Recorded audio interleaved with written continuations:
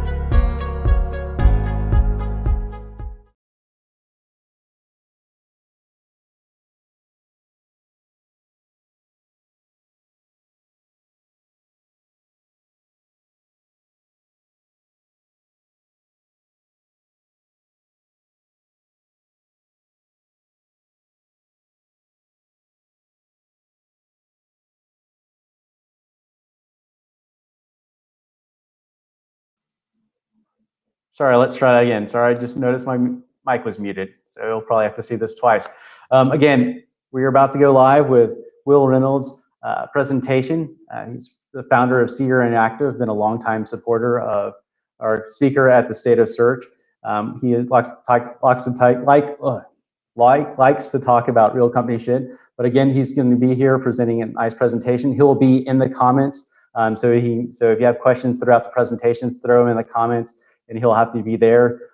Again, if you're not seeing it in the Menti app, you can also go into, click kind of on the YouTube channel, and it'll take you to that image.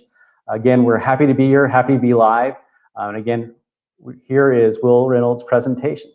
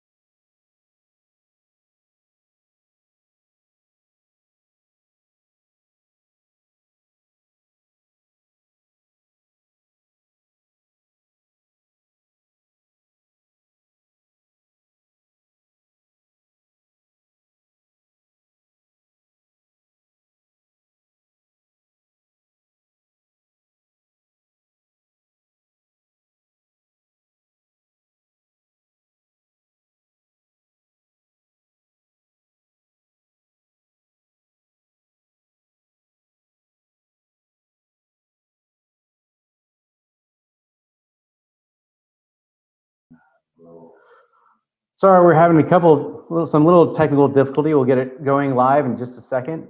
Please bear with us and thank you. And here we go.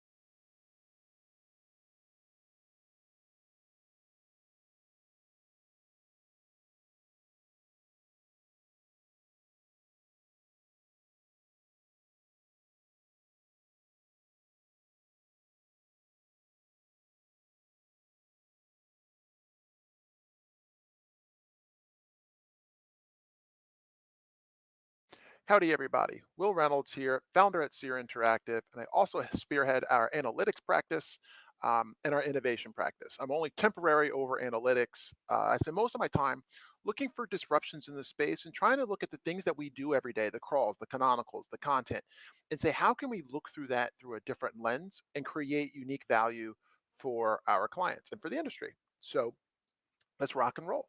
One of the funniest things, let me get my ugly mug out of here, or at least a little bit smaller. Or I could just be like, I'm Stefan Bajayo. Okay. This is the things you can do when your presentations are remote, right?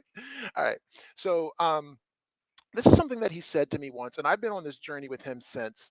Uh, you know, there's such opportunity in the data that we have to turn it into insights for the C level in ways that I think the average person with the same data wouldn't even see. Let me give you an example. And I'm going to call out my buddy Dan Shore, Dan underscore Shore. I love Dan Shore. Dan Shore and I are super tight. But I wanted this was one of the best examples I could give that shows how sometimes we as SEO practitioners miss the mark a little bit. So here he's tweeting at Gary Vee, who was doing this ad campaign for planters during the Super Bowl. And Dan calls out that the page is not indexed still 12 hours later. There's no canonicals, yada, yada, yada. So all these things are not things that executives talk about, but they spent real money on a Super Bowl ad. And then he broke down the business case, and you can read it here yourselves. And at the end, he goes, this isn't about SEO, it's about revenue. I'm going to challenge him on that. See, what happens is when SEOs jump into the business world, sometimes we're just not prepared and they gobble us up like sharks. It's happened to me several times in my career. So let's go back to this. It isn't about SEO, it's about revenue piece. So he said that there was a million searches conservatively. Let's say we get a 0.01% conversion rate on those. And I'm going to tell you why I think the conversion rate would be relatively low from this ad. That's 1,000 sales. 1,000 sales is an average order size of $25. I'll show you how I think that's about right. Is $25,000. Now, if you're at a 10% profit margin, that's a $2,500 profit. Fine. If you're at a 40% profit margin, it's a $10,000 profit. Either way, it's not a big number. So the C levels are going to be like, you just brought us a $25,000 problem. Get out of here. We solve bigger problems than that. I think one of the biggest problems that we as SEOs have is we think $1 million is a lot. Sometimes we think $100,000 is a lot, and it can be for certain clients.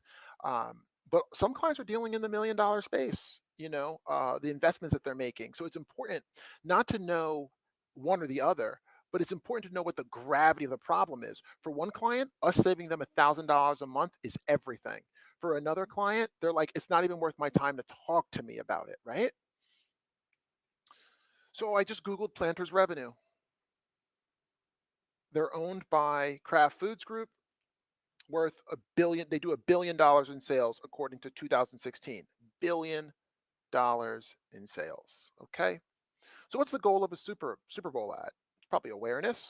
You want some engagement, maybe sales, potentially. But I want to challenge everybody in the room right now to ever see a TV ad for this during the Super Bowl, right? So were you ever watching the Super Bowl, saw a TV ad, and went and bought hats, pint glasses, or onesies? This is what their site was selling. Do you really think that this campaign was about selling stuff?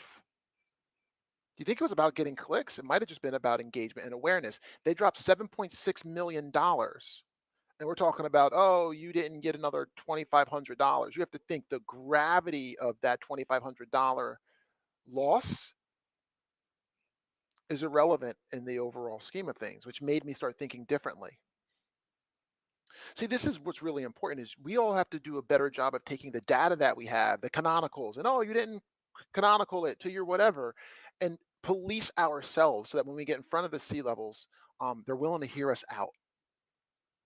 So if they did this about awareness, you could take the exact same search mentality and say, okay, if 1 million people Googled your brand and you thought that people engaging with the brand that way was worth 1 cent per instance of them Googling it,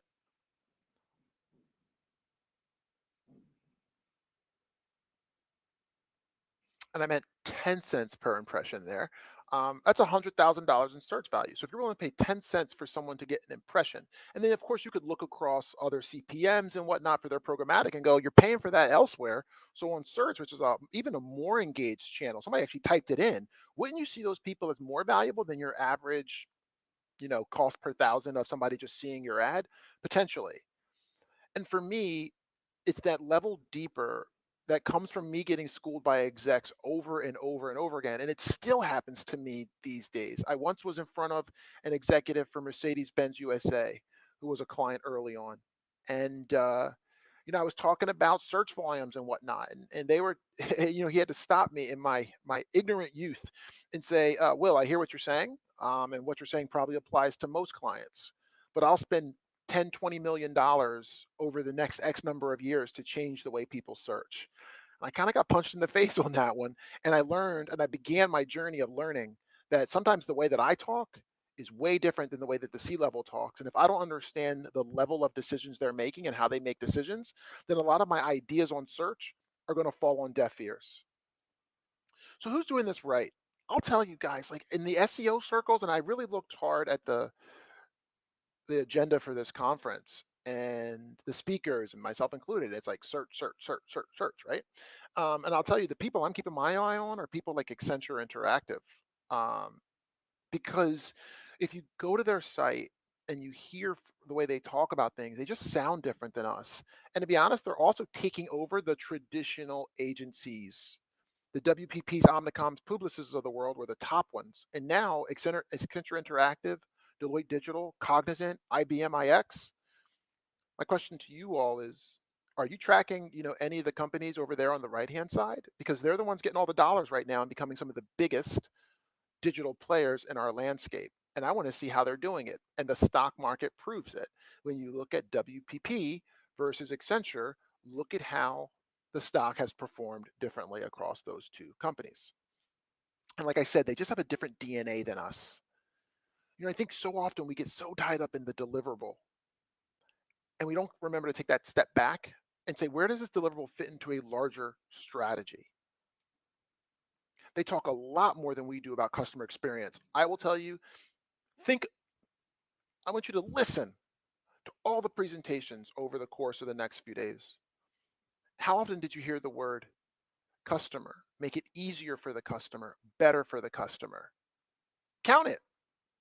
We don't talk about customers. We talk about canonicals. We talk about content, right? We talk about these things, crawls. Too often we're not talking about those as ways to serve the customer. Voice of the customer. How can we help our clients to better understand their customer's voice? All those search queries is an opportunity to do that. And then I think what the beauty is and why those companies are growing like crazy is they take all those customer listening problems and they look to solve them at scale with technology.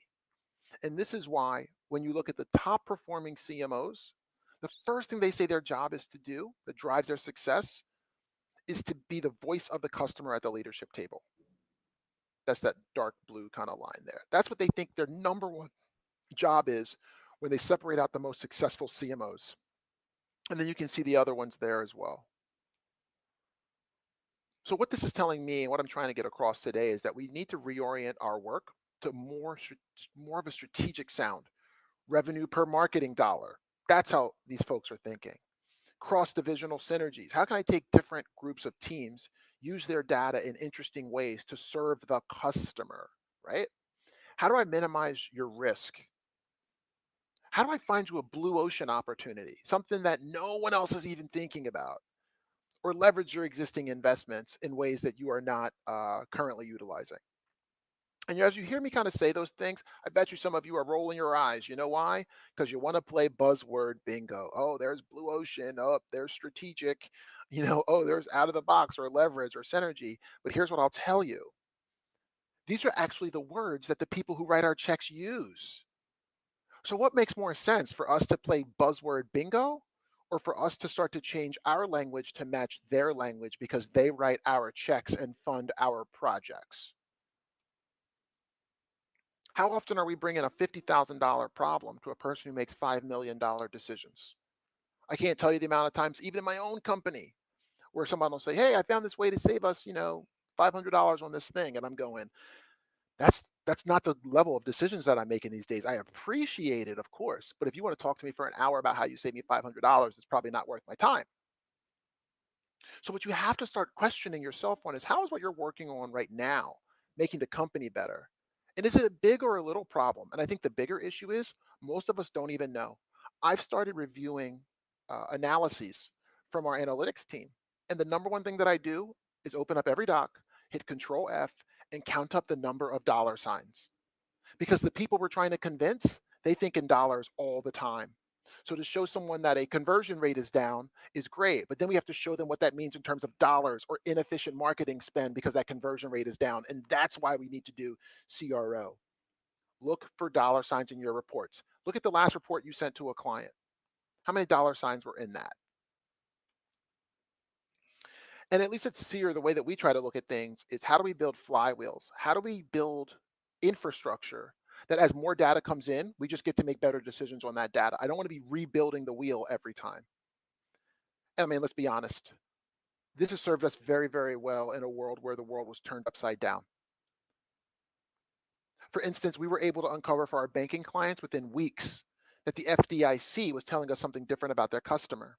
See, when the FDIC spikes like this, and you realize that it only spiked before in the housing crisis, why do people type in FDIC around my clients' words in the banking sector? Because they're concerned about the safety of their money. So then, shouldn't my language reflect the current customer's concerns? Do you see how I'm using search tools to help me better speak the language of my client, which they believe their job is to be the voice of the customer at the executive table? So therefore, I need to empower that CMO or that chief growth officer with, hey, the word FDIC is spiking right now, and it's spiking because your customers are concerned about how safe their money is. How do we change our advertising to highlight our how safe our money is, for lack of a better word?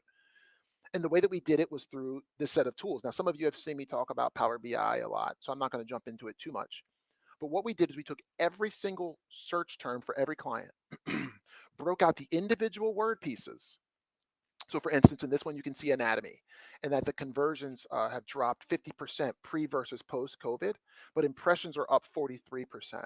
So it means that there's a lot more searches on that word, but the conversions are dropping. It's harder to get people that use that word to convert for this client. Now, I'm not going to get too deep. I don't want to disclose who the client is, obviously, but our ability to look at every single search term through this lens helps us to see not only how our customers changing their language, but also whether or not that language change is growing on one instance, more impressions, but then is it harder to convert those people right now? And we can build very different strategies. And all I have to do is hit refresh.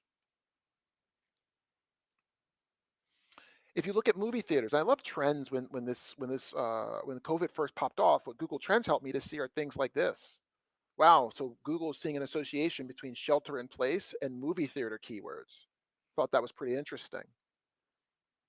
It's like, oh, is that how it's going to feel when you go back to that movie theater for the first time? This might be our new normal. And again, if you notice, when I build all that data, or when I build those visuals, it's all in Power BI, which means that I can just hit refresh and it brings all my data back in and says, how are people looking at things through a COVID lens now? This even starts with our own leads. One of the things that Stefan Bajayo constantly talks about is us doing janitorial work as SEOs, cleaning up other people's messes. And I got a lead in from someone, and they said, "Hey, we want you to do our internal linking strategy." And it's like, that's a race to the bottom. It's a race to the bottom, not because internal linking can't drive revenue. It's because that's what he's asking for already. What if I have another way to solve that person's problem that isn't an internal link strategy, but they're already dictating to us what needs to be done, and we have a totally different way at uncovering where the biggest opportunities are. So I'll just say, hey, just go read our blog post on that. Go fix that problem for free if you want. Read our blog post. Here you go. Because I want the questions that say, hey, I'm trying to improve my revenue. If you looked across all my data, where's the easiest place to do that? That's the kind of question that I want. So when you get those janitorial asks, I want you to stop and ask this question.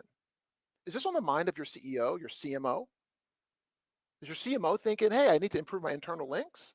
And then you can say, well, how does that level up to the things that she cares about? And then you ask the question, would you be open to other ways that I can help you to hit those revenue objectives? That might not be this internal linking thing. That's how I try to take janitorial asks and level them up. And sometimes those early asks are how you get your foot in the door. But then you should still be thinking, okay, once I crush this for you, would I then have an opportunity to do X or Y? Learn to ask, what does success look like if I were to do that for you? Do these kind of wins help you to get on the CEO or CMO's radar? Why or why not? It's in asking these questions that you will learn how to level up. And I'm not going to go through all of this, but what I'm going to remind you of is you should all be trying to work your way up the value pyramid. And what kind of questions are you being asked? Are you being asked that, oh, I need 15 links? Oh, okay, that's not even about leads or sales.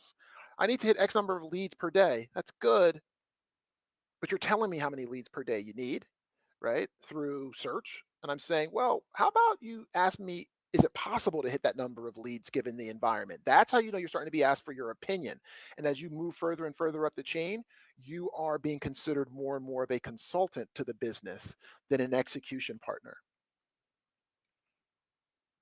I'm going to skip over this one and go into this. So or that's just a setup for this.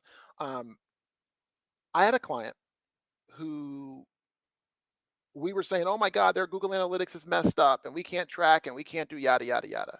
So I picked up the phone and I said, what's complex about working with Seer? The client's like, I never get asked that question by any of my partners. What makes it hard to work with us? Oh, we got smart people and yada, yada, but what still makes it hard? And my job is to figure out, how do I remove that friction? And this person said to me, he goes, you know what, Will, one of the things is your team brings me these like issues, but then when I look into my my business, I don't see them reflecting or working out the same way. So let me tell you the story about how I got my team to not freak out about the wrong problem and waste the CEO's time. Because a lot of times, if you're going to get in front of a CEO or a CMO, you're only going to get that opportunity once in a blue moon. So you better make sure you're speaking their language when you get there. So my team was like, oh my God, the GA tags are fucked. Oh my God, the Google Analytics messed up. We got to tell the CEO that his other partners are messing up things, or a CMO, or whoever it was. So I said, well, how is this impacting the business? Are they getting less customers? The team had no idea. So then in talking to the client, I said, hey, you know what? It sounds like my team is bringing you things that I might be able to remove the friction on. If I can take your phone calls, your call vendor, your Salesforce data, I can get your Google Analytics data, your Google My Business data, your PPC data, join all this stuff together and create some pulses. So I created a pulse of their CRM conversions because that was the CEO's single source of truth, not Google Analytics. And then I looked at their spend and their analytics data. And what we realized is that on the week of September 22nd, their CRM said they had 64 leads. Analytics said we only had 37 leads. So our team was freaking out that there was a drop, but the CEO was like, I actually grew recently. I didn't decline. So why is this an issue again? Why are you spending my time on this? And that sometimes is how you waste your time. So you can see analytics was saying one thing. Now, mind you, I'm not saying that this doesn't need to be fixed, but what I'm saying is the way that we talk to this client needed to help them to understand that even though your business isn't being hit by this in the short term, by not fixing this issue, here's where it makes it more difficult for us to appropriately spend your budget. You might be overspending because our retargeting isn't working properly, or I have a burn pixel that after somebody converts, I burn them so then they don't keep clicking on my ads. Now you're talking about efficiency, but what you're not saying is we can't track success. So thank God I saved the team on that one. I've heard this too. Oh my God, mobile first, we're fucked. We got to get to mobile first. And I go, calm down, calm down. Let's look at the search terms across mobile and desktop. And let's see how those search terms have different preferences for desktop versus mobile. So what I was able to see for this client is that certain words with a high negative number under impressions, clicks, or costs meant that it was more of a desktop preference. So then I add up those words and say, hey, if maybe for this client, desktop is, us rushing into mobile and telling the whole company, stop everything, get those devs on mobile ASAP. It's like, well, let's look at the words that people are using, the ones that are most highly likely to convert for us. And based on that, how do you stack up against all of our other clients?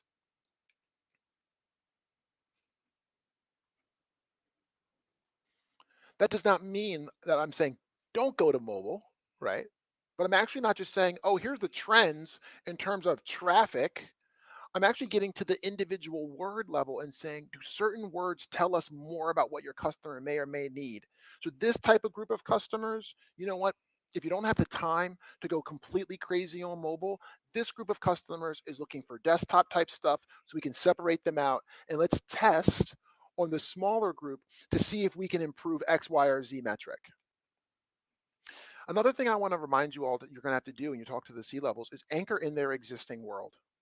Give them something that anchors them so they can follow along with what you're saying. Most of them are not talking about canonicals and other things like that.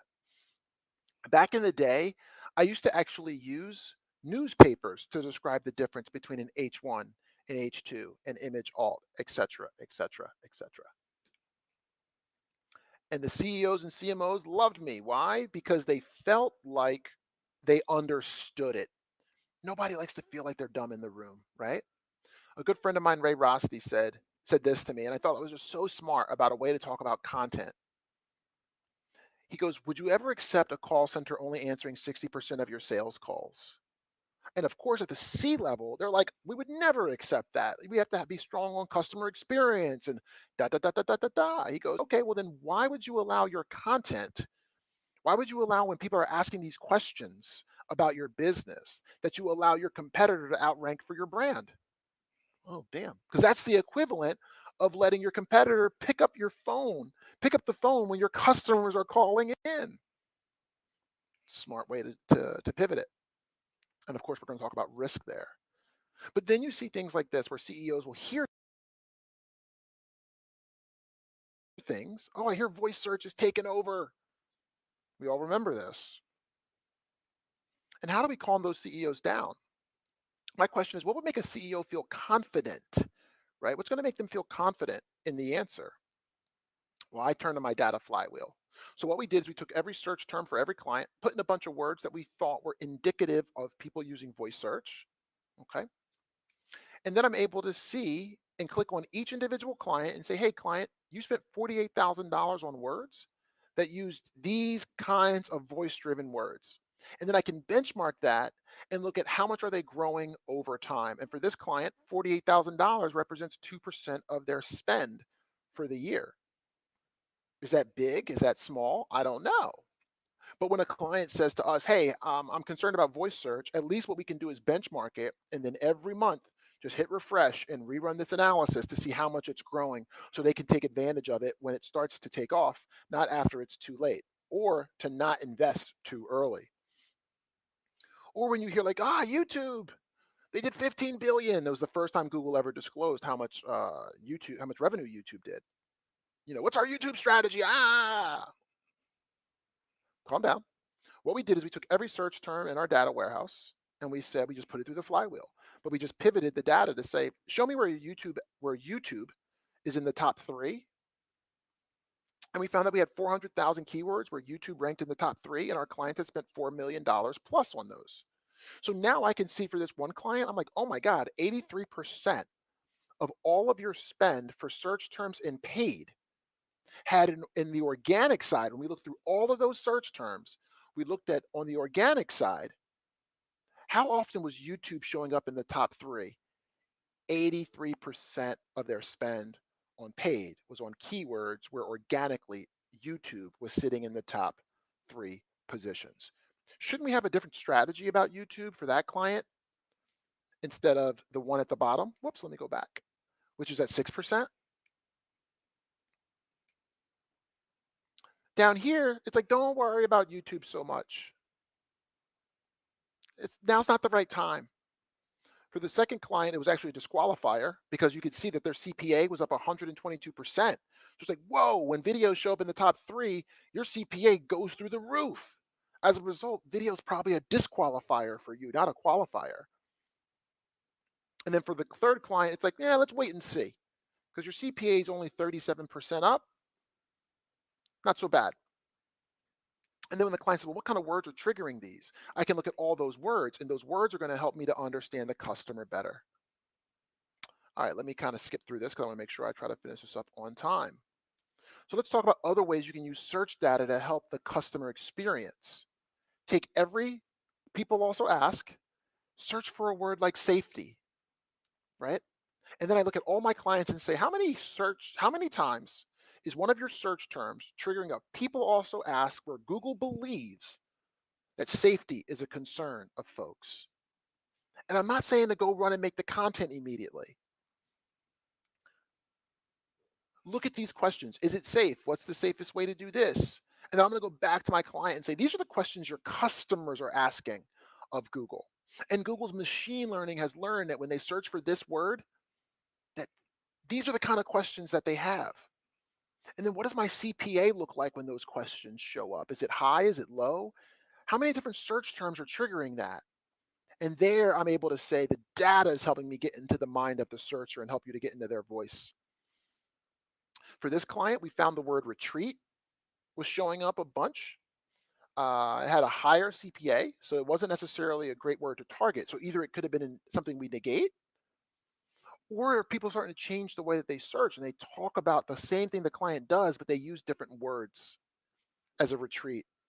Or maybe they use the word teen. And I go, okay. So like when people add the word teen, does my landing page include teens language that says I understand you? Or is it just the generic landing page that matches on the phrase match to the word without teen?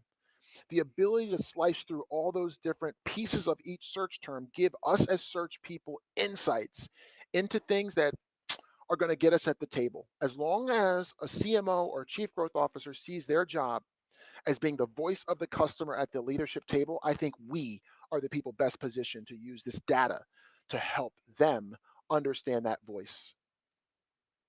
So what I want to leave you with today is that this presentation, it's not really about big data. It's more about disrupting the way we currently do things, changing the way that we communicate how we do things, and just trying to show you a different lens by which you should be looking through the data you already have. This isn't something you have to pay more money for. Heck, Power BI is free for the desktop version. So you don't have to pay any money for this stuff.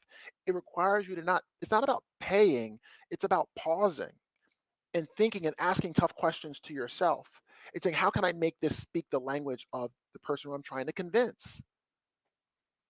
Because wouldn't it be easier to convince the people to do what you wanted them to do if you spoke their language and if you understood their context?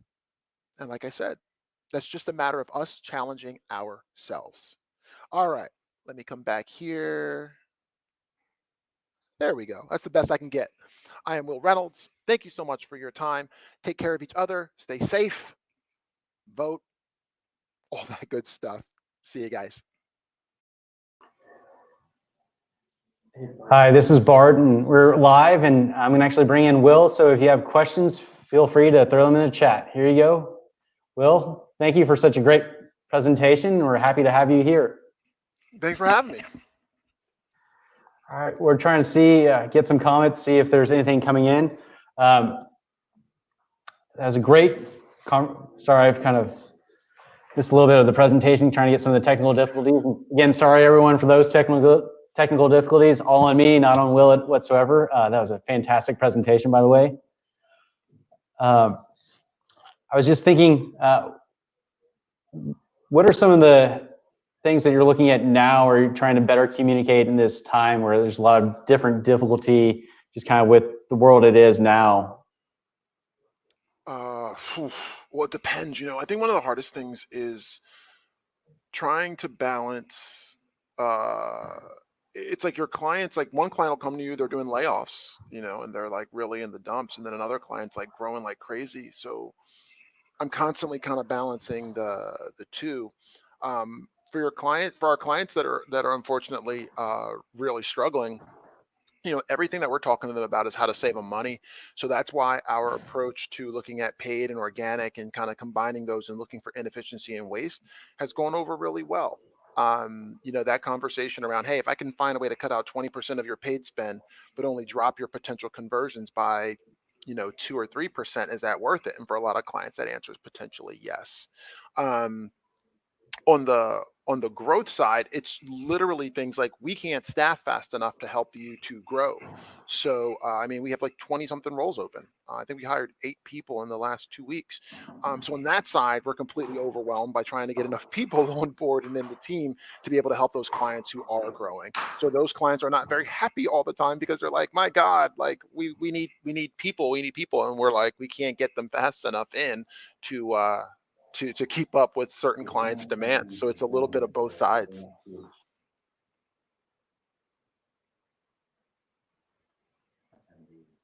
Thank you. We had someone asked, what was the software that you mentioned, Power something? It's Power BI. It's the tool that I use. I would say Tableau is just as fine. Data Studio, I don't know. Data Studio doesn't do it for me. But the idea here is it's blended data. So the big thing that I keep trying to tell people is like a tool is not a competitive advantage. Like anything you read on Search Engine Land or Search Engine Watch or whatever the thing is, it's like it's probably read by a lot of other people too, right? Any tool you use, SEMrush, Ahrefs, whatever, it's probably used by a lot of other people too. So long term, when you're trying to find competitive advantage for your clients, like so what client wants a strategy built on a platform that anybody could read on blogs and tools, right?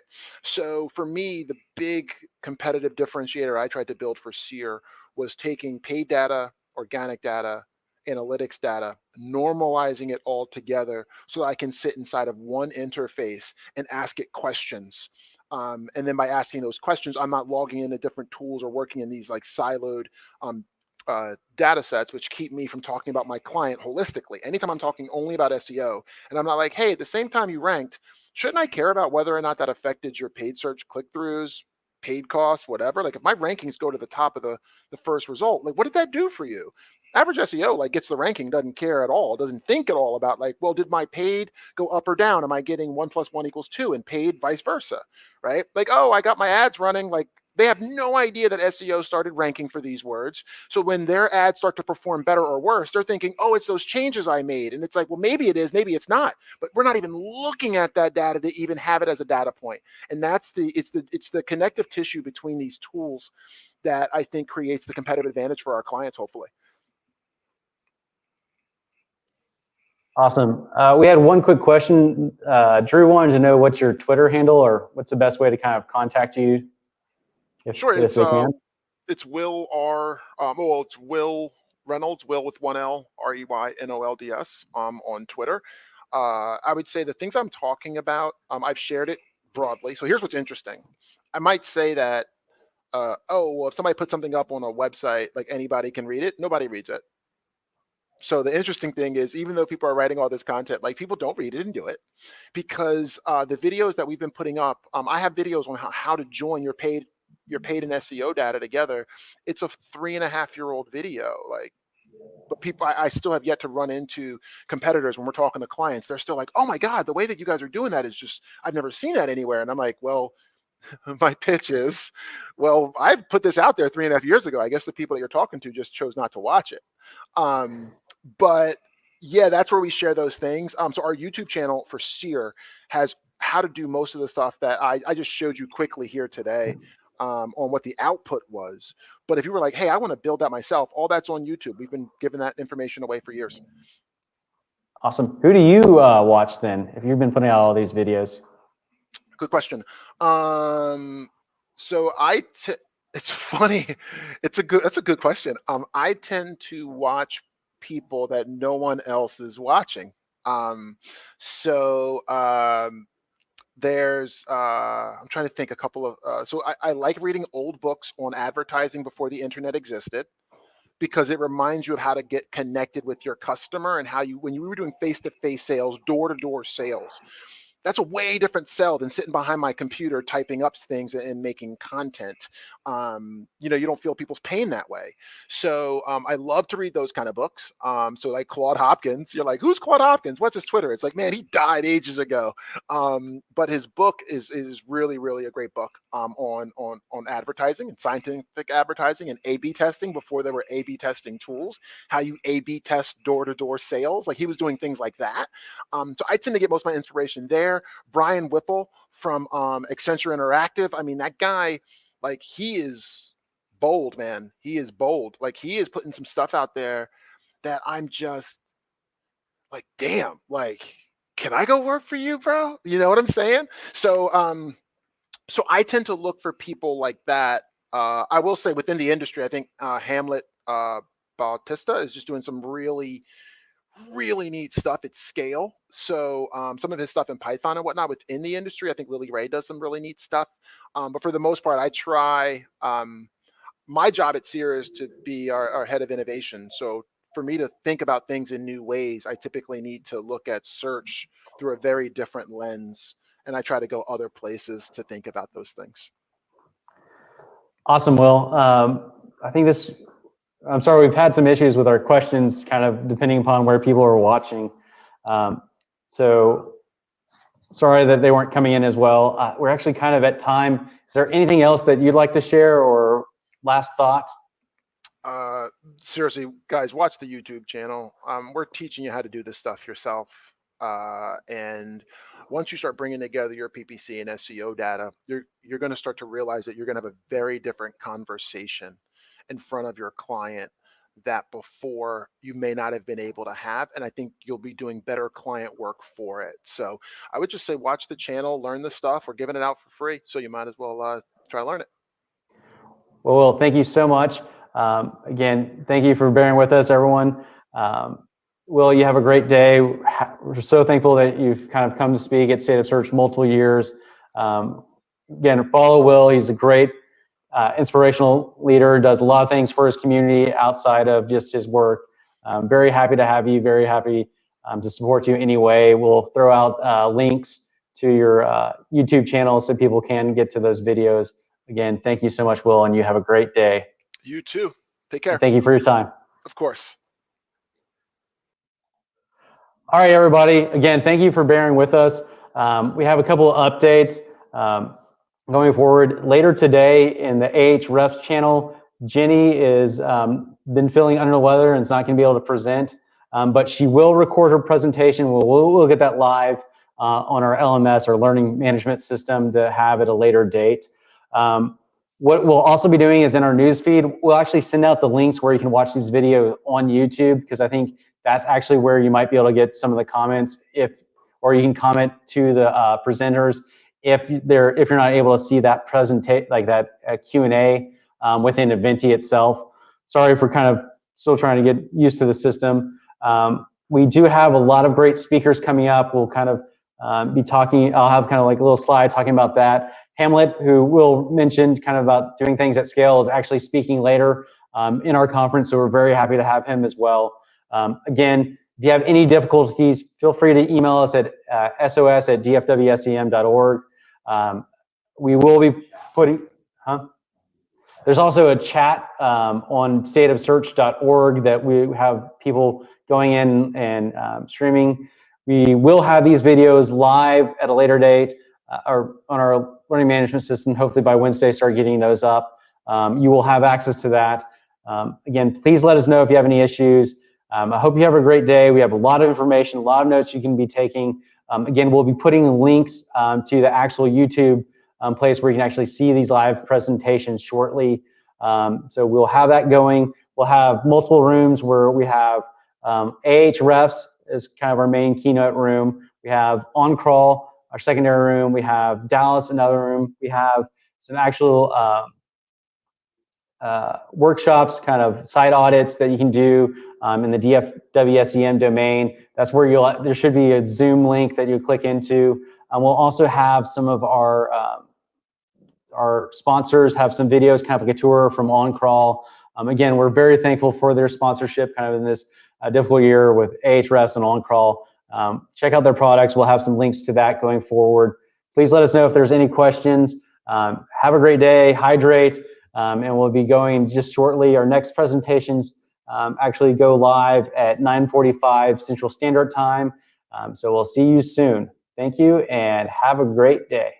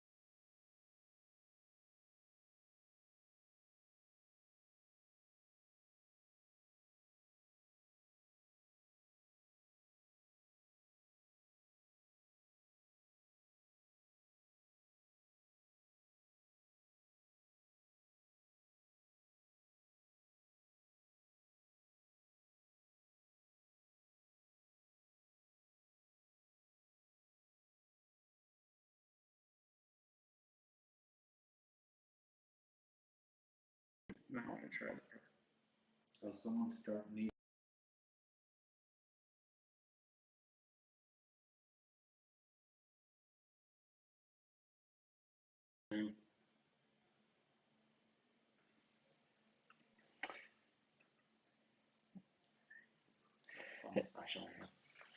Don't worry on this.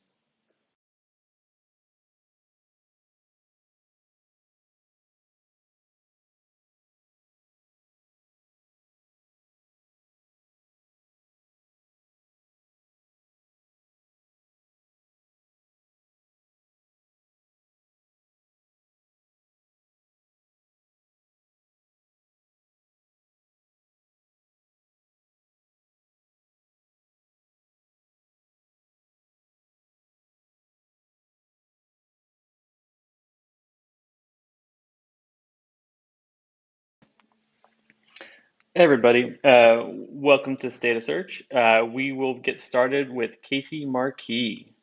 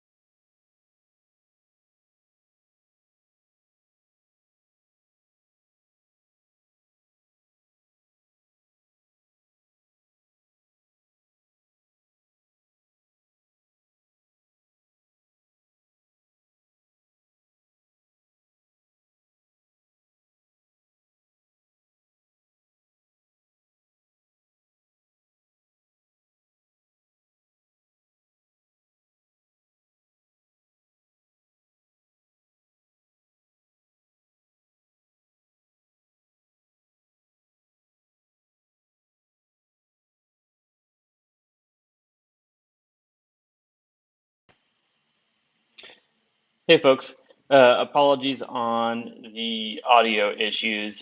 We think we found a workaround, and it's a little bit late to start again. So apologies to Casey. We will be putting all these recordings up because Casey's presentation is really great. So you'll be able to go back and play it on 2x because Casey talks a lot. And so hopefully we'll be able to get all that up quickly, and the next session will work great.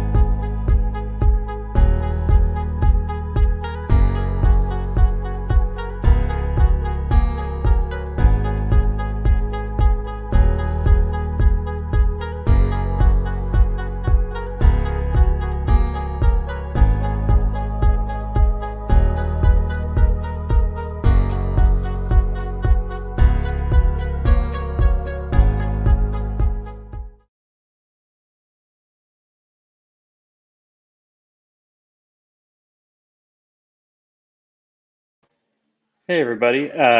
We think we figured out a lot of the audio issues.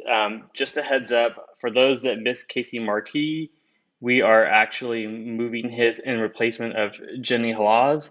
So that will be at 2:15 Central Time. And so we're looking forward to redoing that one at that spot. Again, apologies for the audio issues. And without further ado, we will be sharing uh, Mary Davies. Keep going live tonight.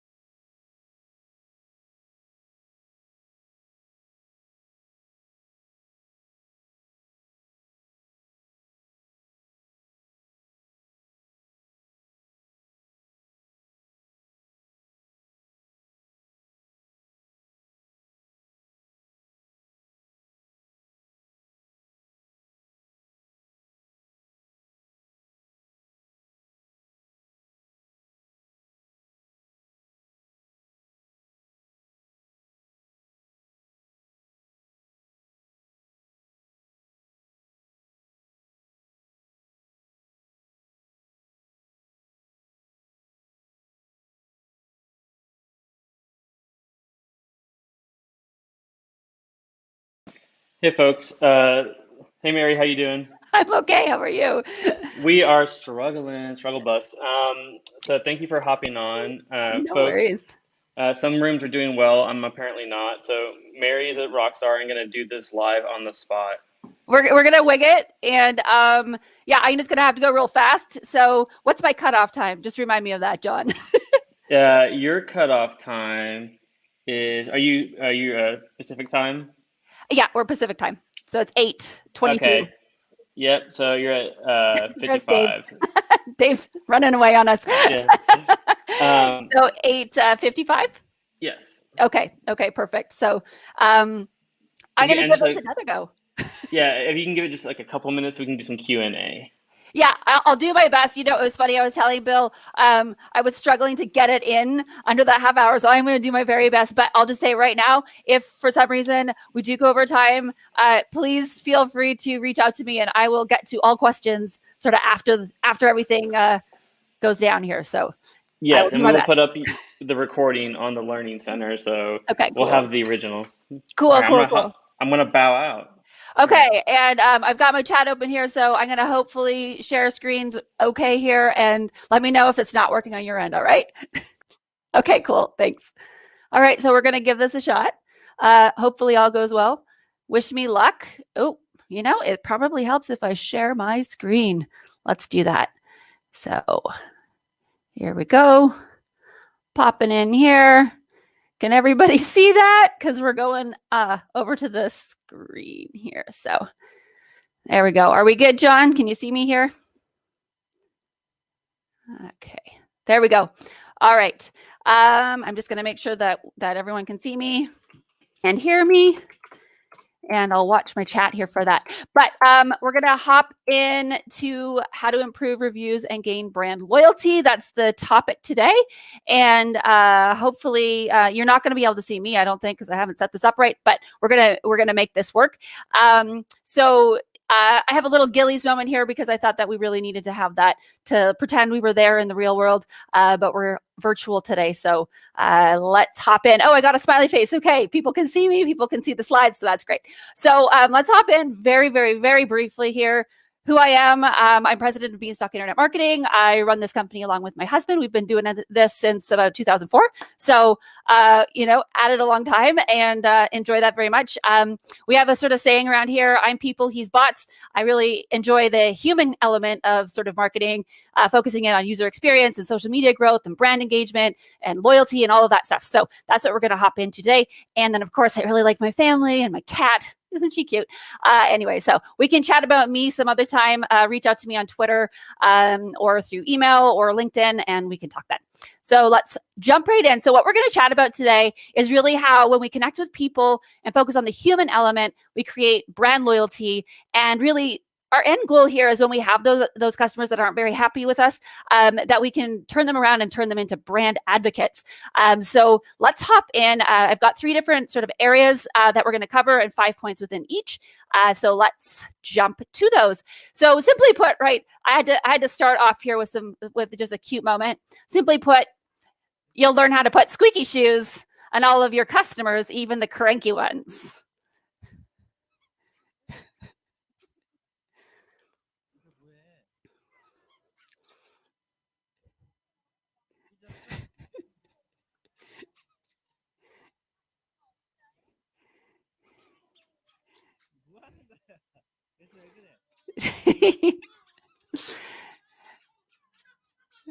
She's trying to stay angry, but it just can't work. So she goes it again. Anyway, so her dad is being great and he's taking a moment to just, you know, bring some joy to the situation and she can't fight it. So we're going to put some squeaky shoes on your upset customers and we'll start in on our first section here, which is respond rather than react. So number 1, first and foremost, we want to take a pause, shove down those emotions, proceed as if everything is fine. So it's really easy for us to sort of get caught up in, you know, that sort of reactionary state, especially if somebody comes in with a really angry tone, maybe quite aggressive, whether that's via email or chat or on Facebook or Twitter, whatever it might be. So it's really important for us to just take that moment, take a pause so that we're in a space where we can really respond rather than go into that reactionary state.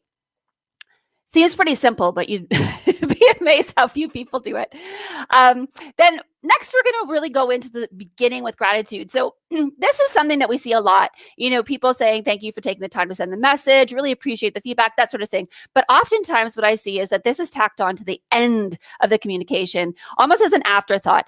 If we really take the moment to just like start off with that gratitude, it changes the tone of all of the communications from that point forward. And it also helps you to remember to sort of get into that space where you just remind yourself, I'm speaking to a client, a customer, whatever it might be, whether it's public or private, doesn't really matter. So we're just going to take that moment to get off on the right foot and make sure that everybody's feeling kind of, more positive about the situation that might be a little bit negative to begin with. And a little tip that I like to use here is to use I and me instead of we and our. So, I really appreciate the feedback rather than we really appreciate feedback. It really takes that conversation into that extra personal level, and it lets them know that they're talking to a person and not an organization.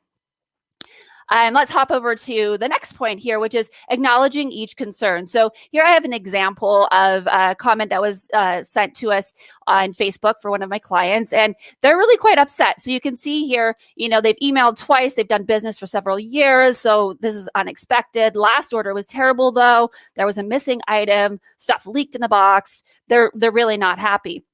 So we could go with a very stock answer to this and, just go, thanks for reaching out. We'll replace the lotion. Sorry for the trouble. But if we can take the time to really look at each item that they have mentioned and actually point them out within our reply, as you can see we're doing here, it really gives us the chance to make sure that we're not missing anything, and also that they're knowing that we have taken the time to read all of their concerns. And so I like to do this both for the customer or the client, and also I like to do this for myself to make sure that each and every aspect of this communication has been sort of chatted about, the positives and the negatives, because here we're taking the opportunity to acknowledge that they are a longtime customer and sort of thank them for that. So I really do recommend this approach rather than the very stock answer quick approach. Oops, there was one more I missed. There we go. So good for us to check these out. So the next thing that we want to hop over to is empathizing and relating. And I'm going to talk a little bit more about this a little further on in this presentation. But this really just, it's about taking the moments where we can sort of go, oh, I understand where you're at.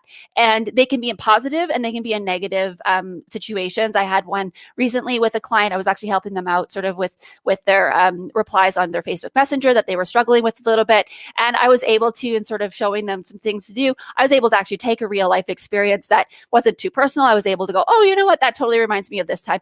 And it softened everything so quickly. And the person became very sort of jovial, and we chatted, and they became a very happy customer. In the really positive times, it's good to do that as well. So here we have a review that was left on one of my clients' Facebook pages. They're talking about, that there was super fast shipping, even in these tough times. This was in April, so shortly after a lot of things started to close down from COVID.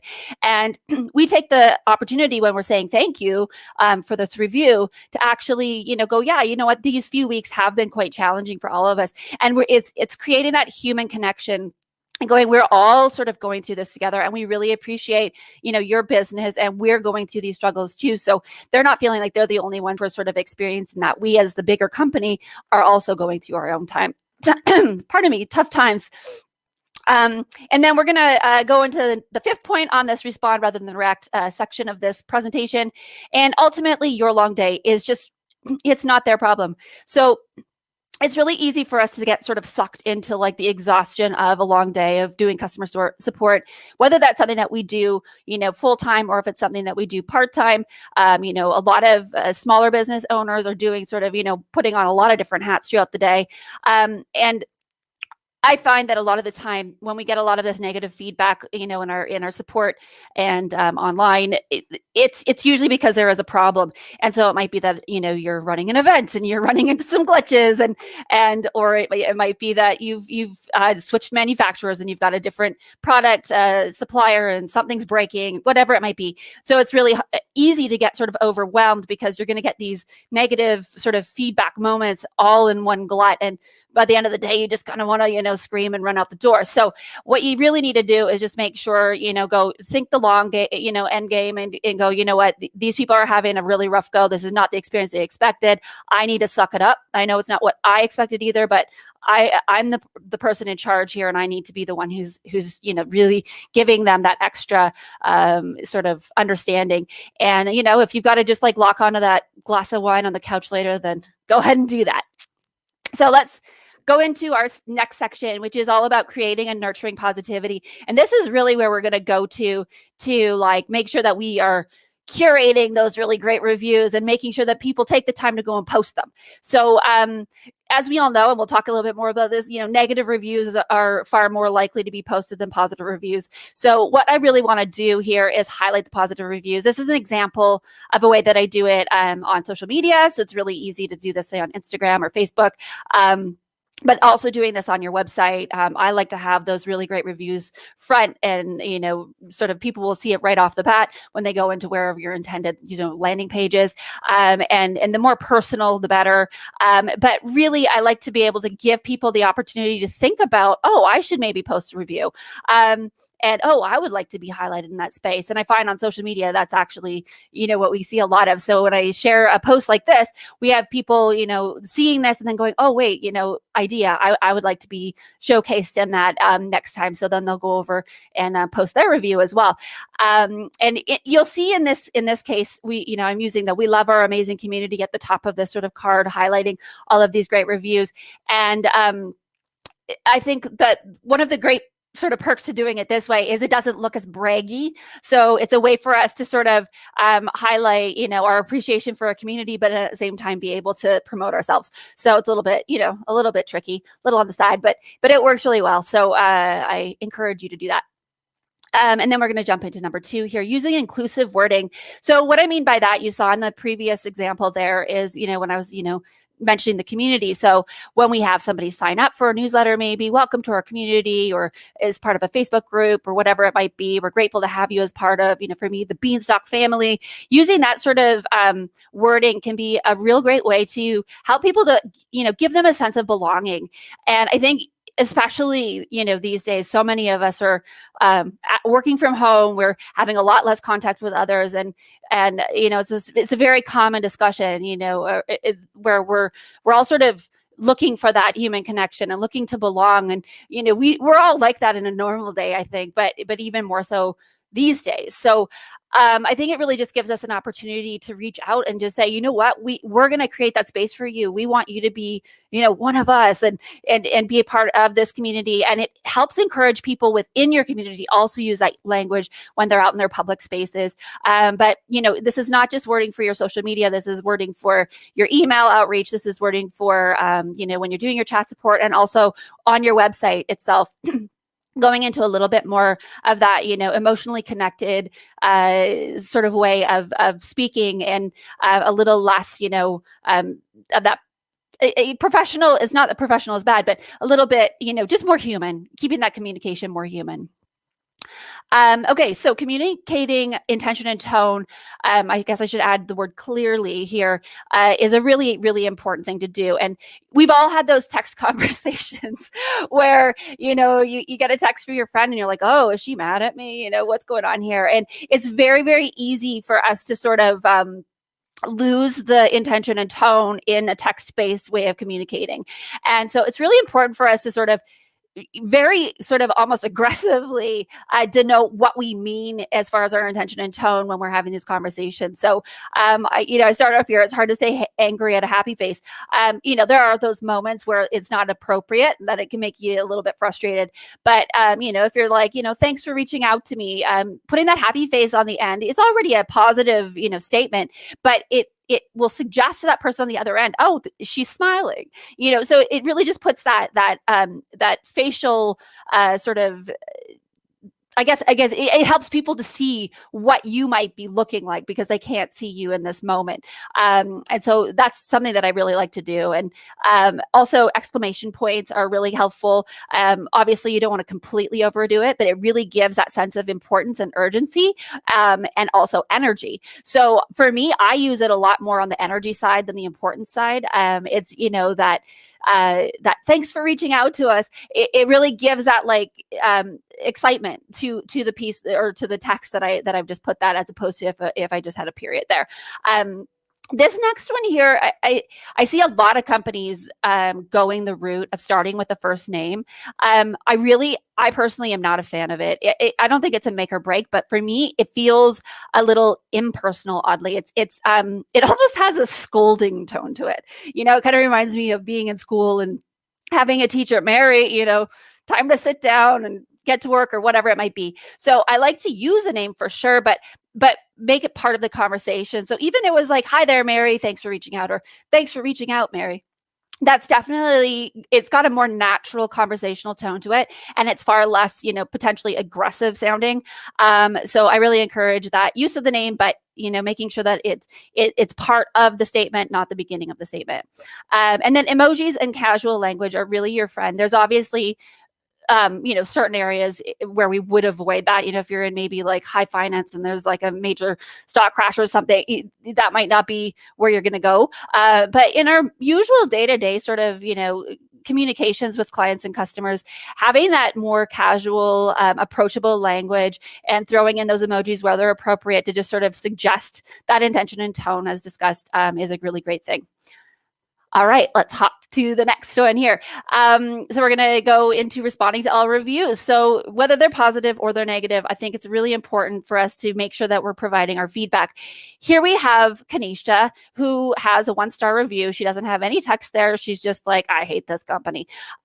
So we took the time to look and go, nope, you know what? There's no order associated with you that we can see. Now we're not going to come back snapping, but in this case, the owner comes back and just says, you know, we can't locate any orders, but you know, if we've missed something, please contact us directly so that we can, you know, see what we can do for you. The important reason to include this is that when I'm coming through and looking through reviews, if I see these 1-star reviews with no response from the owner, I have to be the one who decides on whether it's legitimate or not, and what the story behind it is. If the owner can step in and sort of clarify, that helps me as a new customer or client to understand better what that review is about. And then for the positive reviews, again, we want to take the time to respond to that. Sometimes these are the easier ones to ignore because we go, oh, my job here is done. They love my service. They, you know, they're basically doing my marketing for me. How fantastic. Just going to let that sit up there. But it's really important for us to take the time to respond to those positive reviews for 2 reasons. One is it is going to further build that positive relationship we've already put in place. And they're going to go, okay, you know what? I took time out of my day to give them some love. And they're again proving to me how fantastic they are. And it just really solidifies that idea that they already had and really creates that back and forth relationship that really makes us emotionally connected to people and to brands. And then the other thing really here is it's just going to encourage other people also to leave those positive reviews. I know when I see a business take the time to respond, I'm far more likely to want to give feedback because I'm going to see that they noticed it. And then ultimately, if we're going to create these fabulous or encourage creation of these fabulous reviews, we really have to give people something good to talk about. Negative reviews are easy to get. If people get mad, they want to talk. You know, that's what Twitter was born on, in my opinion. It's just a lot of like, oh God, I hate this. I hate this. I hate this. You know, sometimes it's really easy to get very passionate about a bad experience. So it's a little bit harder to give people something, you know, to get that passionate about on the good side. So what I like to do, I'm actually going to talk about this a little bit, and I've got a bonus tip right at the end to sort of go over some ideas of how to, you know, really hone in on this tip. But really give them something good to talk about so that they can, you know, get inspired to go and write that review. So here you see with this company, shipping time is really one of their key sort of selling points, and people are taking the time to go and tell people about that, whether it's a year ago, 2 months ago, people are excited about that offering. So this is our last section here that we're going to jump into, and good thing I can talk fast. I think we're going to pull this off. See the person and be a person. So as we already talked about, using names is really important, right? So that's, you know, the difference between if we go hi, you know, to somebody as we walk past them on the street, or going, you know, hi, Mary, you know, how's it going? So it names, the recognition of someone's name really creates that I know you, you know me moment. And so I think it's really important when we have that opportunity to use that name. And in most communications, we see that name before we even have that first interaction, whether it's in a chat or an email or whatever. We've sort of been provided with that name already. So it's a pretty easy thing to do. And then when appropriate, using a team member's name is also very, very helpful. So this client that I was working with to sort of improve some of their customer relations with recently, they have somebody in their customer support that handles sort of complaints with a product that, if it breaks or something like that. And her name is Nancy. And I found that when we were replying to people, Facebook Messenger is one of their key sort of contact points. And when we were talking to people who were very frustrated and they really wanted, an answer quick. And I know that Nancy's backlogged and she's got a lot on her plate. I found that when we were replying to them and saying, Nancy from our customer service team is going to be getting back to you later today or tomorrow, whenever it would be, as opposed to someone from our customer support team will be doing that, the patience level increased extremely. So people were much more willing to give that extra time, rather than going, it's going to happen right now. If I say someone, they're like, oh, another step, and who's that going to be? And am I going to have to retell the whole story? As soon as we use that name, Nancy, it creates this sort of personal conversation. And they're like, oh, Nancy, okay, I'm sure that you've passed that information on to Nancy, and I'm looking forward to talking to Nancy. So that really helps. It gives people that sort of understanding and feeling that the conversation is at a midpoint. It's not over and you're starting again, which is a common frustration point when we're dealing with support. And then using your own name in the right places, I should have written in there. So here we have Best Wishes Tammy, and we've got an example of that here. So somebody who has left a great recommendation, they adore this company, everything's fantastic, they're very happy. Here we have her reply, and she's saying, thank you so much, Christy. We're adding in that person's name. We're being grateful for their customers. They're thanking for the time, and then she's signing it Best Wishes Tammy. I see some companies go, hi, Christy, it's Tammy here. And I find that approach where you say it's so-and-so here right off the bat is actually, as much as I appreciate, sort of the introduction, that actually is a far less natural way of speaking. It's a very sort of disconnected way of speaking. We don't speak that way, with our friends and family. We speak that way when we don't know somebody. So I find that fitting your name into the conversation where it's most appropriate works a lot better when we want to create those really natural conversations, which are the type of conversations that really give us those human connections and creates that brand loyalty we're after. Okay, so I think that I can't remember. Did we say 8:55? Oh gosh, I hope so. Okay, I'm gonna go quick here. Acknowledge comments and communications is our next ones here. So this is similar to when I was talking about, making sure that we reply to all the reviews. We're gonna want to make sure that we are acknowledging the social media comments. We're replying to the emails. We're, all of those touch points that, where someone's reached out to us and said, hey, I want to, be angry at you, or I want to find out something, or I have a comment, whatever it might be. Let's take the time to really just acknowledge that they exist. Sometimes it's as simple as a reaction on social media, just a like button or a heart, even better if you can take the time to write a comment. The first point here was, even if you can't help or gain anything from it, it's still good to sort of just have that, kind of stock reply if that's easier for you.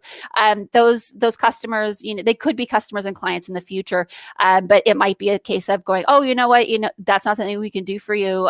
But, if you're ever looking for whatever it is that I do, I'd love to help you out in future, that sort of thing. Really, when we take the time to just do these simple sort of acknowledgements, it shows that we are present and available and part of the conversation and within the space that our clients and customers are, and we're not so far removed. And it also, if we have those people who are a little bit upset, it immediately can reduce the frustration and anger for them, because they're like, okay, you know what, I got angry, but you're here and you're offering to help right off the bat. I also find that if we ignore those, especially if we're in the social media space, if we leave them sit too long, they can grow. You get these amazing, threads of, oh, me too. Oh, that happened. Oh, and then all of a sudden you've got 10 people to reply to instead of one. So getting on top of it as quick as possible is a big recommendation on my part. And ultimately, these are just opportunities to create a human relationship between a person and a brand. So take those opportunities when they are given to you. Don't walk away from them, because this is where you really create that loyalty that you're after. And we're going to take the time to look deeper. So this is, I think, one of my very favorite things to talk about this little story. So when we were talking earlier about relating and empathizing, this is the point that I wanted to talk about further on that. So September 25th of last year, there was a very angry customer who left a very upset review for one of my clients on Facebook. And then on top of that, we got a number of emails. We got direct messages. This person was in a mood. They were not happy about anything. And the responses and the reactions just didn't really make sense. It's not typical of what this company normally sees. It really was out of place. So I thought to myself, you know what, we got to look a little deeper and see what's going on here, because this just doesn't make sense. And I took the time to go and look at this person's personal profile on their Facebook page. And I was able to very quickly see that they were going through a personal sort of issue where it was an anniversary of a death in their family. And immediately I went, okay, I get it. That makes sense. There's, a lot of frustration and anger and emotion that's going on in this person's life. And we're the safe place, to sort of take that out on. So we took a softer, gentler approach than even we normally would. And we decided to, be a little more patient and really just, we didn't say anything to them, because you don't want to go, hey, I was going to look at your profile, but it helped to inform the situation for us. And so we were able to be, just that extra bit more careful. And by January 28th, she had changed her review to a recommendation and was a very happy customer. Further information on that, here we have February 4th. This was from the owner of the company. She sent this through. She's like, the soft approach really worked. She did another order in January, February, 10 more orders after that. And then on April 26th, again, after COVID started, this same customer had sent us a message talking about how she has been spending $1,000 a month at the shop. And, things were a bit tough at this time, but we formed a personal relationship. We took a very, very avid brand hater into an advocate. And then we're getting close to the end here. Oh gosh, I got to be fast. All right, so this is a really important point. Don't be annoying. So this is for another client here, and they do such a great job. They did a fantastic job. They've got great ratings. This is a great Yelp review. Somebody had a really wonderful time with them, and they wrote this. And then somebody on their team decided, oh, we want more of that. So apparently they were reaching out over and over and over again and asking if this person would go over to Google and write a similar review. So we took somebody from a 5-star review on Yelp to a 1-star review on Google just by being annoying. So she decided to go over there and say, you wanted a review? Here it is. So, be good at counting your blessings, but do not push your luck. Okay, number 5, in just this area of seeing the person and being a person, we really need to put ourselves in their shoes. You are probably the best tool that you have. What's your experience? What is it that you like? What is it that you hate? I have a notebook that I carry around with me, and whenever I do a lot of UX work, and I use it a lot for that, but even just, for any area, really, if you're an online marketer, I highly recommend have a notebook. When you experience something that you thought was just so delightful and so wonderful, write it down. Don't forget it. When you experience something that you absolutely detested and you just, made you angry and you wanted to go and write all the bad reviews, write it down and use that as sort of your own Bible of what you should be doing. And then we got to jump really quick into our bonus tips. So I talked about this earlier, and how do we give people something good to talk about? So I really, really, really encourage you to go and look for what makes you different. So highlight how you are different. So here we have, for this client, we've got their Facebook cover photo where we are open. This was just after COVID sort of started out here, and we're shipping fast, which is always a known good for us. So we highlighted that. We're open, we're shipping fast. And the ways that you can go about, sort of finding where you're going to stand out that I recommend is looking at the comments and questions on your competitors' social profiles, and then also, and their reviews, that sort of thing.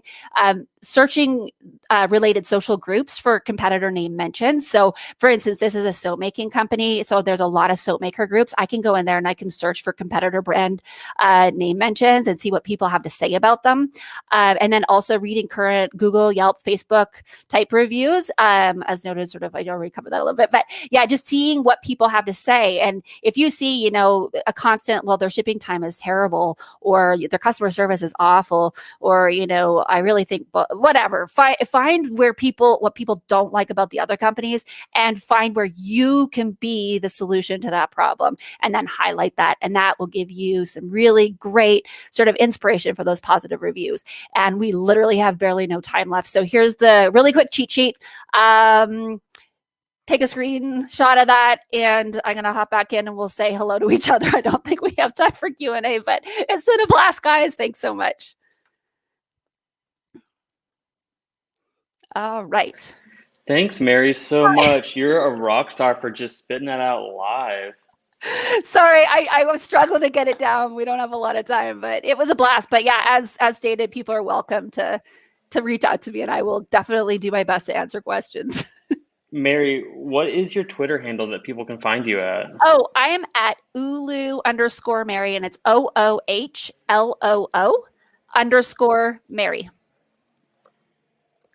Is it Uhu or Ulu? Ohloo, OOHLOO. All right, I put it in the chat. Is that right? Oops, you know what? I don't have that chat open. That's okay. Sure. Yeah. Here we go. You know what? I actually just switched this handle over, so it's new to me right now. I was at Beanstalk, which is another good way, and I've got it on there. We're sort of in the midst of switching up a little bit with our brand, so I'm confusing myself. But yeah, I popped it into our chat there. So I'm on LinkedIn as well, and beanstalkim.com is also a good place to reach me. Excellent. Yeah. Well, Mary, I thought that was a great presentation. We got 2 minutes, so I'll do a quick Q&A. All right. So how do you handle this brand reputation things for, and especially with reviews and things like that, when it's a more sensitive topic that maybe you can't like do mass review generation or anything like that? Maybe it's more one-on-one or sensitive, like an example, like say you're like a divorce attorney or something like that, and people may not want to be super public. Okay, so encouraging positive reviews. Mm-hmm. Yeah, which is a little bit harder, right? Because how many people want to be up there like, I loved my divorce. It was fantastic. Yeah, or even like behavioral health is another one too that's really big right now. Yeah, you know what? It's always a little bit tricky in those spaces to get, to encourage reviews for sure. But you can really give people sort of the more vague sort of discussion points and go, you know what, if we can talk about, customer service a little bit more than say maybe the outcome of your divorce, or providing them sort of that like really personal relationship is a little bit easier to give them a talking point. So, if you have that front end person who's always a delight, who's always like super happy to chat with you and like reminding you about your appointment and, following up with your appointments afterwards, then people can have a little bit something to talk about that isn't, maybe the focal point of the discussion that they're having behind the closed door, but just go, I found, the customer support to just be fantastic. And I really loved the cheerful person who was at the, front desk every time I walked in, that sort of thing. I find that it's that giving them something to talk about part that I think is most important in those areas. It's absolutely brilliant. I love that. Do you have anything else, any closing tips that a key takeaway you'd like for the audience to know?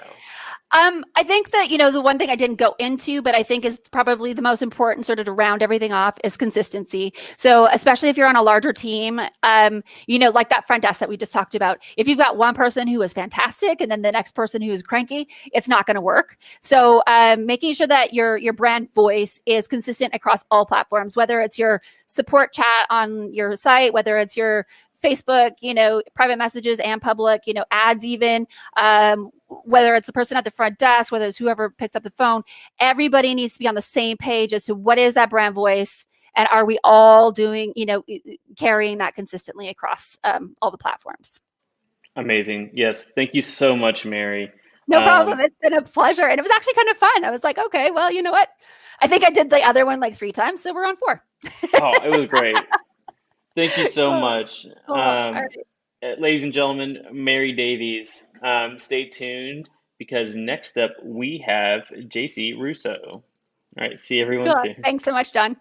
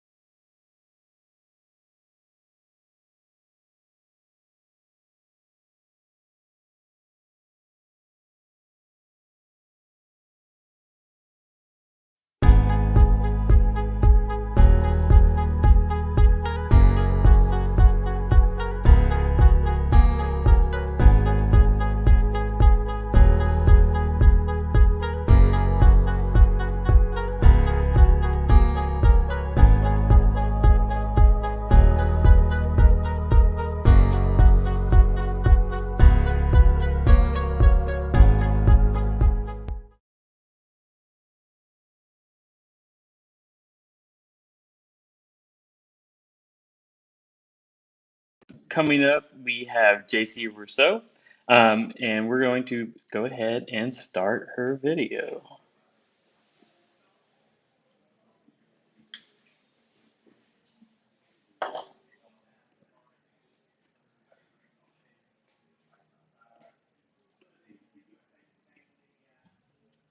Hi, my name is Jackie Russo. Welcome to my presentation, The 7 Fatal Flaws You Are Making with Your Advertising. Just for a little bit of context, I am not an SEO expert. I do not focus on search. And as I see you all dropping off and hanging up, I completely understand. What I do know is how to help you build your brand. That comes from identifying who your target audience is. It comes from understanding what messages are really going to connect with them. It comes from identifying why people should connect with you and then figuring out where those messages should go. I appreciate the need for search.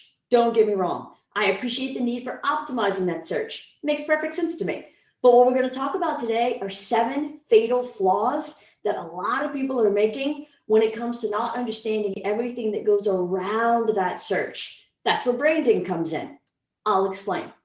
So, search engines are like dating services, right? Or puppy matching services for the purpose of this conversation. So you've got your Googles and your Yahoos and your Bings. At the end of the day, everybody's working towards the same thing. You want to get to the first page. Sure, that's the goal.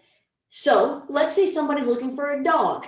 Remember, it's a puppy matching service. So they're going to do the thing you know they do. They're going to plug in all the important keywords. They're going to describe the kind of dog they want. It could be a great big ferocious dog. It could be a little bitty sweet yappy dog. At the end of the day, it's a dog and they know what they want and they want those search engines to help them find it, right?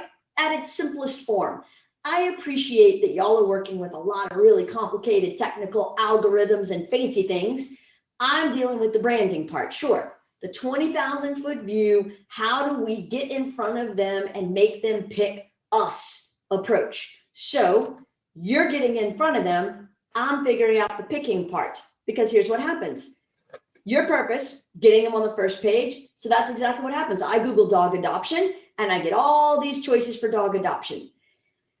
Well, how am I going to know which thing on the first page or second page or third page to pick? That's where the branding kicks in. See, I told you we had a purpose in your place. You may think it's all about the search engine optimization part of it, but I know it's a little bit about the branding part, because the branding part is what says, when you've got those 13 choices on the first page, how do you get to be the one selected? That's where the brand kicks in. However, in addition to just getting you picked, because that's what the branding does, it also allows people to know why. Or maybe even subliminally not why, but just that they need this. It really is what drives that ultimate decision making. It's all about building a brand. Now, for purpose of definition of our terms, branding is an emotional connection between that person and your company, your product, your service. So break that down just for a second. An emotional connection. Emotional. No. I am not going to put them in front of Hallmark Channel and make them watch 30 hours of Christmas movies and start crying. I don't mean those kinds of emotions. I mean a visceral gut reaction, I don't even know really why, but this is how I feel about it kind of thing. Because see, we often think that we make decisions for purely logical reasons, but we don't. We actually make most of our decisions for completely emotional ones. And we just use logic to justify that choice. See, branding is the thing that gets you picked. And the reason it's an emotional connection is because it's how we feel about something. We can't even really always verbalize exactly why we picked it. And that's when we say, oh, it was a really good deal, or I got it on sale, which would lead you to believe that price is what's driving this train, but it usually isn't. Only one thing can actually be the cheapest. Everybody else has to build their brand. So let's talk about the 7 fatal flaws that you're making with your advertising that's preventing you from doing that brand building thing that I keep claiming is so important. So number 1, you might be filling your keywords with industry terminology. So the client says, I have an HVAC company. So I want to see a whole bunch of search around HVAC, but the people who are actually doing the search don't even know what an HVAC is. They call it an air conditioner, y'all. So air conditioner, heater, make it colder, give me more air.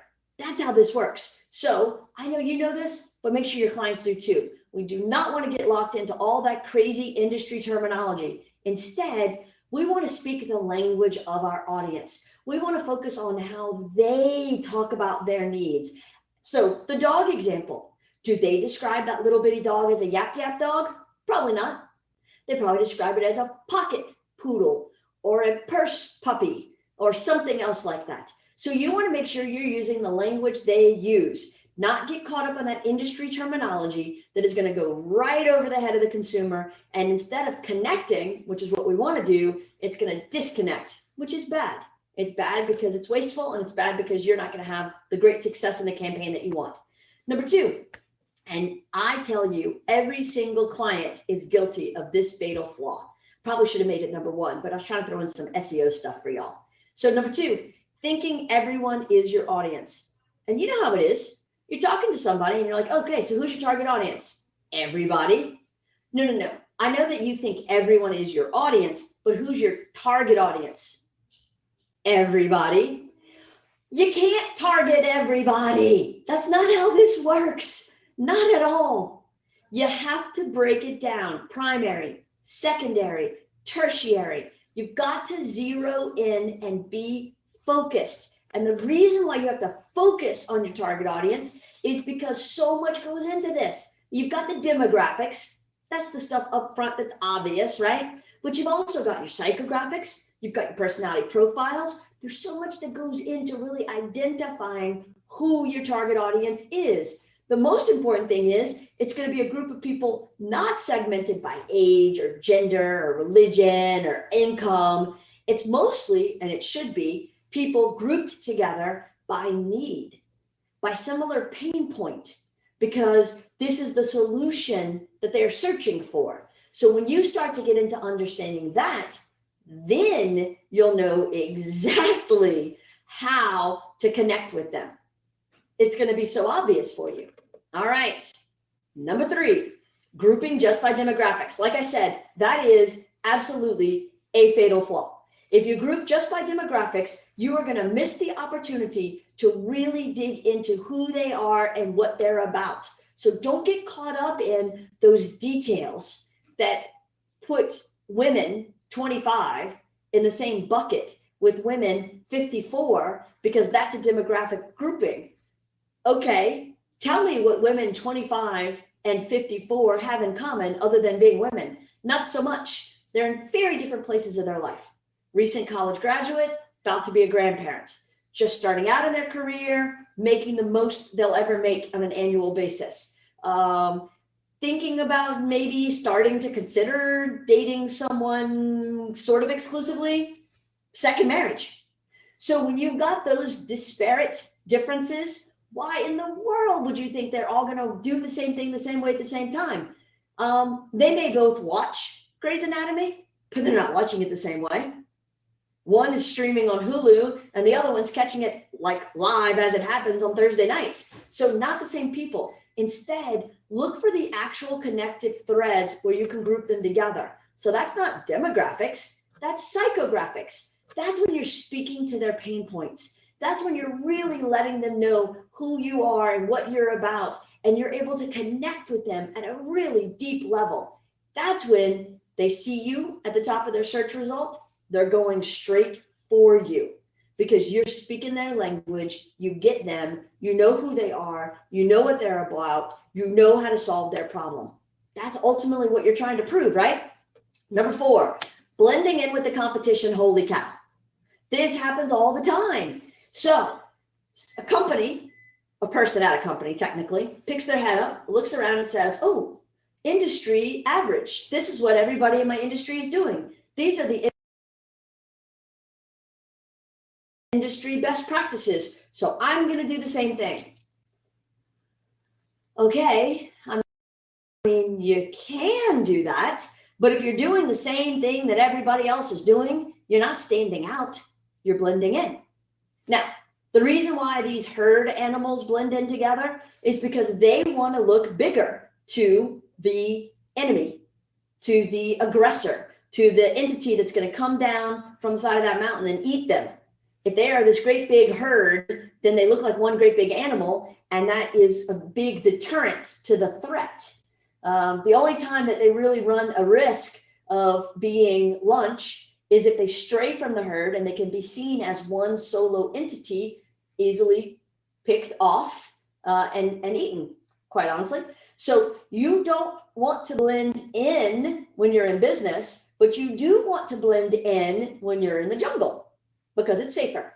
So what happens is you do that because it's human nature for us to blend in, but you want to, as a business person, really stand out.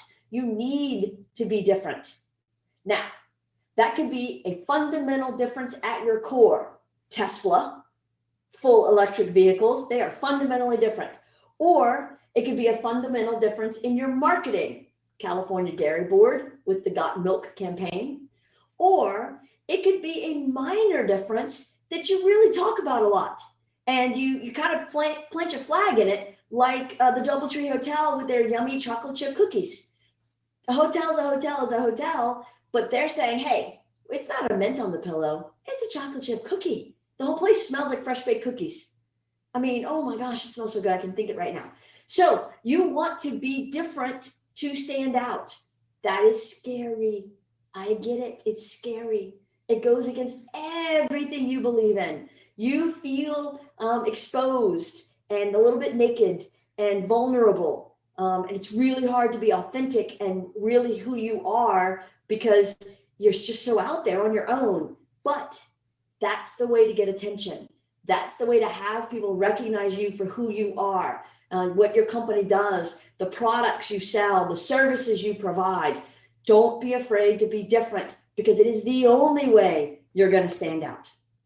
All right, our fifth fatal flaw, using generic features in your messaging. Our people make us great. Okay, bank, what happens when that person leaves? Are you no longer great? I want to get clarification on this. Is every person that works there great, but everybody that works at a different bank not great? Is that how that works? And you came from a different bank, so you sucked when you're at the other bank and you became great when you got to this bank? It's not your people that makes you great. Come on.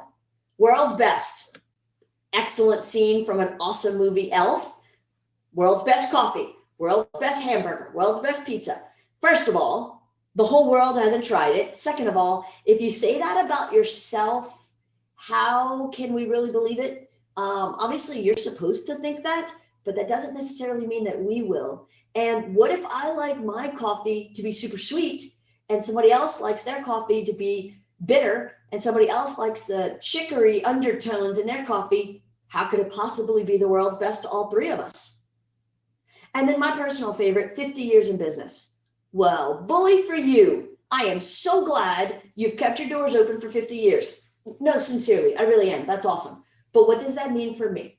What's in it for me? Where's the benefit for me? How does that make my life better that you've been in business for 50 years? Does that mean you're antiquated and out of date with modern technology and how things have changed in the past 50 years? Does that mean all your stuff is old? Does it mean that everybody who works there was born in another century? What does that mean? 50 years. So those are a bunch of generic features that do nothing for me or the connection that you're trying to build with me. Instead, you want to make the target audience the hero of your story. Crucial. Trust me. When you can make the target audience the hero of the story, you go from features, our people are great, world's best, 50 years in business, to benefits. When you use this product, this is how your life will be better, to hero story, which is all about them. You want to tell their story to them. You want to let them know you don't just speak their language, you feel what they're going through.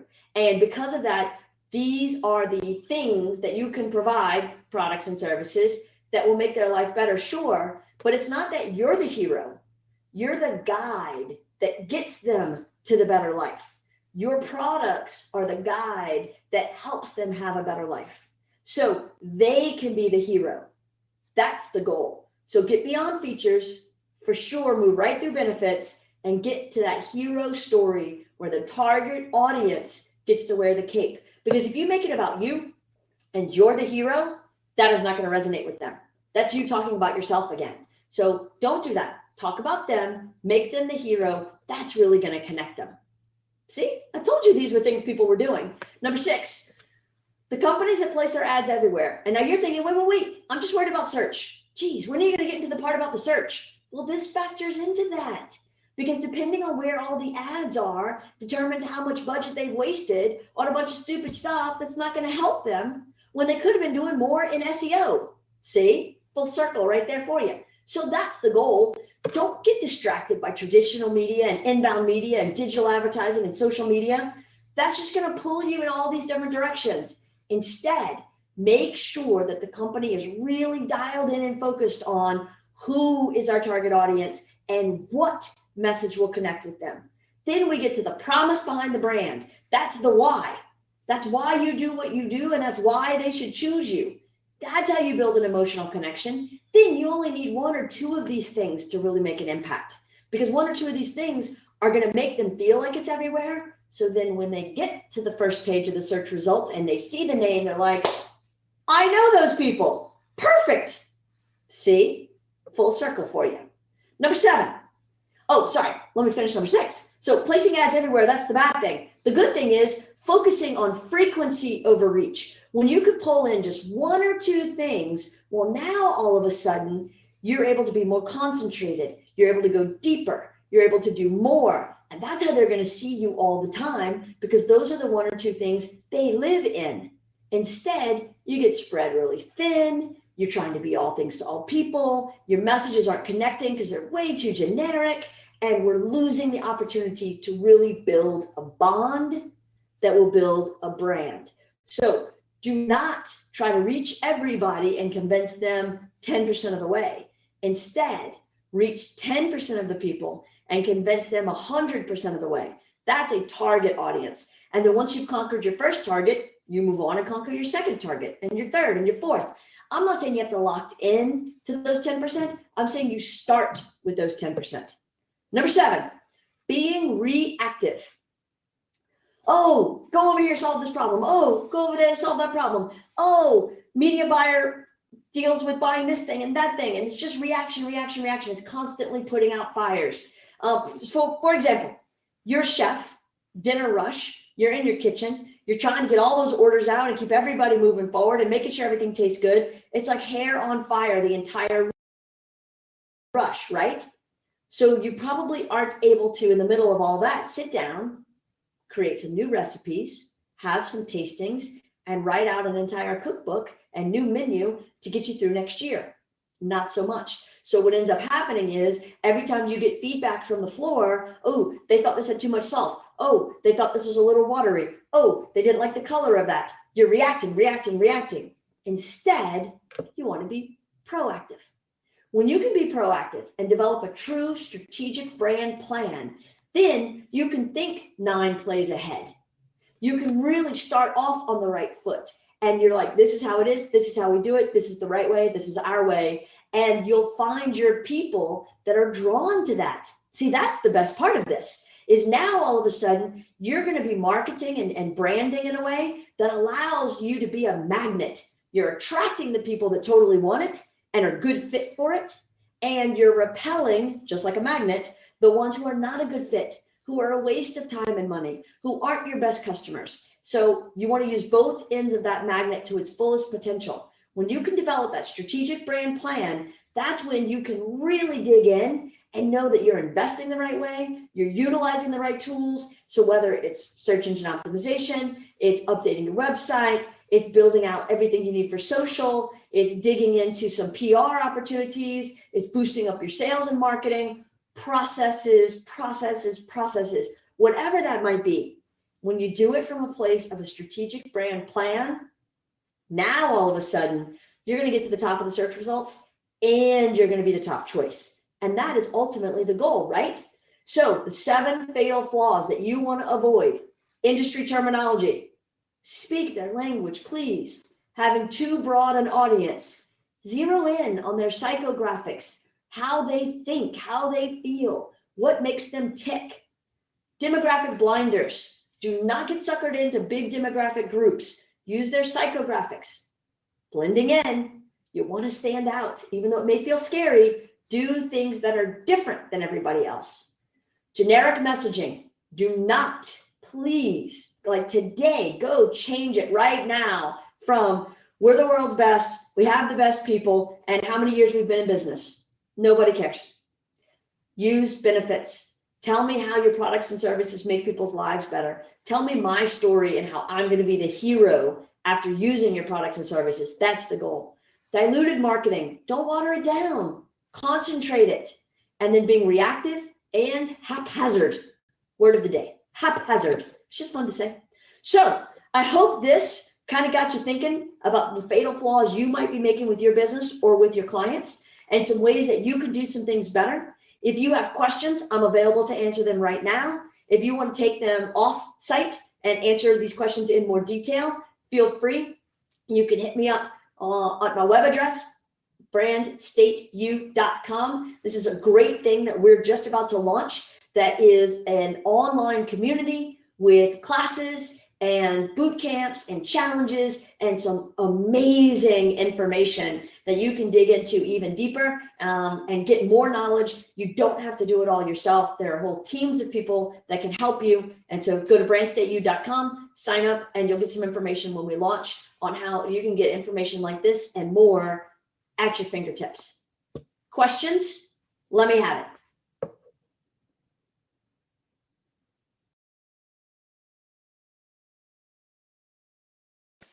Jackie, thank you so much. That was amazing.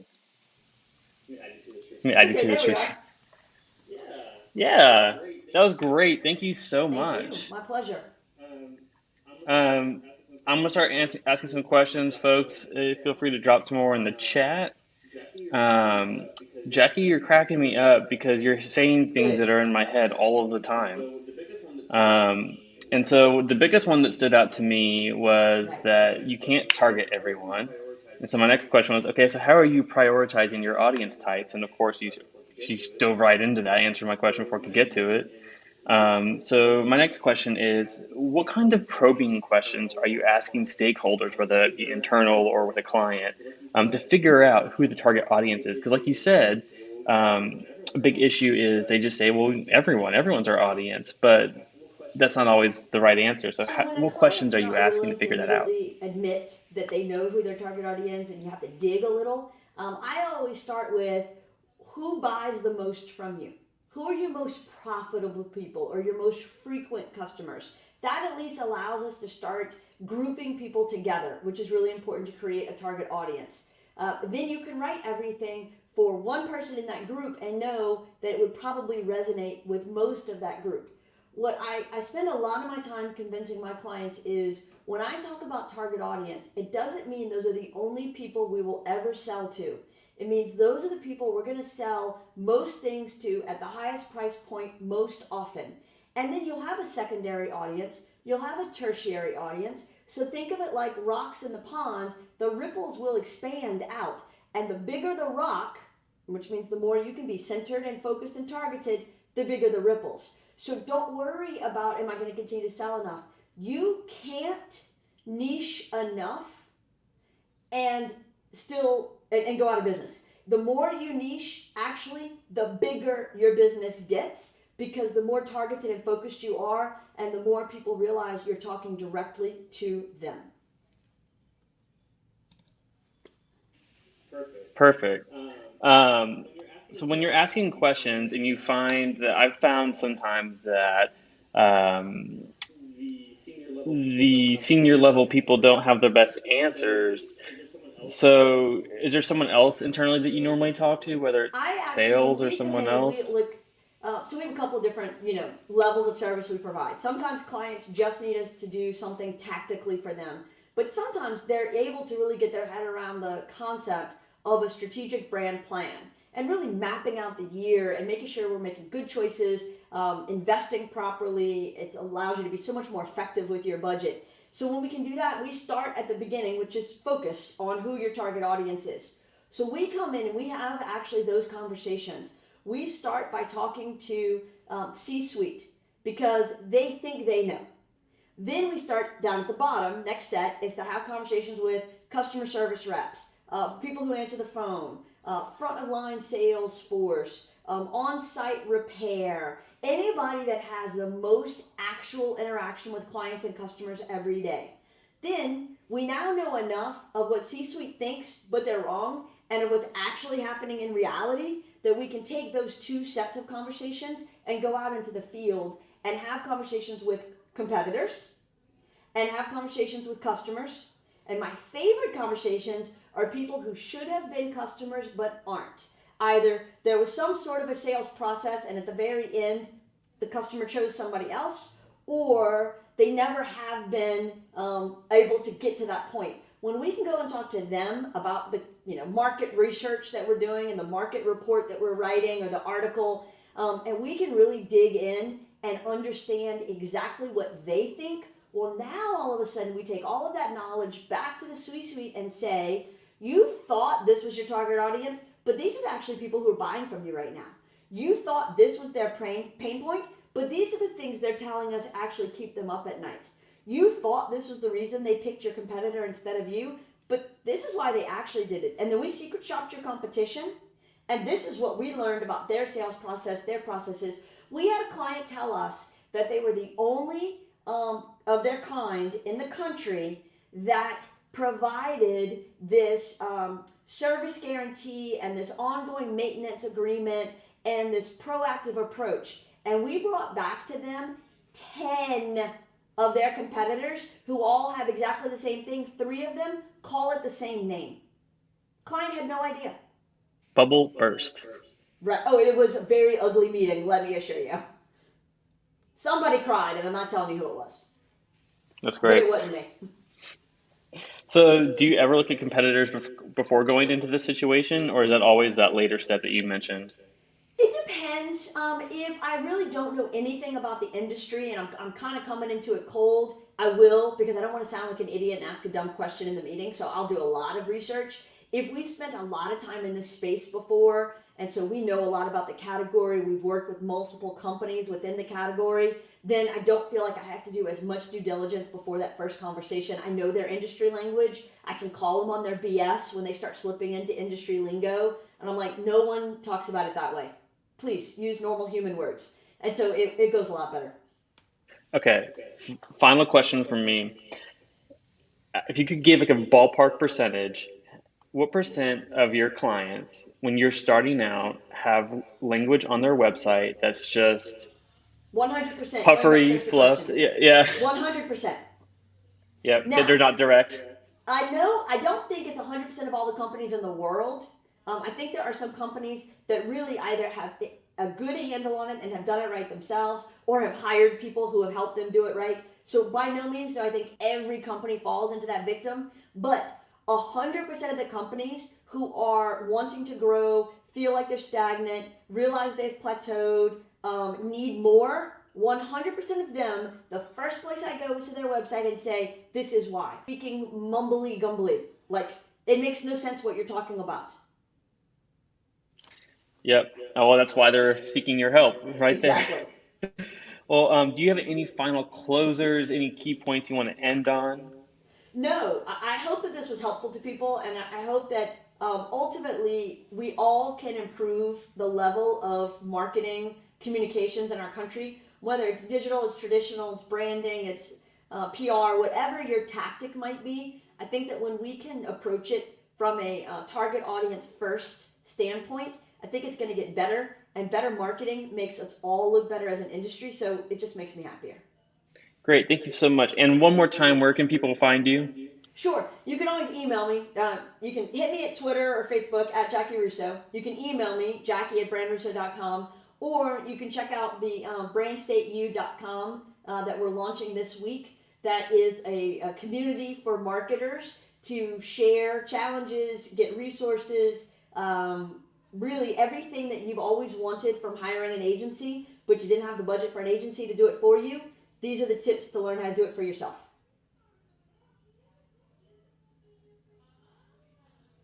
Sorry, I was on mute.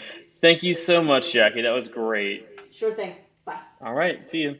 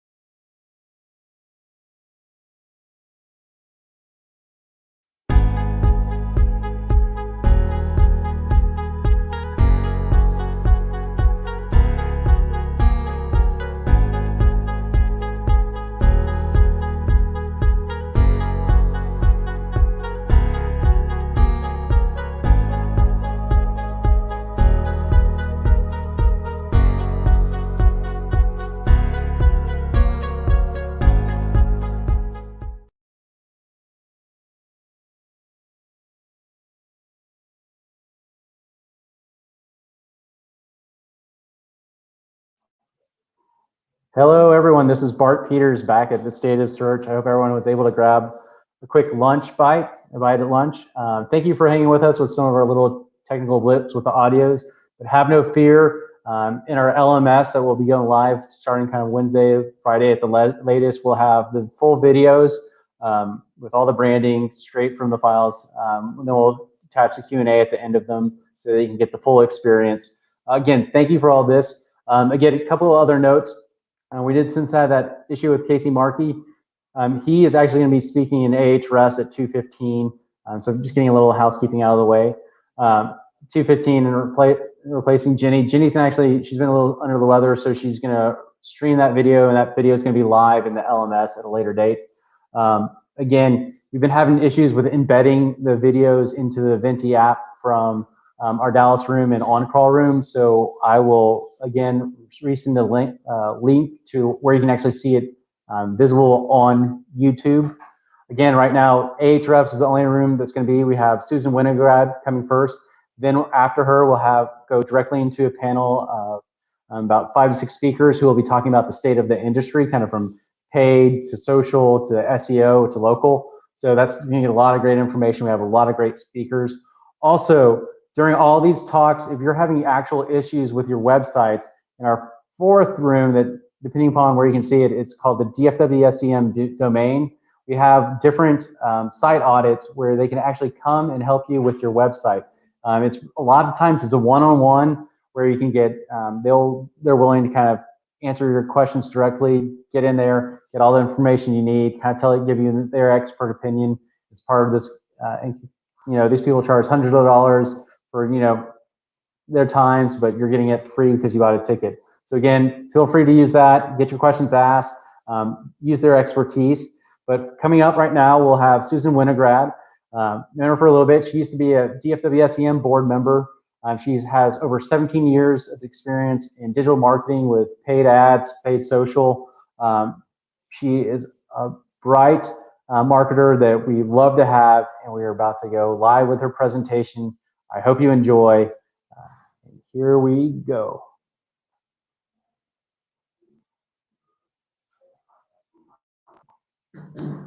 State of Search this year. My name is Susan Winograd, and today we are going to be talking about the flashpoint of paid media, how to snap out of slothful selling in 2021.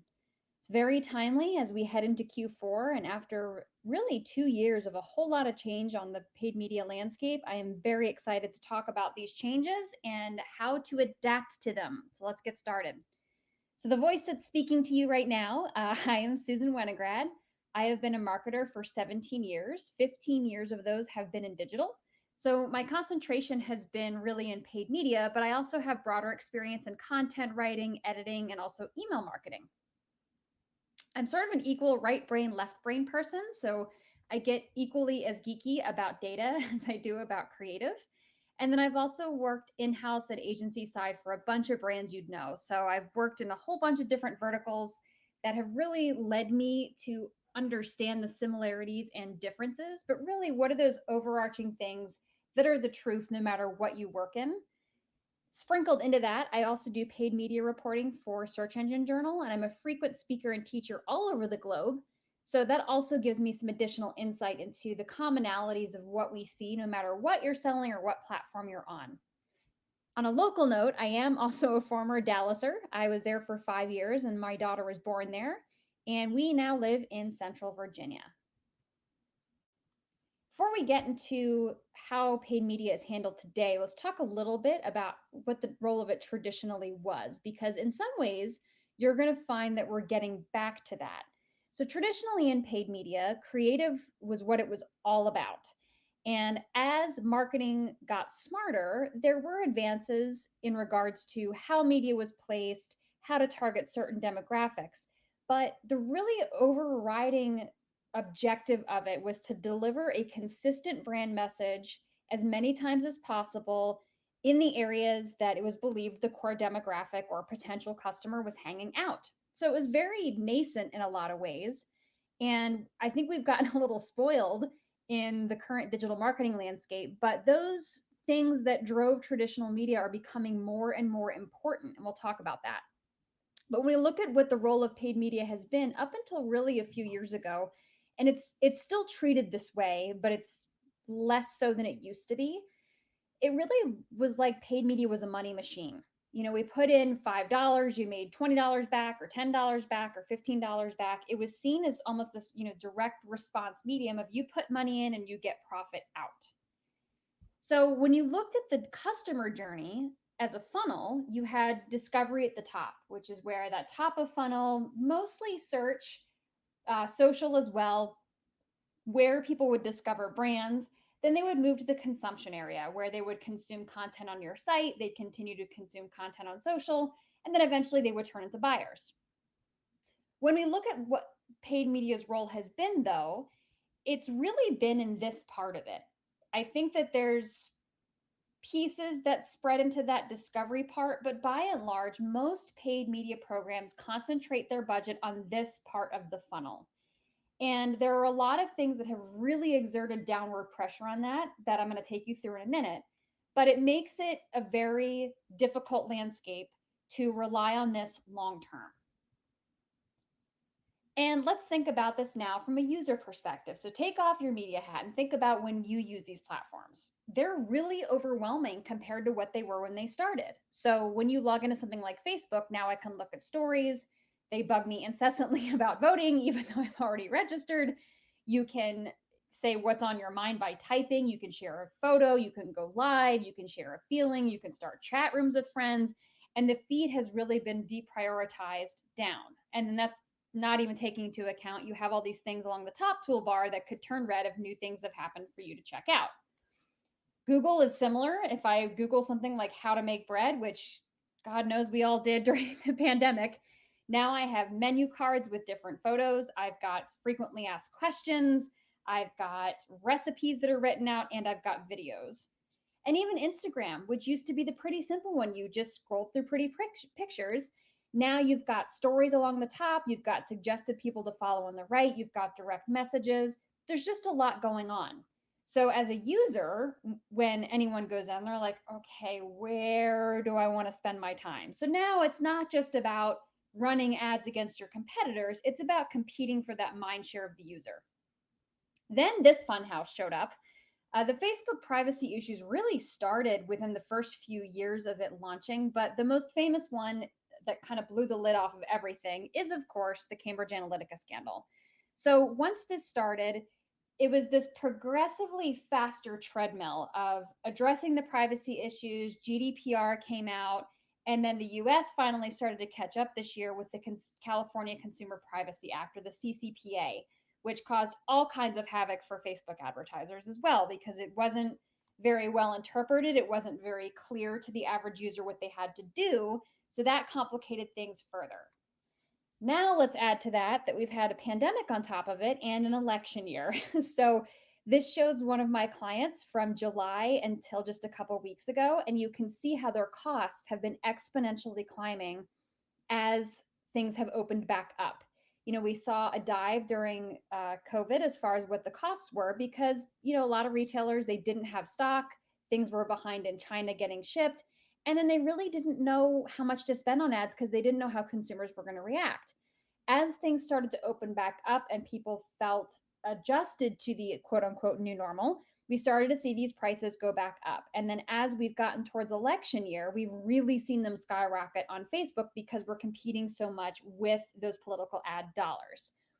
This is going to continue, I guarantee it, heading into the Black Friday, Cyber Monday holiday season, and probably sooner than we're used to, because people are having to plan ahead because of the competition that's going to exist for e-commerce this year. So when we look at all of this together, here's what this means. It's this sort of perfect avalanche. You have paid media, which is now just noisier than ever, which is also driving up costs higher than ever because you have more competition, and more competition, not just among advertisers, but also for user mindshare. Those privacy regulations like GDPR and CCPA are just beginning. Those are definitely going to become more normal.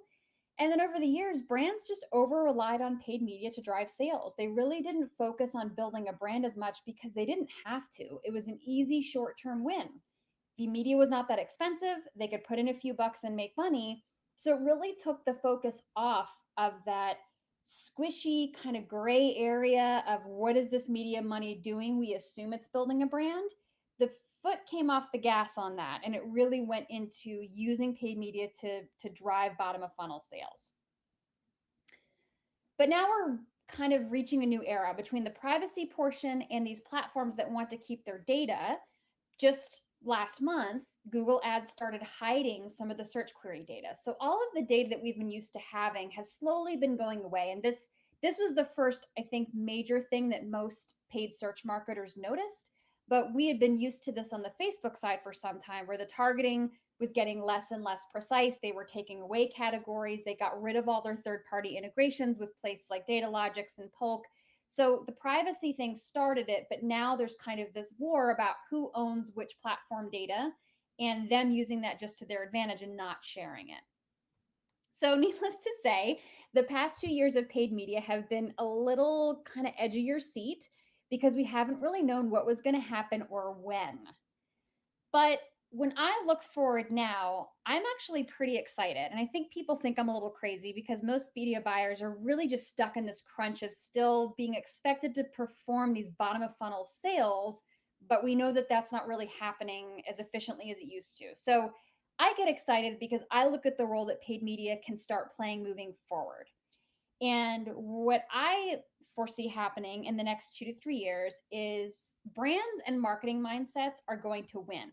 So when I told you in the beginning, those traditional things that marketing was built on, those are going to resurge with reimportance and be something that, was long neglected, but now very focused on. The siloed media buyer approach, if I put in money on this channel and I get this much out, that's going to fall further and further behind because brands have known for years that that's not how consumers interact with them, but now they're finally seeing it in the math and the dollars and cents that they're spending. Tied to that, and this isn't necessarily new, but I think there's a dawning awareness and appreciation for it. The platforms that we advertise on don't want people to leave them. So when you look at things like shareholder, advice or data that they're reporting on, one of the things they talk about is how many minutes people spend on their platforms. They don't want to send them off of it. And we've known that for years, but it costs so little to do it that it didn't really matter. But now we kind of have to play along because they're adding more things to keep people on them. They're innovating. They're trying to find ways to partner with brands to get both objectives done, to keep people on those platforms so they can report high time on the platform, but they need the advertisers for the advertising dollars. So they're also trying to partner that with ways that advertisers can benefit. So we're going to go through what some of those things are. The first that we're seeing for sure is faster batched creative optimization. So it used to be that you would have to create 3 different ads completely. Now they've gotten wiser to the fact that the machine can figure it out pretty fast, and it's a time suck for media buyers to have to do that. So there's a couple things that have been put into place. The first is when you go into Facebook ads, Facebook is not just advertising on Facebook anymore. It's Instagram, it's feeds, it's stories. There's a lot of different placements, and they don't all look the same. So one of the things that they had rolled out that was our first hint was that you could specify different creative for different placements, but you could still run them in one ad group. So you didn't have to set up a separate thing for Instagram stories anymore to show creative optimized for that placement. So they started trying to make it more efficient in having one ad set unit, but you could say what you want to run in each placement. Additionally, they did a wide rollout of dynamic creative optimization. So instead of having to create 3 different ads where the only thing that was different was the headline, you could create one unit and specify all the versions within one that you want to test. And again, it would just leave it to the machine to figure it out and tell you what the best combination is. And creative was not just something that Facebook was paying close attention to. Google started to get in on that game as well. So instead of having to create 6 different text ads that really just had one thing different, they started getting in on it too, where you can specify different headlines, different descriptions, and you just let the platform mix and match them to find what the best combination is to get you the results that you're looking for. So when we look at things like this, it's also important to look at where paid media's role is shifting. So like we mentioned before, it was really kind of that bottom of funnel piece where ultimately you were looking at sales. But one of the things that I am seeing for sure is an appreciation for the role that paid media can play in ongoing content amplification, in user engagement, in things that are not about getting them to buy within a few days, but about building a longer term relationship. And I very much believe we're going to continue to see that become a big part of paid media's role, because the organic reach that we used to enjoy through our platforms is pretty much gone. It's all pay to play, which we have to assume is going to happen to pretty much any platform that becomes popular. But when you think about paid media's role, this is the type of stuff when I say I get excited, I like that we get to have a bigger seat at the table for these things, because paid media can do this effectively and still for not a ton of money. So when you think about it, yes, there's still the discovery phase and paid media will play a role in that, but we have increased ability to play a role in that consumption stage and in that ability to turn people into those raving fans. And I'm going to show you some of the ways that platforms are helping us do that. But it's the same funnel. It's just that we're going higher into it as opposed to that downward pressure that we've been experiencing for the past few years. So when we look at how specifically paid media's role will change in that ecosystem, it's a presence in all stages of the buying cycle and not just towards the bottom. There's less granularity by the media buyer, and we're really leaning on AI for that optimization depending on our goal. And these platforms do have it built in to be able to build those pieces. Things like enhanced and varied options on the platforms for creative also means higher demand for creative. So again, going back to that traditional marketers and advertisers role of creative being so important, we are definitely moving back towards that very quickly. And it's really just overall acknowledgement that there is something to that old method of marketing, because no matter how much we can measure, there is still an art form that goes into marketing. You can't make it all the science. The science is super important, the data is super important, but there is that intangible that is what pushes those brands over the finish line and makes them enduring. So let's talk about some of these specific changes when it comes to day to day and how it's implemented. The first is that we're going to be expanding our retargeting prowess. This is already happening, but traditionally for many years, retargeting has just been okay, we're going to set up a retargeting campaign for anybody that visited our site in the past 30 days. And that's usually about the extent of it. The thing is, we have so many ways to interact with people now that there's no reason to stick to that. So when we look at ways that we can broaden that relationship with people that have already experienced our brand, this is an example I love to use. So there was a brand that had a email capture campaign that would then have a drip that came after to get them to purchase the service that they had. The thing is, there wasn't really a good way to figure out where or how much knowledge these users had. So they were using this one size fits all email drip campaign. What we did instead was we said, let's do some pre-qualification via direct messenger and use a very simple chat bot to figure out who we're talking to, how much do they know, so that whatever follow up they get is going to be the most relevant for them. And so when we set up our retargeting campaign, we set up one that deliberately took people to messenger. It didn't bring them back to the site. So we knew they'd already visited the site, and we would say, okay, are you ready to learn more about the service? We want to understand more about your knowledge. So when they would click on the ad, it would open up a conversation in messenger, and it would take them through, an opt-in to yes, they want to answer a few questions or not right now. And then it would start taking them through, how much do you know about this topic? And it could be nothing, something, or everything. And so based on that, we could narrow down that they were in one of two buckets, essentially. They know X amount, or they don't know this much. And that way, what they got followed up with was something that was going to be super relevant to them. So when we looked at this and mapped it out, we had our average cost per purchase, which was the orange line you see there. And then we overlaid this with the number of purchases, which is the purple bar, and then how many conversions were happening with the messenger bot, which is the blue. And so when there wasn't a focus on it, you can see it was kind of all over the place. The cost per purchase was anywhere between, $13 to 60 some dollars. The bot conversions were fairly steady. The purchase was fairly steady. But you can see exactly where we implemented this strategy and how much consistency it brought into the average cost per purchase. It drove it way down, it drove the volume way higher, and it became a much more reliable place for conversions to be taking place. And all of that happening because of what we did on the platform, not because of what we did on our website. So when we looked at a normal lead conversion, it cost about $46 cost per purchase. Using the bot lead, it was $5 to $12 because we're reducing all of that friction. And the friction was everything from making someone go to the site to then signing up for an email and not knowing anything about them. So we used paid media as a way to bridge that gap to make the lead gen more efficient. This is also already starting with commerce on platform. So even things like purchasing, users don't necessarily have to leave to go purchase now. They can do it directly with Facebook Shop or Instagram Shop.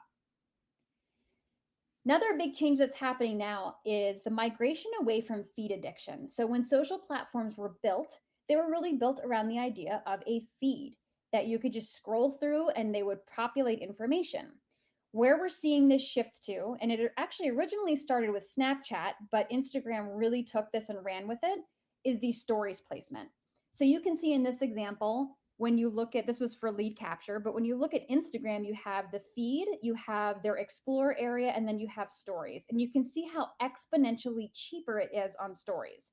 Part of this is that the media isn't as expensive as the feed yet, but it's also that we see much better engagement when it comes to stories.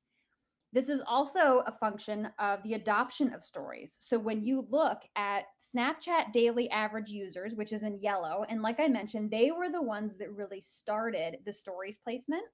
You can see Instagram monthly users, which is in purple, and look what happened when they launched stories in 2016. The slope up of the people adopting them, which I don't have a more recent stat, but I'm sure it's, continuing the same way. Stories was adopted very quickly and it's been adopted very efficiently.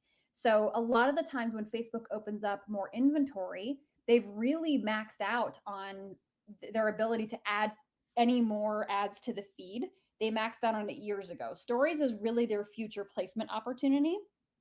And the thing is that it gives you enriched full screen creative. So when we look at these increased, sales that or lead gen or whatever it is you're running that you see happening on stories, there's a lower cost function, there's increased user engagement, and a lot of it's because of the comparison. If you look at, this was for a shake detox that showed up in my Instagram feed, and it looks like a regular feed, it's fine, but you can see there's distractions everywhere, right? There's stuff along the bottom. I have some direct messages. I can keep scrolling. I can see a preview of what's below, there are text and all this stuff. So there's stuff that detracts from it. But when you look at it as a story, this was different brand, but this was a video, and all it did was play this chocolate going into that glass and it's spilling over the sides. It looked delicious. And when you look around, there are no distractions. There is not a home feed, there's not a search, there's not an ad, there's not a like, there is nothing other than if you have a direct message or you can just swipe. It is a much more streamlined user experience. So the focus is on the messaging. And so when I say that creative is becoming more and more important, this is partially what I mean. It's a different format than what we're used to. We always still kind of default think in terms of feeds, but stories is where it's going.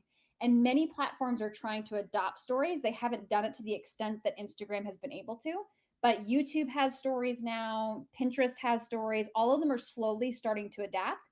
They'll probably have to change it in some ways to make it work with the user experience on the platform. But this one-to-one feeling of personalized creative where there's very little distraction is going to become more and more prevalent. Tied to that idea of a feed versus a story, typically when you're looking at something from a feed perspective, it's really kind of top of funnel-y. So when you think about like the Instagram feed, I call it the stage. Everyone can see what's posted, everyone can comment, you can see the likes, etc., etc. They're starting to hide some of that now where you don't see how many likes it's gotten, but it's still somewhat stage-like in that a brand is presenting something and the crowd is reacting. Stories and the DM function is what I call the spotlight. It feels very personal. Organically, you can have people swipe up and it can open a direct message. If they react to a story, it goes to a DM. It is not shown publicly. So there is a much more one-to-one communication, community-based feel with personal attention that stories bring, just based on A, the way the creative is presented, but B, also the way someone interacts with the brand. So when we're thinking about this enriched fuller screen creative, we usually think about paid social, but Google's getting in on this too. So their discovery ad feature was unveiled, and this is also another area where they're trying to get some of that top of funnel branding awareness dollar that has typically gone to paid social, because let's face it, Google search ads are not the most visually rich experience. They are text-based creative. They're very boring. And everything else that Google really had up until now were banners, and those are pretty boring too. So when we look at what they're trying to do, now they're sort of getting into that social-esque type of ad where it highlights the product. There's less distractions. It's not all text. It's more visually based. So you can watch to see what Google's going to do. It won't look exactly like what you see on social, but they are definitely taking cues from what they're seeing work and trying to retrofit it into their setup. In the midst of all of this, while creative is something that we have to put our minds to, the platforms are trying very hard to get us to rely on their automation. Mixed reviews on how that goes right now. It will get better because it always does. Once upon a time, lookalikes on Facebook were junk, and now they tend to work really well. So like everything else, this will be an evolution. But Google's version of this is smart.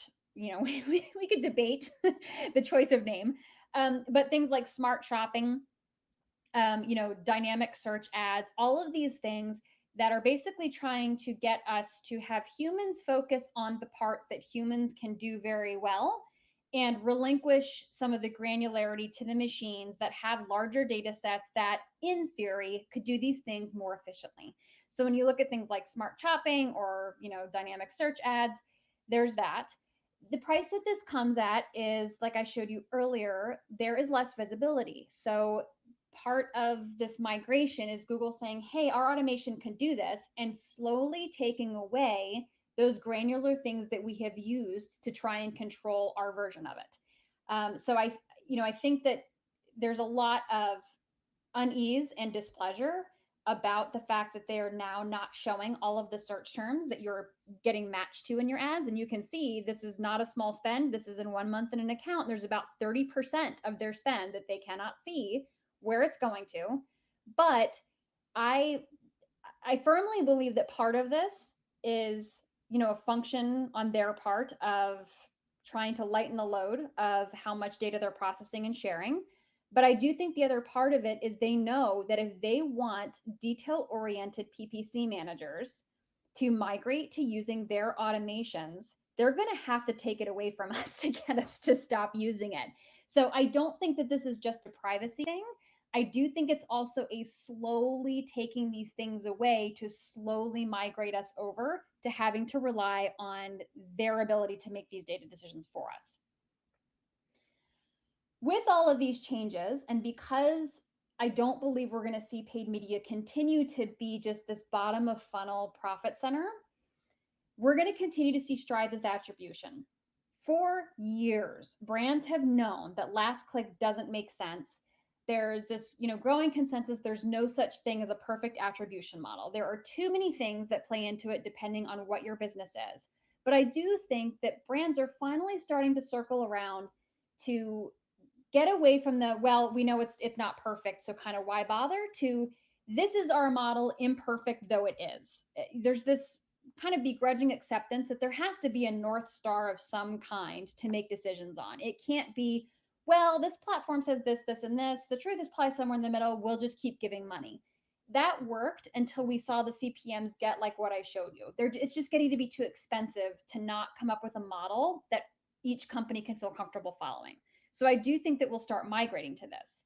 And this makes me so happy because there's just so much opportunity for paid media people. We're not, stuck with just text ads anymore. We're not stuck with, well, what was your ROI yesterday and why did the sales go down? We have the opportunity to play a much longer term role in how brands define themselves, how they communicate their creativity. And that's the stuff I love.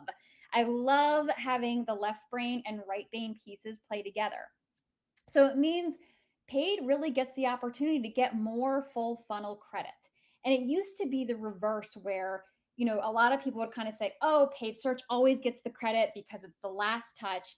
But now it levels the playing field for all those other platforms that are doing heavy lifting that's never really been appreciated or seen. So we get a better idea of how valuable paid media is across the entire funnel, not just when it's time to buy. So those one trick ponies that just kind of put money in the bottom of the funnel and play dirty, they're going to start to have a harder and harder time. The marketers are the ones that's going to shine.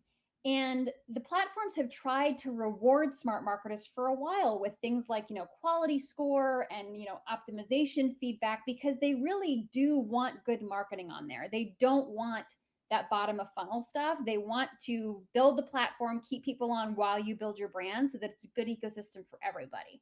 So the thing that makes me so excited is that those of us that are in paid media who are marketers, we are going to shine over the next 2 to 5 years as this change takes place, because we're not as deterred by things like, oh, these granular search terms went away. We're like, okay, that went away. That means we can focus more of our effort on X. It doesn't mean we have to like it, but it does mean that when one door closes, another opens. So when that data goes away, it doesn't mean that you are less creative or that your media buys are less impactful. It means that you need to rethink the way that your media is being used, because if you're a really good marketer, you are going to do amazing. Thank you so much. I really wish I could have been there in person. If you have any questions or if you want to debate anything or talk about it, I obviously love talking about this stuff. You can reach me on Twitter, or you can feel free to reach out to me directly on email. And I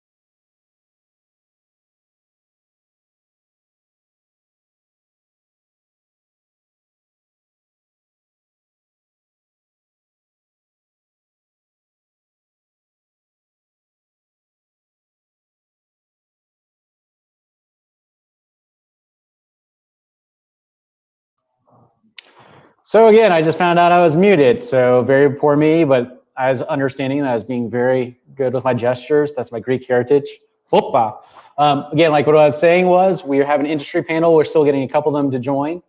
We will be in this room in Ahrefs. We'll have at 2:15, all the other rooms will be available, but the best place to see both Dallas and OnCrawl is actually live on YouTube. Those links are actually unlisted, but they're staying the same for today. They'll actually be updated for tomorrow. So I'll make sure to send out an email to all of our attendees, because I know we've had some issues with people getting onto Menti.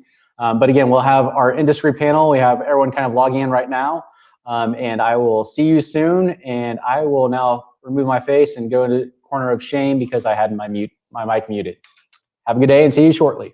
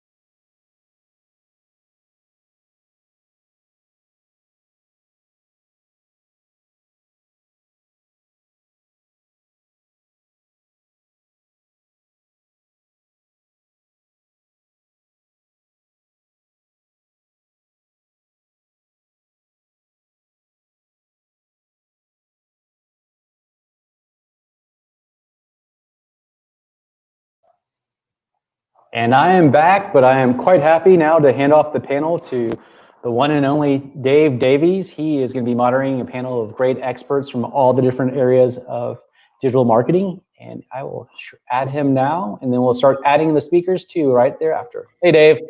Hey, how's it going, Bart? Oh.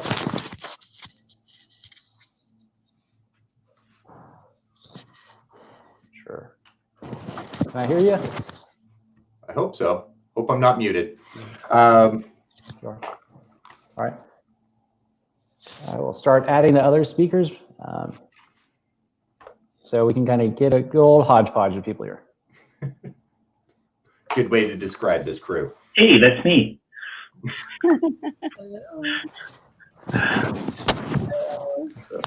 Hola. Can I hear you? Awesome. Hope so. Hope I'm not muted. Sure. All right. I will start adding the other speakers so we can kind of get a good old hodgepodge of people here. Good way to describe this crew. Hey, that's me. There's a logo over my face. That's probably an improvement. I just want to know how you got the cool Hope I'm not background. muted. All right. We'll start adding the other speakers so we can kind of get a good old hodgepodge of people here. Good way to describe this crew. Hey, that's me. There's a logo over my face. That's probably an improvement. I just want to know how you got the cool Hope I'm not background. muted. All right. This is turning into a cool remix. Adding the other speakers so we can kind of get a good old hodgepodge of people here. Good way to describe this crew. Hey, that's me. It's still happening. Wow. Can we get a beat behind that? Hi, everyone. This is turning into a cool remix. Adding the other speakers Keep saying the same thing over and over. good old hodgepodge of people here. Good way to describe this crew. It's still happening. Wow. Can we get a beat behind that? Hi, everyone. My lame beatbox. This is turning into a cool remix. Keep saying the same thing over and over. Good way to describe this crew. It's still happening. Wow. Can we get a beat behind that? Hi, everyone. My lame beatbox. This is turning into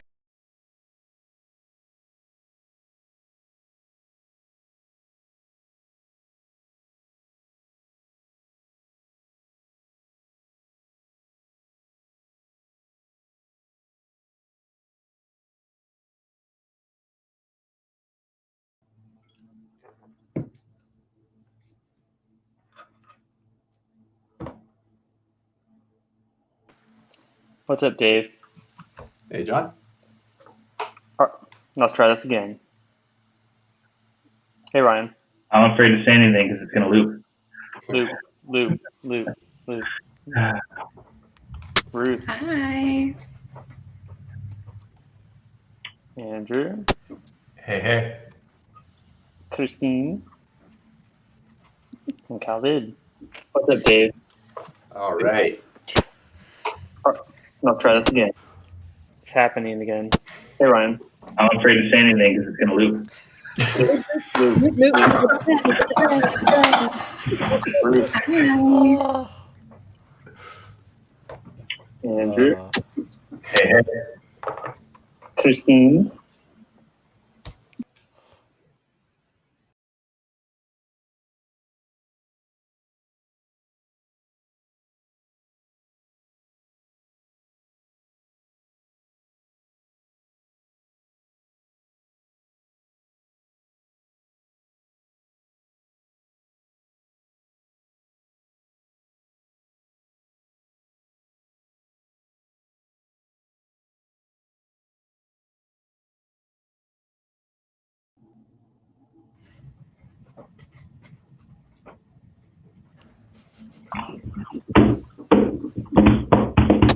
Yes, Jesse McDonald. I would say this is a great way to start this, and this is a good reflective way to describe the crew. Sorry, watching the chats over there.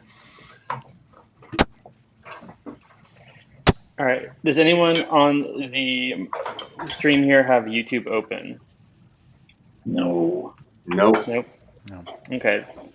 There is a delay between this and YouTube, so that was our guess. If anyone was quiet and secretly closed it, let's see if it goes well. Dave, I'm going to hop off and let you take over. Perfect. Well, hello, everybody, and thanks for bearing with us through the technical issues that we had there.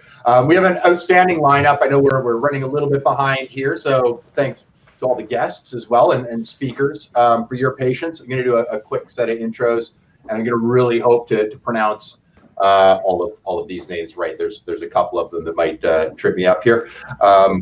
This is the number one, Khalid Saleh. Did I just? You got it right, yeah. Okay, perfect. From co-founder of Vesp, e-commerce optimization company. So obviously, this is a very interesting time to be having you on. We have Ryan Jones, who works at Razorfish, running the search strategy and analytics over there. We have Christine Schackinger, and I know I pronounced that one right because I've been corrected on this one before. SEO consultant and co-founder and founder of Sites Without Walls. Andrew Shotland, the founder of Local SEO Guide, and should note they also do more than just local.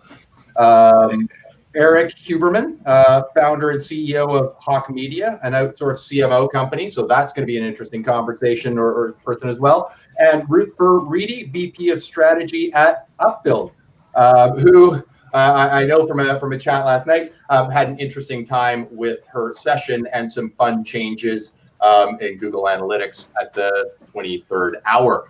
So for listeners coming in or for viewers who'll be paying attention to her session later or visiting it, it was an interesting thing to have Google Analytics throw some major changes at you. So first, thanks everybody for joining. I'm going to start off with a question that I think is probably on everybody's mind because we have speakers from such a wide array of different fields here. So 2020, I mean, okay, it's been a bit of a cluster. But one of the things that I'm most interested in is users have changed, the world's changed, but things will settle. Like things are going to settle back. We've been through 2008, we've been through pandemics before. So when they settle, what will we in our various fields have learned, and what should we be carrying forward with the lessons that we've learned in 2020? Should we be carrying to make ourselves maybe a little more resilient to changes? And I'm just going to go by the order that people popped up here. So let's start with Ruth, if you want to start that. Yeah, I mean, I think to your point, we're kind of still seeing how things will settle out. You know, I mean, anytime people, you know, there's sort of the annual conversation about like, is SEO dead? You know, Ryan loves it when we talk about if SEO is dead or not. And what I usually say is like, the internet's not going away and neither is selling stuff. So I'm not that concerned about it. I mean, certainly, like, I think user behaviors have changed and we're still seeing, you know, some of the fallout of that. And, you know, there are businesses for whom it's been great. There are businesses for whom it's been less good. One of the things that I'm most interested in as somebody who manages a remote team, Upbuild's been remote for our entire existence since 2015, is seeing a lot of that shift to remote work. I think that's a genie that's not going back in the bottle. I think a lot of people have learned that like working from home can be great. I think a lot of businesses have learned that like, hey, you know, it's really low overhead not having an office. So, I mean, in terms of like not just our industry, but users, I think like seeing more and more people working remotely is going to result in both a change in how we do work in the industry and also how the people that we are marketing to are working and their relationship between work and home as well. It's a really interesting point. All right, Ryan, what do you think? What are you guys learning from 2020 that you will be cascading, making yourselves maybe a little more resilient to change heading forward? Yeah, so I think I don't want to echo much of what Ruth said because I agree with a lot of it. I think what will we learn and what should we learn are two very different questions, though, that we could spend a lot of time talking into. I think the biggest thing that we're going to start learning, aside from the work from home environment and everything, when it specifically comes to search, is that we can't rely on the old ways of doing things. The future will no longer be guaranteed to resemble the past. People's needs are changing more so. And I've got a topic on how we can look at data and pull Kiwi research for this coming up in a panel later, so please watch that video. And I get drunk during it drinking, so it's a fun video, but watch it. But there's a great quote from Bill Gates in like 2009. He said the future of search is verbs, and he didn't mean that people are going to type verbs into Google or Bing or whatever Bing was called back then. What he meant is people have to solve issues and solve problems. And what we're seeing and what we're learning is, though, those problems are rapidly adapting and rapidly changing, those tasks that people want to solve, and how we solve those tasks are rapidly changing and evolving. But as marketers, people are always going to have problems to solve, and we're always going to want to help them solve those problems. And whether it's through a website in a search engine or a video or a smart device or, you know, augmented reality or whatever it is, there's always going to be that need. So is SEO dead? Yeah, and it's going to be replaced by SEO, which is also going to die and be replaced by SEO. So I think it's just, we're going to have to learn to adapt at a quicker pace. See, now that's SEO is dead. That's something we should have looped in earlier, but we did, sadly. Andrew, I mean, I know you guys do more than local, but let's talk local for just a second here, because that thing was just it was very unique challenges in local. But so what are you guys seeing as far as how can we adapt in that area, and what can we learn from 2020 to sort of help us adapt faster in the future? I think actually adapt is really kind of key to what we saw clients who were successful do, and I guess what we were successful doing is, how do you quickly take this crazy situation and then kind of turn your business on a dime to address it or make the most of it, I guess, or ward against it. And so what we saw were clients who were able to quickly come up with new processes and new strategies to address the pandemic, the situation they were in, ended up doing incredibly well usually. And those who kind of just kept doing whatever they were doing, you know, they were much more susceptible to whatever was happening in the market at any given time. I'd say as an agency, one of the things that stood out for me so far has been kind of the experience that we're all having of having to change our lives and do it while we're kind of interacting with everyone on a professional basis. And I guess what I mean by that is when I'm on endless Zoom calls with clients and we're kind of peeking into their rooms and their homes and stuff, and it's not just like this very professional interaction. What we've been kind of able to do, or I don't know, we're forced to do, is like just have a lot more empathy for each other in our professional interactions, because everyone is stressed out of their mind about everything that's going on here. And what we found is that people who are kind of like living that philosophy or whatever, they seem to be succeeding in a much better way than those who are still like kind of scrambling, trying to figure out what the heck's going on the planet, even though we're all trying to figure that out. So kind of like a different way of approaching people professionally is really, to me, like the biggest change that's happened, or the biggest thing that's become like more important than ever. That's an interesting takeaway. Christine, I mean, based on the subjects that you're going to be chatting about, I can only imagine that I can sort of predict some of the answer, because you've also got like a bunch of technical stuff that Google's been like sort of throwing out and that have been sort of advancing. But from what are your sort of takeaways as we exit out of this year? I think everybody going, thank goodness, and hoping for the best, you know, as we head into 2021. What are the big takeaways you think we should be carrying with us? I think that, well, one, we shouldn't be naive enough to think this is going to be our last situation like this. With some of the issues going around in the world, they're expecting more possible pandemics and issues with climate. I think it teaches us resilience, and it teaches us how to better plan for the future, how to better adapt, to understand that you need to be adaptable. So like when you're a startup company, you're always adaptable, you're always flexible, you're always like moving with everything that changes. But when you get established, it's much more difficult, and it's kind of written into the processes to not be adaptable or flexible. And I think coming out of this, people need to have plans on how they can be adaptable and flexible to the changing environment. Because even when we come out of this environment isn't going to settle for a couple of years. So I think resiliency and flexibility and adaptation will be probably the most important things. When it comes to Google, they originally started as going after spam, and then they were going after usability, and then they started with not accuracy, like they're not looking at accuracy of content, but they are trying to get sites that are more meet the quality rater guidelines. And so they're going to be moving more also into adding AI to the complex situation of SEO.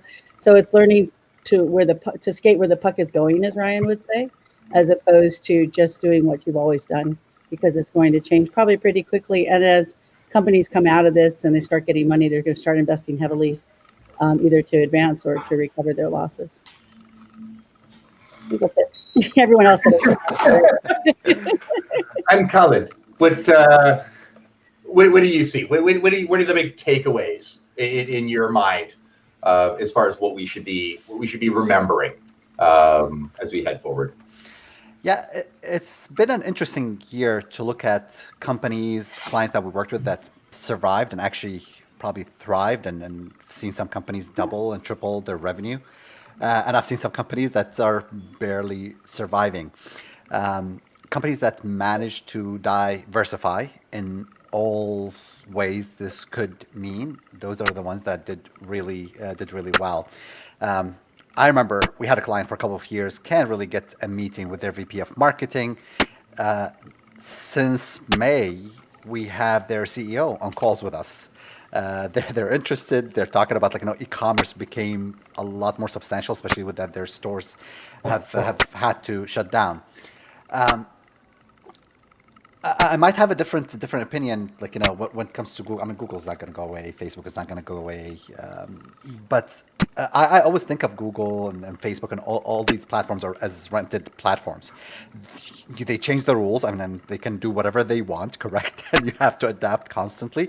The clients that have strong brands and manage to drive 40, 50, 60% of their site visitors directly to them are the clients that have a lot more control versus the clients that have 10, 20% of their traffic coming directly to them. So that has always been a challenge. And then there's the issue that I see I don't think it's resolved, and I don't have a really good answer for it, which is kind of brand marketing versus performance marketing and the challenge there. I know this year has been lots of emphasis on performance marketing and measuring data and playing with data. And I think we're going to see the pendulum kind of swing the other way around, where we start focusing on brand and kind of thinking about brand and how that impacts performance. So there's lots of questions in my mind about that. That's sure. And I guess it's one of the joys that we're going to be seeing how that all plays out. So your questions will be answered, and hopefully that we will all have positioned ourselves well for them. Now, we talked about users here, and one of the areas that I think we've seen 2021 will be more rapid than 2020, which is more rapid than 2019. But one of the areas that we saw a lot of rapid growth is in Google itself. And not only were we all having to adapt to the climate and the way our clients and the world at large was interacting with us as marketers, we're also having to react to this pesky search engine that is adapting and reacting more rapidly than we possibly can, because they have a lot of doctorates of computer engineering and machine learning over there. So let's I guess I'll start with, we'll go in reverse order of the way things are appearing on my screen. So I'm going to start with Christine here, and because it's now everybody's rearranged in the order here. So we'll start with Christine and work our way the other way around. And I know the session you're going to be chatting about, so that's why I was sort of waiting to ask you this one. So maybe that's why I'm deciding to reverse the order here. What do you think is one of the areas of Google right now that we should be paying really strong attention to? Not for, hey, gee, I wish I was ranking today, because that's kind of irrelevant. You should have been paying attention to that a while ago. To sort of keep our eye on the future as we head into next year, and what are the big things you're watching? Oh, wow. I had to go first. Everybody else has some time to think of their answer. I would say a couple of things. One thing, I've done a lot of core update recovery, and one of the things we've seen a lot of are technical. So Google not being able to properly crawl a site and getting A site may have had that issue for 5 years and done their best traffic ever, but suddenly Google's like, no, we can't crawl you well, so they get hit. And another thing is query shifting. So as Google better understands language, and people think they do natural language processing, like they understand like you and me talking right now, which they don't. That's why we have schema to interpret the language for Google. But as they get better at this, they query shift. So like I had one site where I was recovering them, and they had most of their keywords were associated with eggplants, nightshade vegetables, and they were shifted over to nightshade vegetables list because it was, according to Google's interpretation of the query, more accurate, but much less traffic. So either they would have to write new content for nightshade vegetables and have the list page, or suffer from the loss of traffic. So the two things I've seen that have been most damaging to sites are query shifting, where Google has determined that something is more accurate for the query on your site. Now, you may not think it's more accurate, but Google does. And then technical, which is especially related to anything that takes up Google's bandwidth. And this is just a theory I have no way to prove it, nothing to base it on, just from all I've seen in the last 2 years from core updates. Google spends a lot of money crawling sites, lots and lots of money. They had to build a dam in Kentucky just to cool the center for the servers they needed to crawl the web, right? So they are starting to, it looks like, I'm not gonna say devaluing, but changing maybe the weight of the ranking factors for sites that are hard to crawl, sites that take up a lot of resources. They've stopped looking at resource calls after 80, according to John Mueller. Page speed is a thing. Core vitals are now the way they took page speed and kind of made it universal, so it wasn't, every site was different. They've been emphasizing those, I think, because it's just costing them so much money to do the web anymore. So what they're doing is in the ranking factors, they're shifting those on the core updates. And it's not the only thing in the core updates, but it is one of the major things I've seen in core updates. When your site is just really a hog and taking up a lot of their time and effort to get through it. So I would say people need to look at those things, and then need to follow how Google's going to be applying AI. They're going to be increasingly more adding AI to the algorithms. Sorry, I can't think of the words this morning.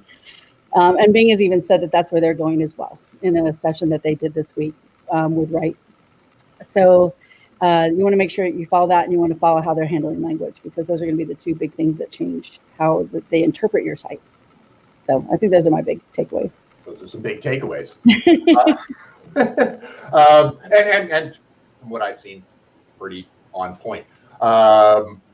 Andrew, in your neck of the woods, like when you're watching Google, what are you watching them sort of doing right now and going, I absolutely need to be paying attention to that? I think I could just cut and paste Christine's answer, and it's pretty good. I think the thing that we probably spend the most time on thinking about, I guess what Christine called query shift, is how do we approach relevance, which is kind of ever changing, and do it at scale, right? That's the SEO challenge. And I don't think that changes much the way we approached it 5 years ago, even, except that there's just more relevant signals to pay attention to, be it what's showing up in the featured snippet today or maybe tomorrow. Is Google showing like FAQs and results, that kind of stuff? Are they, what are they favoring? And then how can we quickly adapt that and not be like willy-nilly adapting it, like following every change, but having like a kind of a long-term strategy to address these things confidently at scale. And I don't think it's any different than a few years ago, but it's just, I don't know. It's just SEO. Right. And that eternal sort of caveat of, but do I chase it, or is it going to be gone in 2 weeks, right? Like, which we've all seen as well. Oh, FAQ, and then all of a sudden, it's pillaged from a set of results or whatnot. Ruth, this is a fun question to ask you, because I know you've just been challenged with a Google change in doing your session. But what are you guys watching as far as core areas, features that Google's adding, that sort of thing? What's really of interest to you guys? Oh. She's muted. Sorry. I apologize for being on my phone. My power just went out. So I'm connected to you via data. I'm standing in front of a window so that I can get some like light And here we are. So yeah, I mean, a few things. From an SEO standpoint, I mean, to my mind, long-term thinking about SEO has always been about understanding the human readable quality signals that Google finds important from a user perspective in terms of like what users are looking for, and then understanding the machine readable equivalents of those signals. So, you know, making sure that both a machine and a person can understand that you have what you have and where to find it and the quality therein. So, I mean, I think as you know, to Christine's point, Google is applying machine learning more and more, understanding the factors that go into training those models, and you know, making sure that your content is machine parsable. I actually think in a lot of ways, when we think about creating relevancy at scale, like Andrew was talking about, we can use similar content parsing machine learning models to make sure that we are creating relevant content, because humans are actually really bad at creating content about the things that they say that the content is about. I think anybody who's ever worked on a B2B software site can say like, but what does it do? What does your product do? So, you know, I think we have a lot of opportunity here to get better at that. I think also, you know, there's such a big gap, and there always has been, between what Google says that they do, what Google can do, what Google is likely to do. So, you know, even though we are in this situation where like more and more Google is getting better and better at parsing things like JavaScript, really still being judicious about the critical rendering path of your website, because to Christine's point, it's expensive to crawl the web, making that as easy as possible for those crawlers. You know, the bigger deal you are, the more likely they are to like fully render your JavaScript. But if you're like a small business, it's probably not the time to be investing that over things like performance. And then from an analytics side, so I was complaining about this last night. State of Search presentation recordings were due on the 15th, and on the 14th, Google dropped GA4, and I have redone my presentation 3 times since then. I don't even really know what it says, so tune in at 3:30 Central Time, and we'll all find out together. One of the things that made me realize, like, this is the biggest change that I've seen to Google Analytics in the 15 years that I've been doing this, which is a good indicator of how old and busted Google Analytics had really gotten up to this point. In the new GA4, we're seeing a lot of things much more involved in user tracking, a lot of clickstream tracking, which a lot of marketers have historically been implementing by hand, myself included, or via Google Tag Manager is now included, really looking more and more at like user pathing and less at things like sessions. So I'm really hopeful that this is finally a move to some of the more cross-device tracking that we all have been longing for. I think at the same time, because we are in this new privacy-focused world, we are going to see a move away from cookie-based tracking. I don't know what the future of that is going to be.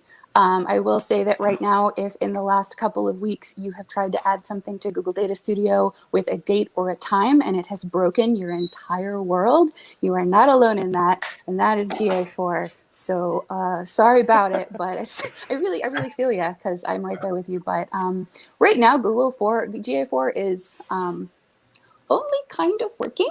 But there's not a reason not to implement it, since you can run it alongside UA. So I would say start implementing it now. Start collecting that data now, because you can't go back and collect historical data. Yeah, I think that is some great advice. I know with the we'd actually installed on a few clients the App Plus Web, which was sort of the precursor exactly for that. Just like, let's get some baseline data, and that's what Google. I didn't know Google was going to give us a chance. They are, and that's me either. Right. But yes, that's great. Everybody should just go out, get that done, so that you can get your baselines together when you can compare both sets of data, rather than being forced to switch at the last second. Khalid. I had it, and now I probably lost it. DJ Khalid, everybody remembers DJ Khalid? I was there before him, but anyways, I'll tell him that.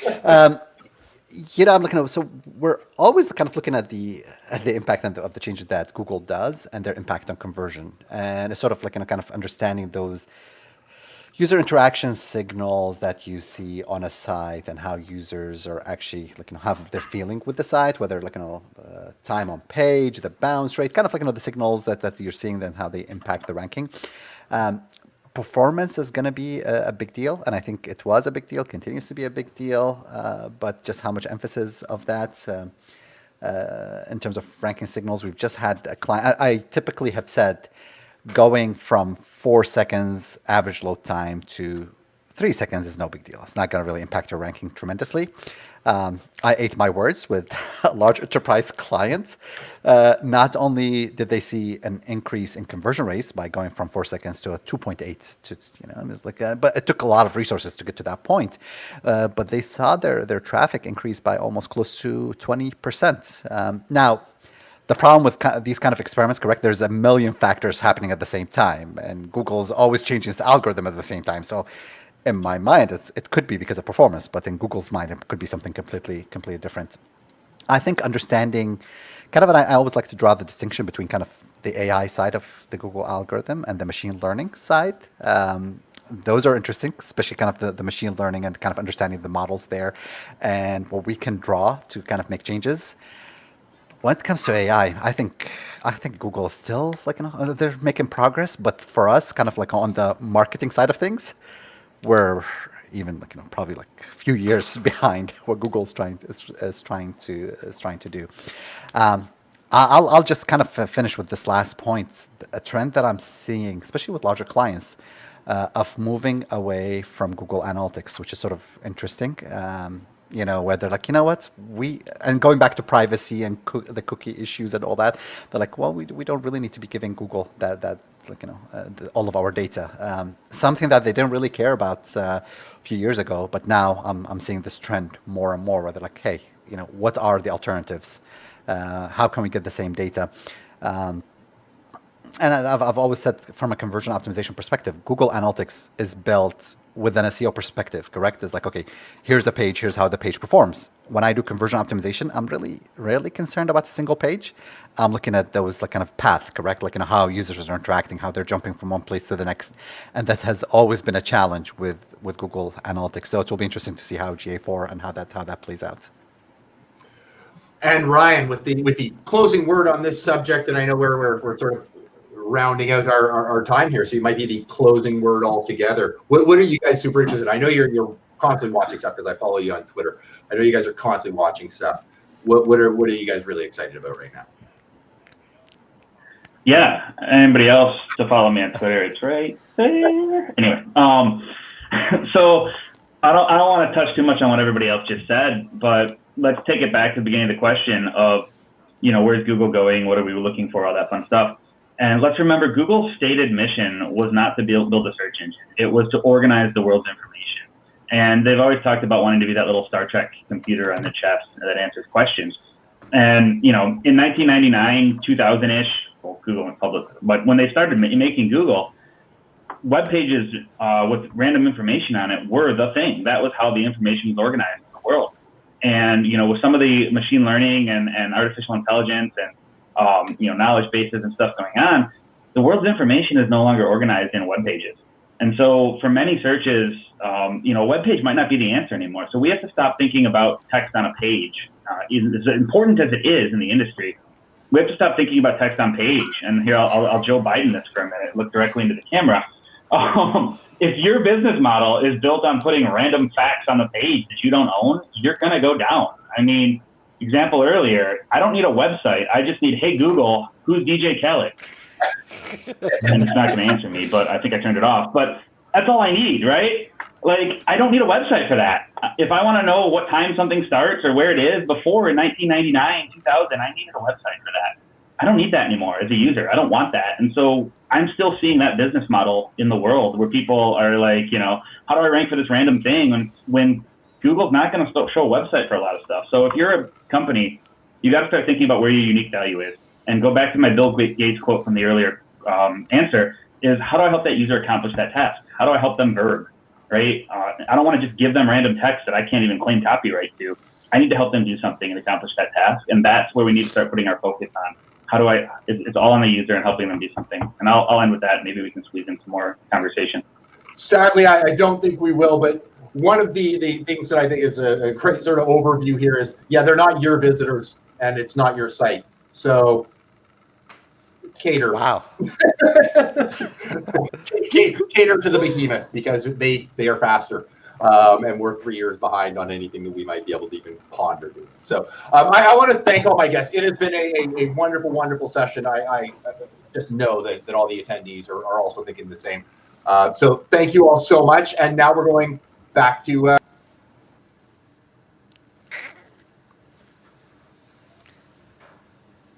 Sorry about that. I booted Dave right as he was introing me. We will be introducing a take two on Casey Markey. We'll be doing his video followed by a live Q&A.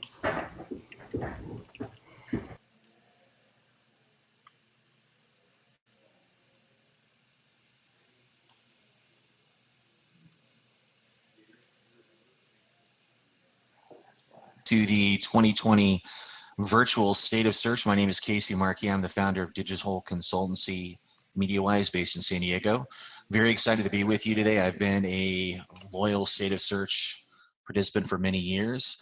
I'm going to be doing a presentation today called the Outlander Guide to Content Auditing, so just follow along with me and then I'll be back and we'll do a Q&A hopefully if we have some time left. So continuing here, this is again a little bit about me. You can follow along online at MediaWise with Twitter. You can drop me a note on Facebook, or you can send the occasional pork good or craft beer gift as well if you like the presentation at the end.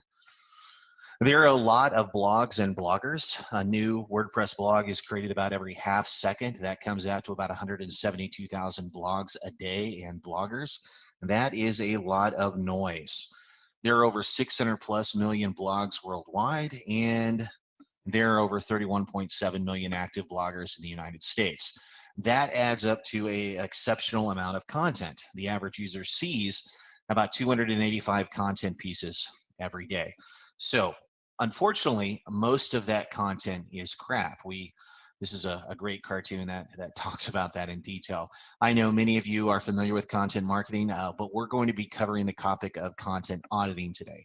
We necessarily want to be able to show what the best content looks for, what it looks like, how we can identify it, and in some cases, why removing poor content can help a site leap forward algorithmically. Now, when we're talking about content, we want to look back to the Panda algorithm, which was introduced in 2012. The old questions about improving after Panda are useful today because of their core. They're about improving content, not that they are Panda specific. Our algorithm is designed and gets improved to better reward good content, end quote. This is from Danny Sullivan, Google Liaison, responding to a question about what users should look for when they're surfacing highest meets needs content, especially in light with the increase in core web updates supposedly that have been happening over the last couple of years. And he says go back to Panda, and that's really what we're going to be doing today. There were 23 questions initially introduced way back in 2011 with regards to Panda, and these questions allow site owners like yourself to assess the quality of a page, and they're great. They involve things like, is this piece of content free of spelling errors? Does it ask and answer questions that the user is going to be interested in? If you want to step into Google's mindset, which is again the whole point here, the questions provide some guidance on what Google's looking to do when they say our goal is to surface highest meets needs content. And I provided a link here to that initial blog post and those questions, so definitely check those out if those are new to you. Well, let's talk about EAT, because I know a lot of you are familiar with that concept. You've heard it in the news. It seems to be everywhere these days. EAT stands for expertise, authoritativeness, and trustworthiness. And when we're talking about content, we're also talking about the experience and vetted authoritativeness of the creator of that content as well, the trustworthiness of the creator. We want to be able to trust the user whenever possible, and that goes hand in hand in the content a little bit. So definitely understanding what that is will help you. As I said, we're going to do a little Outlander theme today. For those of you who are not familiar with Outlander, it's a book series by Diana Gabaldon, and I have been forced to watch a lot of it with the missus while I am on house arrest or lockdown. So I figured that I would share that with you today. This is Claire and Jamie Fraser. They're married now. If you follow the books closely, you'll find that they have quite the journey, so to speak. And in this case, and we're talking about a little comical element of EAT and about how she's a doctor, but of course they're in the 18th century, so women as doctors are completely frowned upon. And Jamie's reminded her, last time you killed a guy by drilling a gaping hole in his head to relieve cranial pressure, and it's pretty funny when we talk about EAT. EAT can, in many cases, be how others respond to your content. Now, regardless of that, understanding EAT is great, but don't lose any sleep over it. Google has said repeatedly that they do not have an EAT score. These Google Quality Rater guidelines are really where they want the algorithms to go. They're as a check, so to speak, on what we want to see show up in the algorithms over and over again. Now, it's also been found out that over the last several months, especially with these updates, EAT is mostly about inbound links and citations. And unless you're a your money or your life site, this shouldn't be an overwhelming concern for the average blogger at all. Content is a good king, but not all of it. Here's another quote from Danny Sullivan. If you want a better idea of what we consider great content, read our raters guidelines. So type in Google Quality Rater guidelines into Google. There was just a recent update here in about the midpoint of October. That's the first update we've had in a while. Well worth your time to review those. I know it's a little dull reading. You can always do a search function. For example, I do a lot of work in the recipe niche. So clearly I would go in, I would type in recipes, and I would look at all the different places recipes is referenced in the Google Quality Rater guidelines. That's a very simple way to kind of qualify your time, make things a little bit more easier to digest, especially if you're niche focused like I am. The good old all you need is good content spill. I'm tired of your blethering. This is another character in Outlander. You can look him up at your convenience. But this is John Bell, spoiler. And this is just, again, when we talk about all you need is great content, I know that many of you have heard this over and over again. I know many of you have told this to your clients. And I wish it was that easy, but there's a lot more to it. And again, going back to the concept of EAT, many of you may know Marie Haynes, nice, well-known SEO based in Canada. She and I go way back. We've done a detailed review, a webinar here on SEMrush that covers understanding and optimizing for the Google Quality Rater guidelines. And we cover great examples of bad content and great examples of good content during this webinar, and it's well worth everyone's time to take a look at that. I provided a link here. Now, what does great content look like? I mentioned previously that my focus these days is on the food and lifestyle niche. I do a lot of work with recipe bloggers specifically. It is probably 90% of my business. I've audited literally thousands of food blogs and most of the top sites in the world. Everyone from, this is a good example. This is Recipe 10 Eats with Nagi. She's based in Australia. She gets around 12, 13 million visitors a month with regards to a food blog, which is pretty darn high. You can kind of see here at the top of what we're looking for when we're talking about great content. You see the breadcrumbs, the date stamps, the jump buttons so that users don't have to scroll down through large pieces of information or ads if they're in a hurry. We always want to tie all of our content to the author, so we have a linked byline. See the clear author. There has been a trend online, especially with designers, to remove sidebars. That's completely terrible advice. We could talk about that for an hour, but just understand with sidebars, especially for users, sidebars allow you to push EAT. They provide an ability for you to do a lot of internal linking. They actually show you and provide a way for you to use embeds and multiple call to actions so that you can build up email lists or push products, supposedly. There's a lot of reasons you would want to keep a sidebar. In many cases, also, when we remove sidebars, we're removing strong internal linking signals, which is always bad. A lot of people think, well, Casey, what about, you can't see a sidebar on mobile. Hey, the sidebar's still there. It's just at the bottom of the page. We haven't removed it, and therefore the links are still there. And even though we're at a mobile first index where Google is really using all mobile signals, I'm definitely against removing sidebars for many, many reasons. So what you did not see on this was ads. Ads above the fold on desktop should be discouraged completely, no value to having them. This also extends to mobile. We always want to focus on UX first always. Now, here's another example of where, when we're talking about content, we always want to have dates on our content. That's another highest means needs characteristic. Bloggers, again, many of them have been told for years, we don't want to put a date on your content because that would work against the evergreen nature of content. Most content is not evergreen, and that's a problem. We want to communicate that. Put a date on it. Google's clear that they want to see it. There's clear advantages. I recommend the use of both last updated and published dates whenever we can. Most content, again, is not eternally evergreen. Users in Google want up-to-date information, both usability and freshness, so we add published and last modified dates whenever we can. Now, here's a great example, especially in the recipe niche, again, that I work with, ingredient shots. This is an example of where bloggers have started to include labeled photos of the ingredients into these posts, and this is a very highest meets needs approach. This is great. It allows users to communicate. I call it the toddlers and drunk adults approach to content marketing, where our goal is to dumb down everything as much as we can, so that if someone is going through the store and they're looking for a recipe on their phone, they can just look at the photos and say, hey, I'm just going to pull out these ingredients as I'm walking down the hall here. And whenever we do focus groups, this is the kind of stuff that users just go crazy for. So definitely be understanding that usability first approach is the way to go. What we don't want to do is have the same photo over and over again. I know a lot of you on the call use stock photos. Well, as you can imagine, stock photos can be reprinted on many other sites over and over again, and I see that a lot. I've actually seen an increase of that, not only in the recipe and the lifestyle niche, but elsewhere as well, especially in the travel niche. Your goal is to make sure that you're using unique photos whenever possible. If we're actually putting a recipe post, for example, I do not need 6 photos of the cheesecake from different angles. What I might want to have, though, are detailed step-by-step process shots showing me how to make that cheesecake as when at all possible. So again, photography, very important, but when we talk about highest meets content and content auditing, photos are also something you'd want to take into consideration, making sure that they're all unique whenever possible. Quality content writing, we want to keep it simple, stupid. This is the KISS method for content writing. We want to write for users, not to a word count. We want to use subheadings, H2s, H3s, etc., especially for accessibility purposes when we're optimizing for those with possible disability. We have one H1 on a page, then we have H2s for the subheadings, and then very occasionally we might have H3s or H4s under those H2s.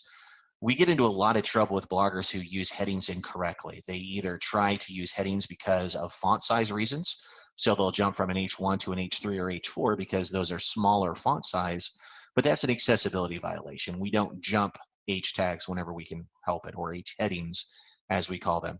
You would never have an H2 without an H1, and you would never have an H3 on a page unless it was preceded by an H2. Short 2 to 3 sentence paragraphs. We always want to show where we're going with the content. We want to show the user how to make something. We want to show the user the benefits of the content. We want to show the users why our opinion is the only opinion that matters. We want to use process shots. We want to use detailed photos that tell a story. We don't want to have the same photo all over again. And we want to dial the ads back. So if you're running ads on your site and you're running the recommended ads from your ad company, I can tell you right now without even looking at your site, that is too many ads. Never go with the recommended settings from your ad companies. Always go about 20% smaller at a minimum, and of course remove all above the fold ads as much as you can. We've seen situations where, especially lately as we're going into the holiday season, bloggers are pushing things like gum ads, which are image ads that go on the bottom of every image on the page. Those could be horrible for users, and it really inflates the number of ads you see on a page dramatically, which of course can kill your page speed and usability. Run less ads, make more money. That's always been helpful. Now, being relevant is no longer enough for blog posts or for content in general. We want to be useful. That's really the #1 ranking factor. I want you to start thinking about how I can be useful with my content to my users. Can I take a unique approach? Can I answer questions that the users are really looking for? Does my content tell a story? But is that story useful to meeting the needs of that visitor at that point in time?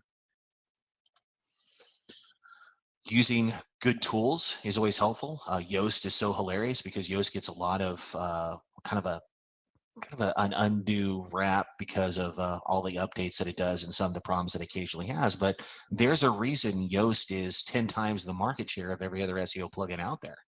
It does work well, and it has lots of really cool built-in features. One of them is an orphan content filter. You can see this here.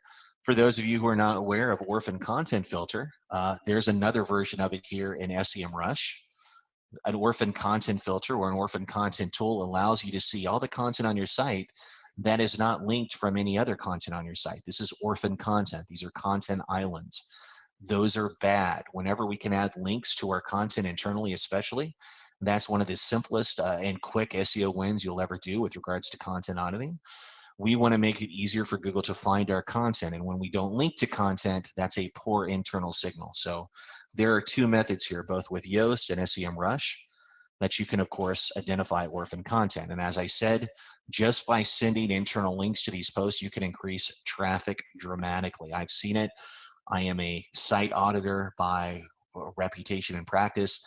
It's all I do, and in many cases, just sending some links into what we call barren content or this orphan content will cause that content to be revitalized very quickly. We just ping Google, they come back, they grab the links. Hey, lo and behold, we've got some improvement there. Now, we also want to redirect attachment URLs and purge them from index. For those of you who are not familiar with attachment URLs, they are files that are created on WordPress which contain nothing but links to the images, whether it's an image or a video file. There is nothing on these pages. They're literally the epitome of thin content. And if you do not set them up or redirect them, whether or not you're using Yoast or Rank Math or all-in-one SEO plugin, you will have problems by flooding Google with low quality content. This is an example of a sitemap that has the attachment files open. And in this case, there's 4 sitemaps there. Each of those sitemaps has 1,000 files in them. So do the math. There is 3,000 plus thin content image files being flooded in the index on this site. And the site came to me and said, I don't understand what's going on. It's like we have great content, but for something there's like a weight pulling us down. Well, here is the weight, because what they're doing is they're wasting their crawl budget. They're requiring Google to crawl all these low quality image files. If I was to put one of these posts into Google and do a site URL search on it, I would pull up all the images tied to the post. Those should never be visible in the search index. So we want to redirect that. So we use a plugin like this to purge them from the index called Yoast SEO Search Index Purge.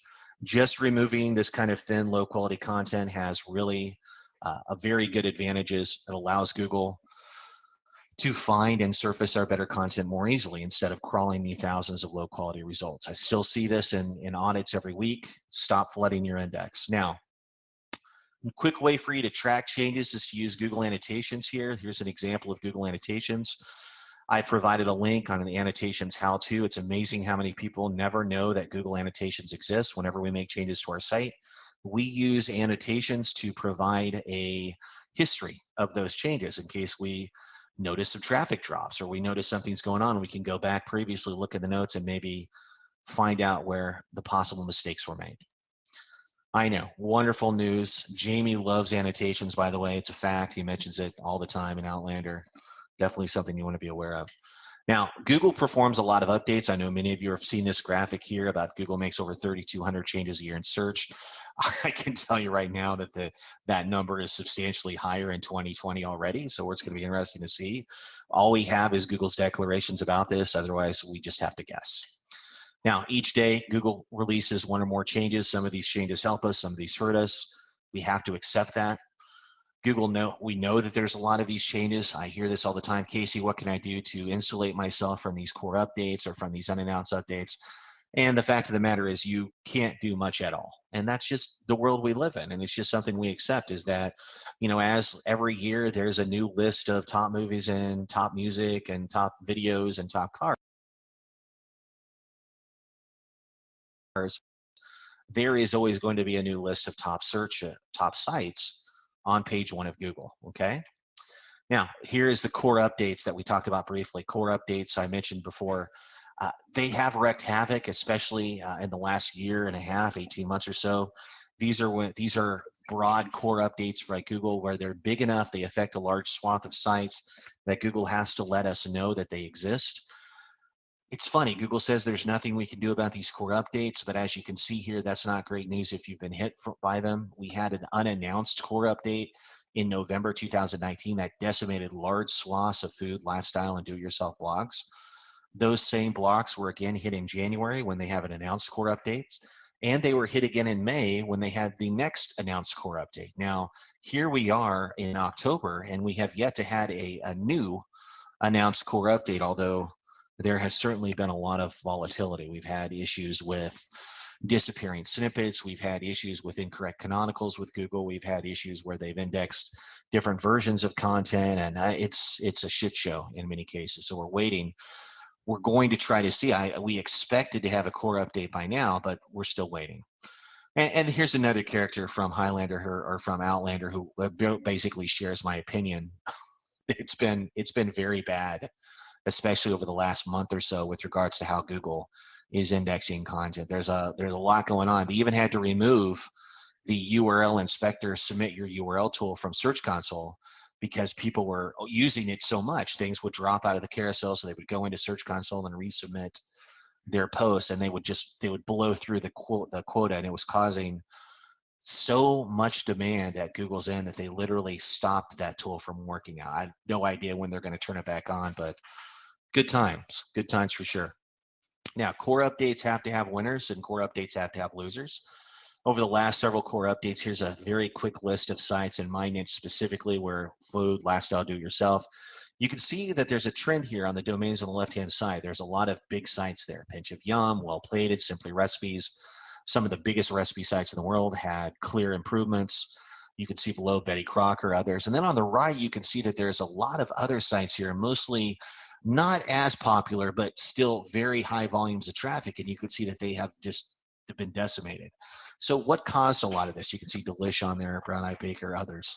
Well, here's some of the takeaways that we found, and we did a whole report on this. I worked very closely with the professionals over at Top Hat Rank, which is a search engine digital marketing firm based here in Southern California. You may be familiar with Arsen Rabinovich. You may be familiar with Ashley Segura. They're both principals over there, longtime friends of mine. Salt of the earth. We put together a lot of data. We found that known brands got a boost. Sites with domain authority of 50 plus had ranking improvements. Sites with linking domains of 2,000 plus. Page speed had little or no effect on improvements. Winners had strong EAT.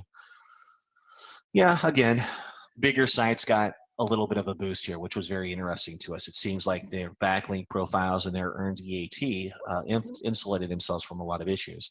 Here's what we found with the losers. Losers had lower average domain authority and backlink totals.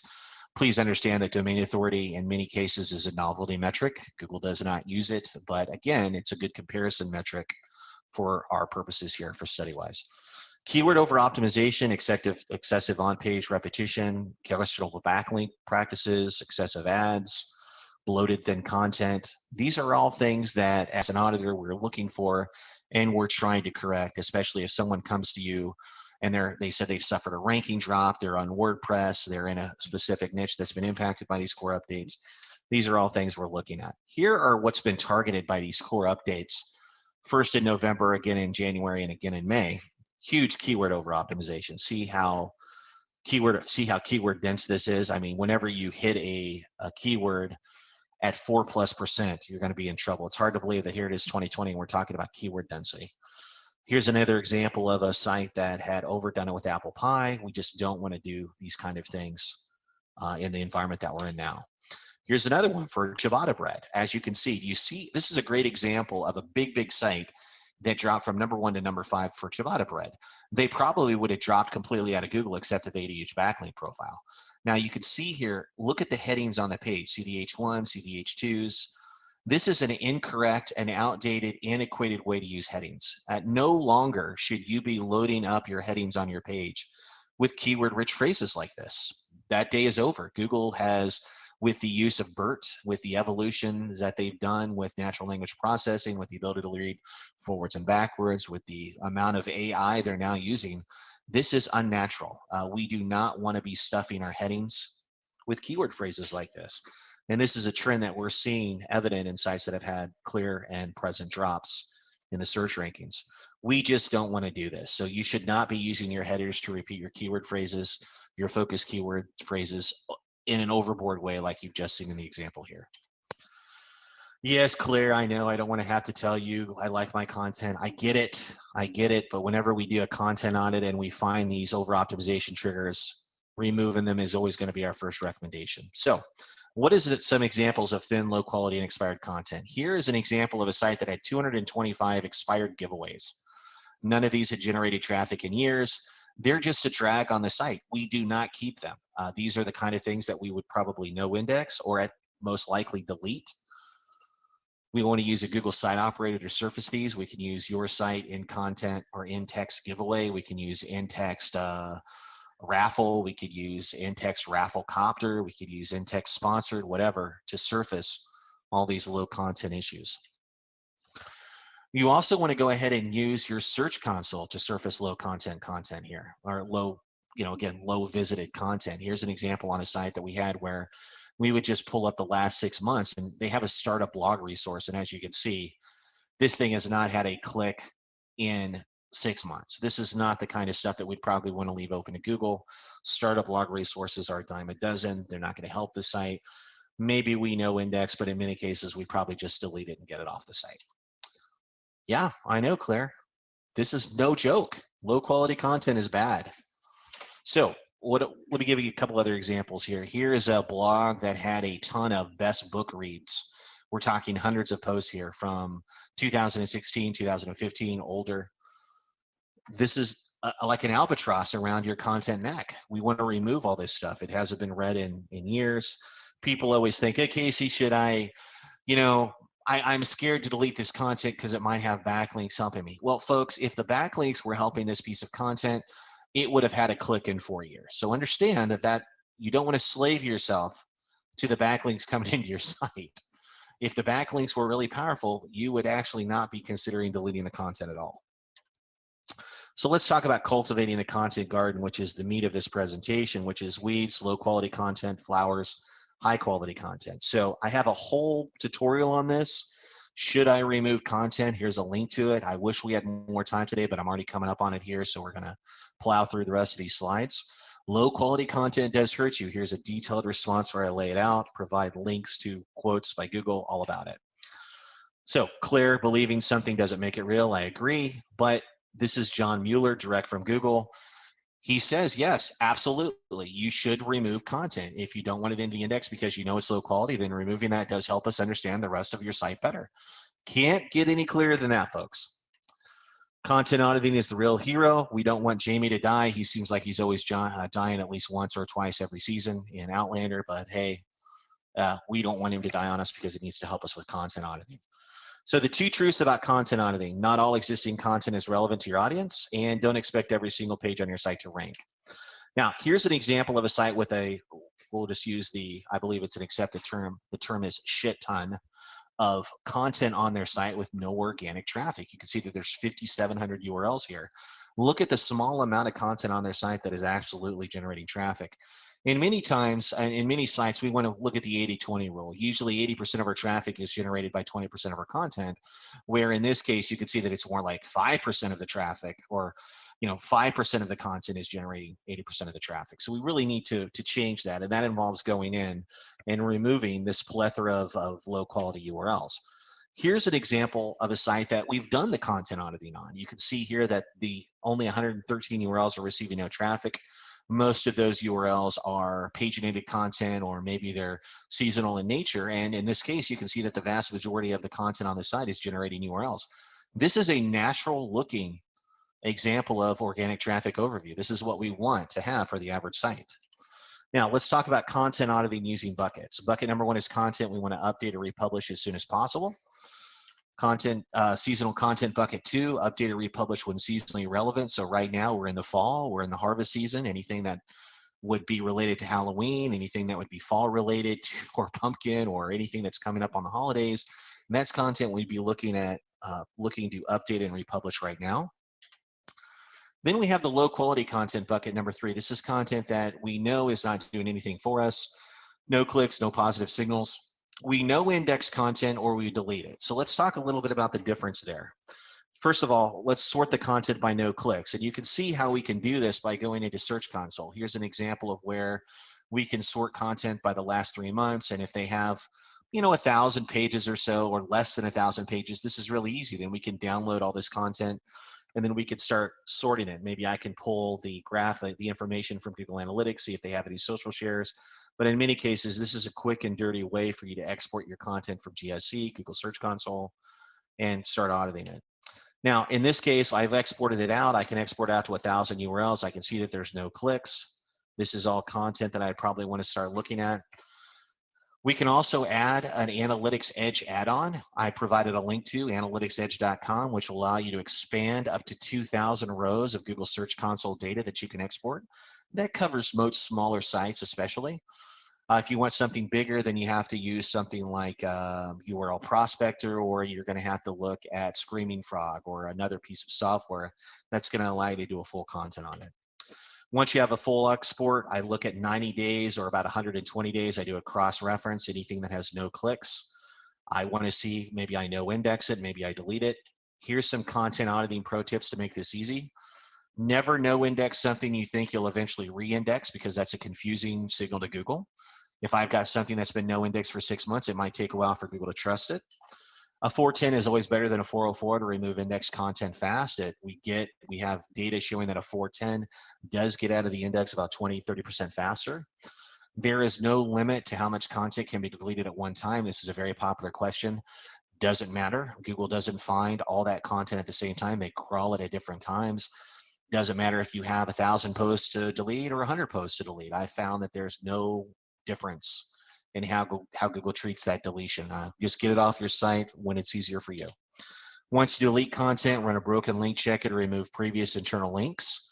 I recommend the broken link checker, the WordPress plugin. It works extremely well. It's been taken over. It's been fully enhanced. It's great. I have no issues. Or again, you could run something like Screaming Frog or another Sitebulb or some other piece of software you have. And finally, don't link to no index content. You waste internal link equity. When we delete something from our site, or when we no index something specifically and we're linking to it, we're basically sending that page rate down a black hole.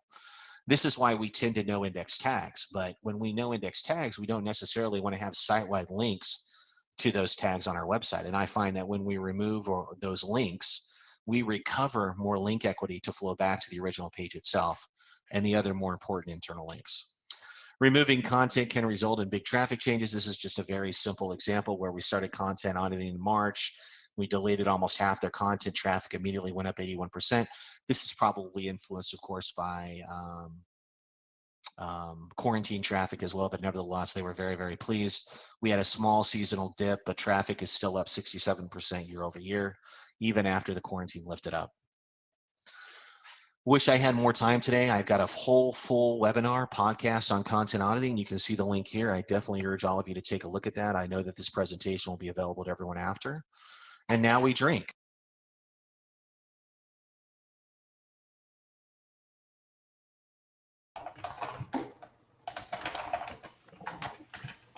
Thank you, Casey's great presentation. We did a lot of Q&A in the chat, and I know we're running up on time, but is there any last key takeaways that you have that you want everyone to? Yeah, just understand that more content is not better. We want to really talk about quality, not quantity. Whenever if you haven't had a chance to look at your content over the last year, 2 years, now's the time to do it. Concentrate on the seasonal content right now, especially for those of you on the call who are going into a busy time of the year. And if we can salvage content, we always want to, but don't be afraid to delete or no index, low performing content. It's freeing in many cases. So on that note, I wish you guys a very happy and safe 2020, and hopefully we'll do this in person in 2021. Thanks so much. Thank you, Casey. And one more time. You can find me on MediaWise, MEDIAWYSE.com. You can follow me on Twitter, again, at MediaWise. It should be on the bottom of every one of the slides in the deck, and I know that they'll be sharing that. We'll share that on the live channel as well. So, John, thanks so much for your time, everyone, and be safe out there. All right. Thank you, Casey. See you.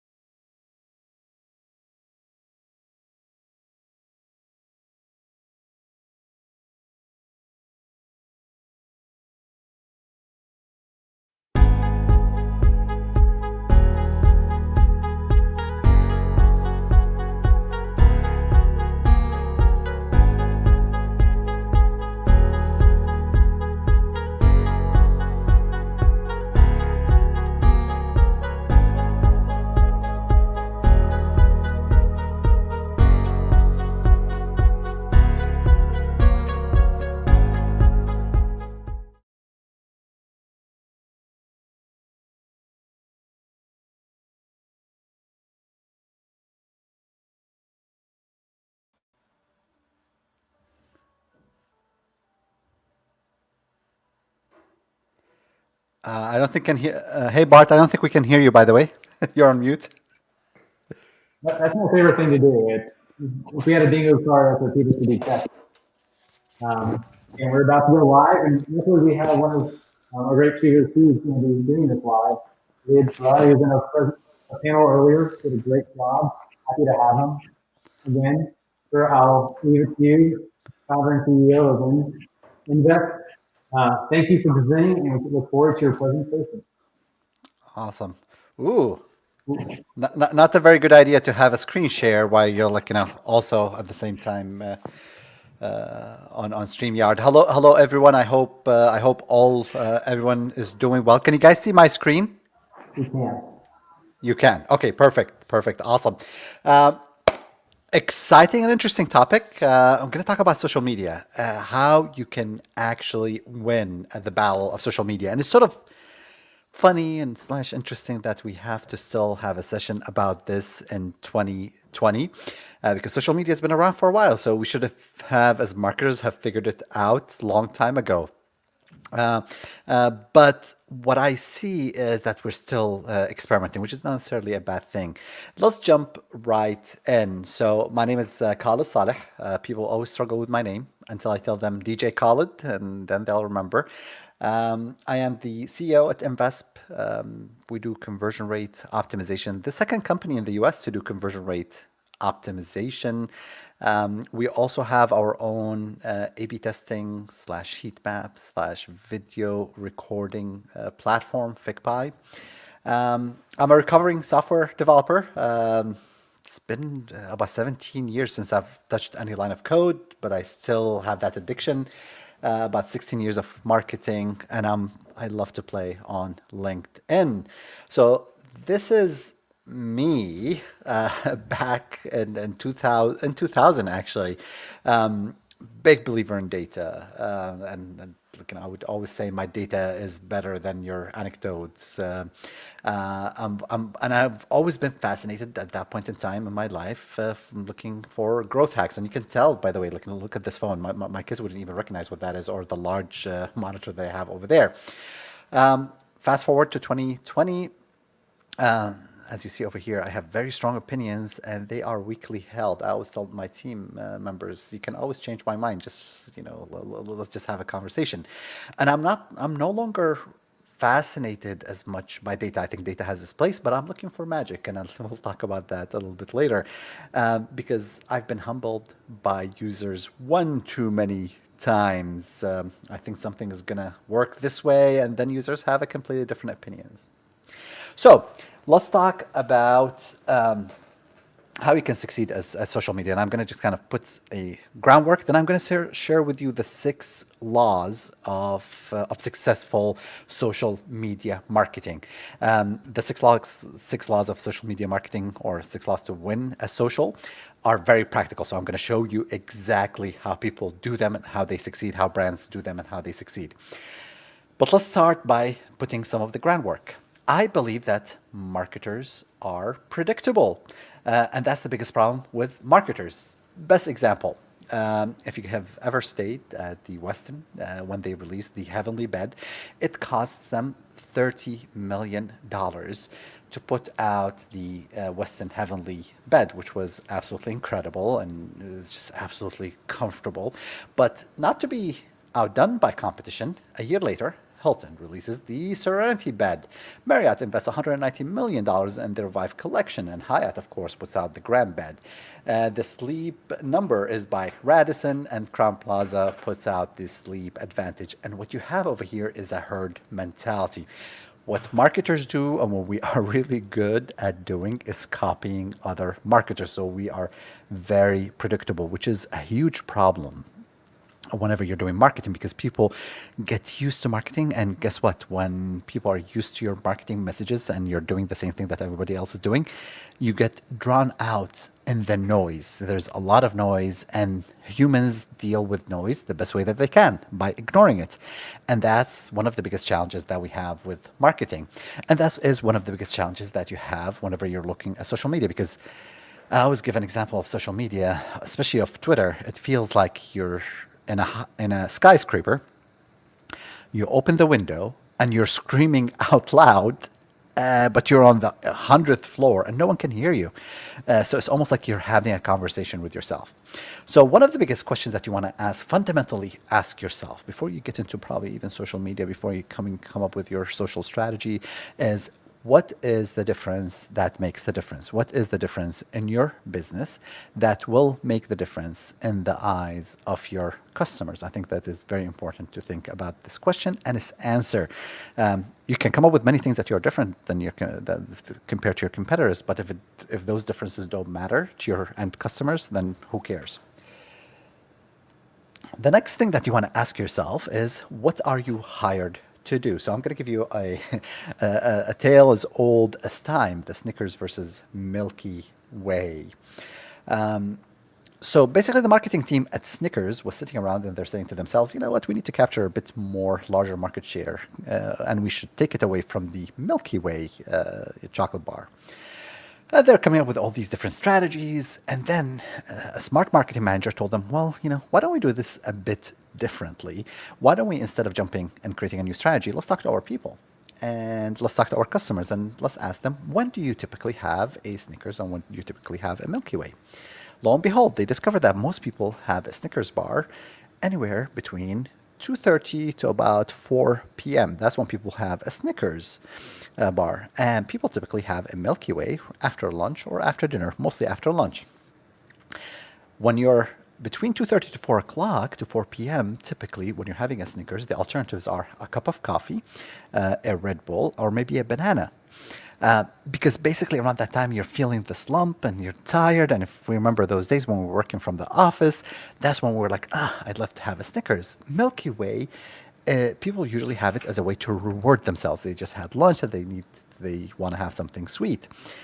The job that a Snickers bar is getting hired to do is completely different than the job that Milky Way bar is hired to do. And yes, it's a job.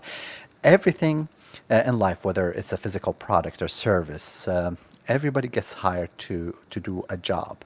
And that's where the jobs to be done theory was born. So, and we'll see how this ties into social media strategy in about 5 minutes. A friend in Detroit, Bob Mista, an absolutely amazing guy, was hired by a famous company called McDonald's to answer a simple question. How do you increase the sale of milkshakes? Sounds simple. So Bob, being a smart guy, goes ahead and interviews a whole bunch of customers and asks them, hey, how can we make you drink more milkshake? And people come up with different answers. We need something thicker, we need more flavors, we need different consistency. And no matter what they did, sales either remained flat or dropped a little bit. So Bob said to himself, you know what, we're going to do this a bit differently. He and his partner camp out outside of McDonald's restaurants for about a month, watching people come in and buy milkshakes. And they noticed that there are two different types of buyers. There's a buyer that comes in between 9 a.m. to 11 a.m. and it's typically an older gentleman, somebody who's going to work. And then they ask him, like, hey, why are you buying milkshake? And then they find out that those people basically have about 35 minutes to 45 minutes drive to work. They want something that they can slurp on that doesn't run out quickly. They want something that people wouldn't know what they were having because it's covered. And that the alternatives that they would have considered, maybe a bagel, maybe a banana, that is the morning milkshake buyer who was hiring basically a milkshake to be able to do that duty, that task for about 45 minutes. The afternoon milkshake buyer was completely different. Mom or dad coming with their kids between 4 to 6 p.m. to McDonald's, and they've been telling their kids, no, don't do this, don't watch TV, go ahead and do your homework, bossing their kids around, and now they're getting them a happy meal, and they're saying, you know what, it is time. I need to do something nice for my kids. I need to make sure that I can reward them. Let's go ahead and get a milkshake. Now, why is this important? People are saying, oh, milkshake. Okay, so a couple of things over here, a couple of lessons before we jump into the 6 laws of winning a social. Everybody gets hired to do a job, and the job has several aspects to it. There is the functional side of the job, and then there's the emotional and social side of the job. Lots of times, us as marketers, we focus on the functional aspect. Everybody knows the famous saying by Professor Levitz, no one buys a quarter-inch drill. Everybody buys quarter-inch hole, correct? But the reality of it, think about this. No one buys a drill. No one buys a hole. What we buy is other things. And we'll see an example from social media about those social and emotional aspects of buying a product. And if you are able to figure out the reasons why people buy your products, those make for amazing stories that you can share on social media. So let's jump in right now to the 6 laws to win at social. Here are my 6 laws. And actually, we have even a bonus law at the end. So people are on social to be social. Number 2, be consistent. Number 3, be human. Number 4, understand the social media buying cycle. Number 5, understand what to measure.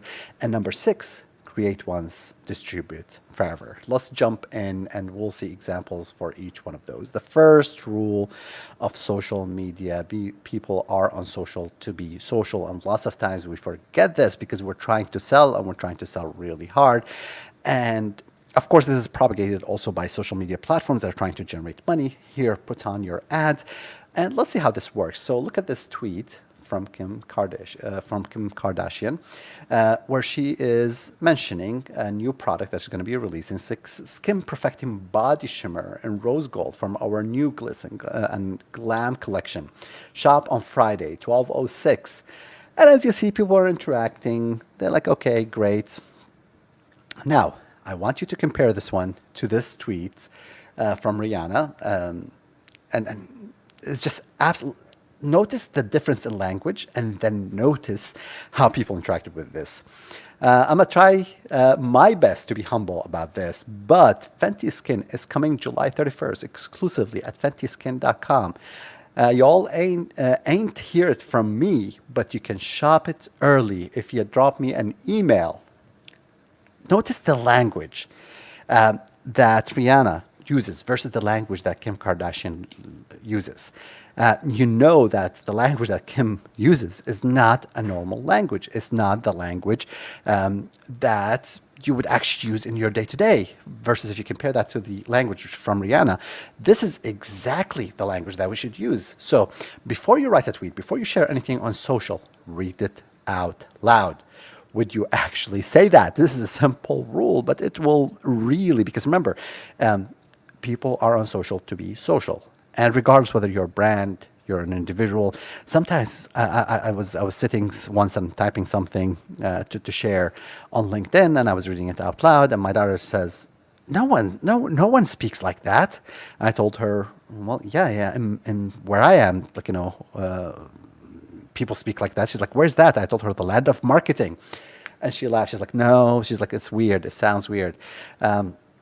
So always keep in mind that you want to ask yourself, and would you actually say that in real life? The other thing, if you guys watched the game yesterday, keep an eye on what's happening and use that for your brand. And it doesn't have to be about selling, because social media most of the time is about establishing brands. So if you watched the game yesterday, you know that Metcalf, and the amazing run that he had. And look at how fast, which if you're not familiar with the brand Fast, basically they allow you to do for your e-commerce to do quick, basically logging in and checking out and finishing the shopping experience. So they were actually smart to watch an NFL game, and right away, by the way, look at this, and I think they posted at 9:57 p.m. So as the clip happened, right away, they used it. Something else that comes from Fast, and I love how they do their social media because they're very successful at it. They have a hoodie. Okay, no big deal. So they're and they use their customers and the customers wearing the hoodie to actually strengthen their brand. So it starts here. But then they say, hey, we're building Fast for you, but also for your parents, grandparents, aunts, and uncles. Okay, so now, they're sharing it. Again, something else that they do is as they're sending it to their customers and their customers love it, then they start sharing those videos on TikTok. Great. But that's not where they stop. Anyone have Nick Cage address? Apparently, we need to send him a pink Fast hoodie. You see how they're able to use social media in a powerful, and it's almost like you're hanging out with somebody who is cool, somebody who doesn't have the reservations that we feel that we have to have in social media. Final tip over here, final example over here. Get instant access to our exclusive recipe guide for 2020. No one uses that. How about a much better headline that is very powerful? Want to learn how to make burgers as tasty as this one? Plus 20 more dishes. Send me the recipes. You see the difference between the two, how one of them, this is what I call marketing speak, and this is how normal human speak. This is a conversation you will be having with your with your friend. This is a conversation. This is not even a conversation. This is a market wrote this message. And I notice also over here, no thanks, I don't like free stuff, versus like, let's just remove that because that just sounds silly. Remember that marketing is about understanding people. Social is about understanding and dealing with people, correct? So it takes marketing to the next level, as it's marketing on steroids. Number two, the second law when it comes to succeeding and winning a social media, be consistent. I know lots of people love to automate things. Let's find the next hack. Let's find something really quick so we can move on to the next task. There are some rules that I've learned the hard way. Social media is not automated. The more automation you do, you lose the spirit of social media. Social media is not a job for an intern, correct? So social media needs to be thought of because it really is the face of your brand to your final customers, and it's not merely just random posts that people are doing, but rather should be really conducted through a well thought of strategy.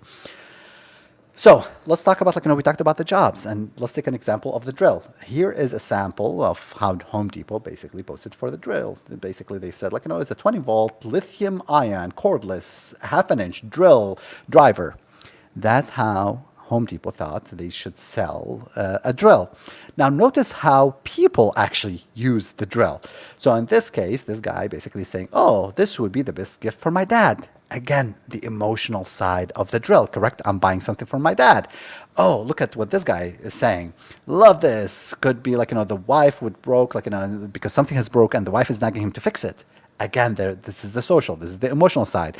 Oh, look at the third reason why they're buying a drill, because they want to hang the beautiful art. This is how people use the product, correct? The social, emotional aspects. That works, that sells, that is social.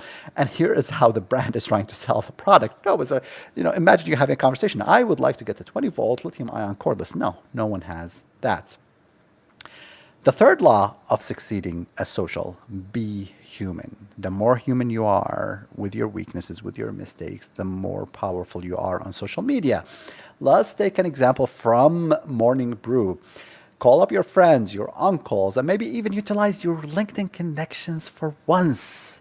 This is very powerful, correct? If you get 5 referrals by the end of the week, you get these comfy joggers. Don't put this off. Win your joggers today. Again, notice the language. They are very comfortable using it. Call your friends, your uncles, maybe even utilize your LinkedIn profile. Very powerful language. Here is another example of using social media very powerfully. So you have here is Baremetrics. They have a strong social media presence, and guess what do? They use it in a very human way. How? They are actually messaging their customers and asking them, any company news we can tweet about for you. They're not tweeting about themselves, correct? They're asking their customers, do you have something going on in your business that we can tweet about? We are sharing more stuff from our customers. That is being very human. That is kind of the anti-marketing, correct? When they do that, they get a lot of shares. And look, another example from Wendy's, which I think is very powerful. Y'all keep asking, so here is your chance. The people in charge say, if you guys can get our tweet, this one right here, to 2 million likes, they will bring spicy chicken nuggets back. Let's freaking do this. This is classic, powerful social media, guys. Notice grammar's broke, and this is also very powerful. This is how you would have a conversation with your friend, and it just got retweeted again and again. 2 million likes, very powerful, because they were normal, correct? Because they were very human. They got that huge interaction. Number 4, understand the social media buying cycle. And I think this is very important because lots of times people, whether they're in B2B or B2C, they try and do social media, but then they're really they're always looking for instant gratification. That's how we're built nowadays, unfortunately. We want to do something and we want to see the results really quickly. Of course, this is further exacerbated by the fact that we have paid media, so you expect to get results really quickly. Now, one thing that we tell our clients, and any company that works in social media, if you're doing B2C, then social media return should be, and this is on organic, not on paid, should be anywhere between 2 to 3 months. For B2B brands, it might take 4 to 6 months. So this is very important that you understand those cycles. Now, if you say that the return is going to take a while to achieve, then the question is, you need to understand, what can you measure? Remember that not everything is measurable on social media. I know we live in an age where we love to measure everything, and we are a conversion optimization company, so go figure. We will measure the heck out of anything that you can give us. But remember that one of the most powerful areas in social media is that helps you build your brand. And brand building activities are a bit difficult to measure. Now, that doesn't mean that you should ignore it and you just randomly do things because you don't know whether you're on the right track or not. And that's why I think, vanity metrics are important because they help you get feedback. Now, lots of times people say, really? Retweets and likes, and those don't translate into money in the bank. And I know all of that. But where they are important, they start, as long as you're targeting your message to the right audience, they start telling you that you are doing the right thing. And I'll give an example from my own personal account. So I've joined LinkedIn back in 2007. So 2007, but really I never paid close attention. And every once in a while, I would have somebody from my office goes in and we'll copy a few things and post on LinkedIn. And I'm like, oh, this is useless because nothing. What's the ROI on social? In 2020, beginning of 2020, I decided, I'm going to focus on LinkedIn, and it's something that's going to help me build my own brand. So let me go ahead and do that. And as I figured out the platform and the kinks of the platform and how to use the platform, we start seeing engagement, and we must have generated millions of dollars as a result of LinkedIn, of people actually reaching out to us. I don't believe you should be ever trying to spam people or anything like that. Same thing happened with a client of ours where they said, you know what, Facebook is not working out for us. We don't want to pay. And we figured out that okay, well, here's a way where you actually people can engage with you. And they saw their conversion rates increase from 0.4 to 0.8 with no real changes on the website. The most important question that you want to ask yourself, are you the top brand people think of when they want to fill a particular job? If somebody, let's say you sell dog crates, are you the top brand that people think of, or are they thinking of other brand? Let's say you are a marketing consulting company. Are you the company that people think of when they think about okay, well, I need to hire a marketing consulting company? Regardless of what you are, you want to be that one of the top brands, if not the top brand. Law number 6, create once, distribute forever. Marketers struggle with this because lots of times we love to create things, and this I think also happens as a result of content marketing, because we put lots of content out there, and just you write one article and you put it out and then you move on. But the reality of it is that you need to rethink your content distribution. And this is where social media becomes really very powerful. But what happens lots of times is people create some piece of content and they take a link to it and then they drop it on social media, on Facebook, on Twitter, on Instagram, on LinkedIn. And then they wonder why this is not happening. As a matter of fact, lots of times when you do that, people get annoyed because no one is there to click on your links. They're there to be social. Remember rule number 1. So what we want to do is we want to stand out. So we need to be able to use the right format for the right channel. So if I've written an article, what I would do on Facebook, I wouldn't share the article. As a matter of fact, what I do is I will pick 3, 4, 5 different pieces from that article that are interesting that I would be sharing, maybe images. I would create maybe threaded tweets from the article. I would share maybe the full article on Reddit. On YouTube, I would actually take the articles and record different videos. So you need to think about the different platforms. What is the best format for those platforms, and share again and again and again. Now, here's the bonus law, and I'm going to finish with this. Don't be grumpy. Social media is there for people to interact with you. My brother-in-law is an influencer in his own right, and he's a foodie, and he always orders. I mean, we're stuck in COVID, and he's constantly ordering things. So he orders this ice cream from a company called 1900 Ice Cream. Ooh. And this is how it was delivered, and he sends them an email, please, please send me a refund. This is disgusting. Now, notice the response that they have. No need to be rude, Amr. This was not our fault. Not sure whose fault is it, but okay, please don't order from us again. We don't want cranky customers like you. And he has a following, and my wife has a following. And when they tweeted about it, 1900 Ice Cream decided that, well, you know what, we're just going to go ahead and block them. Not the best way to deal with a customer. Now, compare that to Nick Kokonis, who basically runs Alinea, which is one of the most amazing restaurants in Chicago, if you've ever been to Chicago. And my wife was messaging them, asking them, hey, do you have food catered, for, if you're Muslim or Jewish, basically kosher food or halal food? And they didn't. And look at Nick Kokonis, where he basically comes out, and the guy is a multi-millionaire, comes out and responds to her in a nice way. Ordinarily, we accommodate halal, kosher, and almost every dietary restriction. However, Alinea is not open now. Instead, we are trying to stay alive by doing pop-up as space with much smaller kitchens. Very beautiful response. So don't be grumpy. Understand that people are watching you very carefully, watching what you do.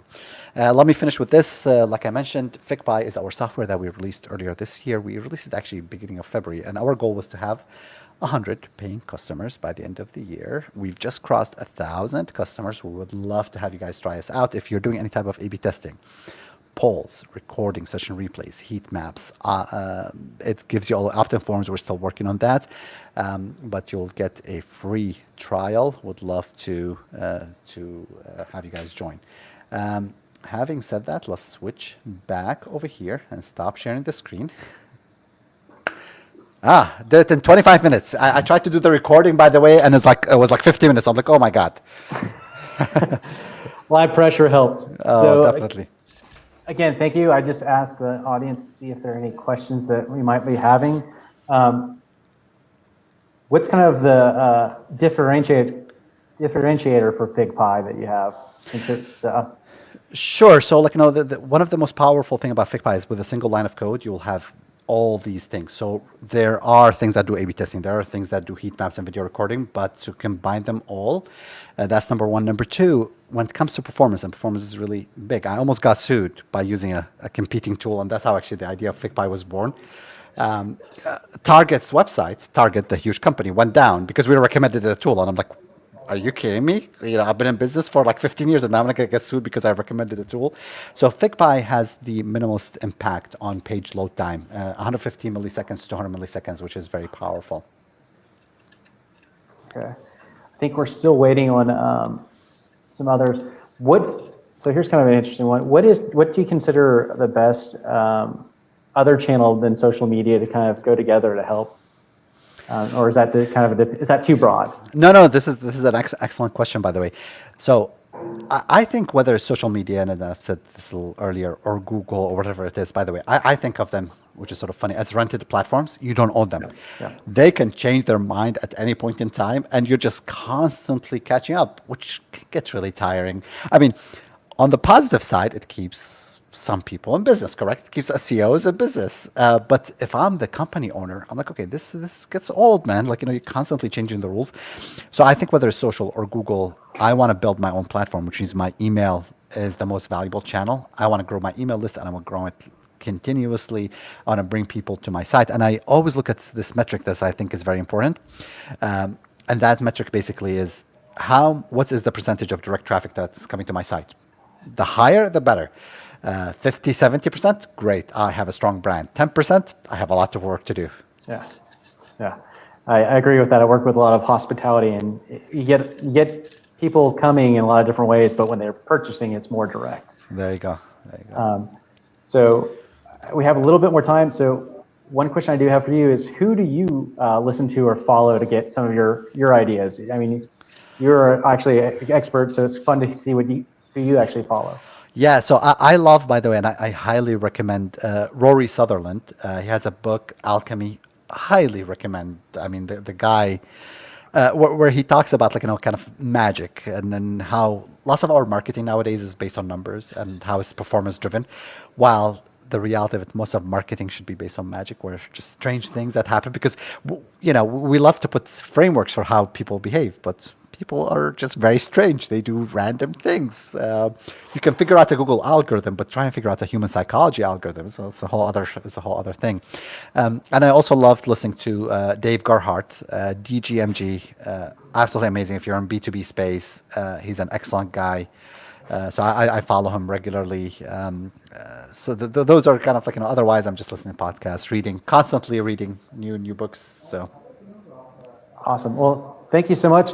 I believe are you still up for doing your site review at 4:15? I will be. I'll be ready for it as well, because I'm looking forward to it. All right, we sent you the link. So again, if you have direct questions you want to ask Khalid, he's going to be there at site review. It's going to be through Zoom at 4:15 p.m. Central Standard Time. Thank you so much. Your presentation was awesome. A lot of great notes, and we will pull this down from the stream and have it live on our LMS. So again, thank you. And thank you. We'll get you that 25-minute presentation as well.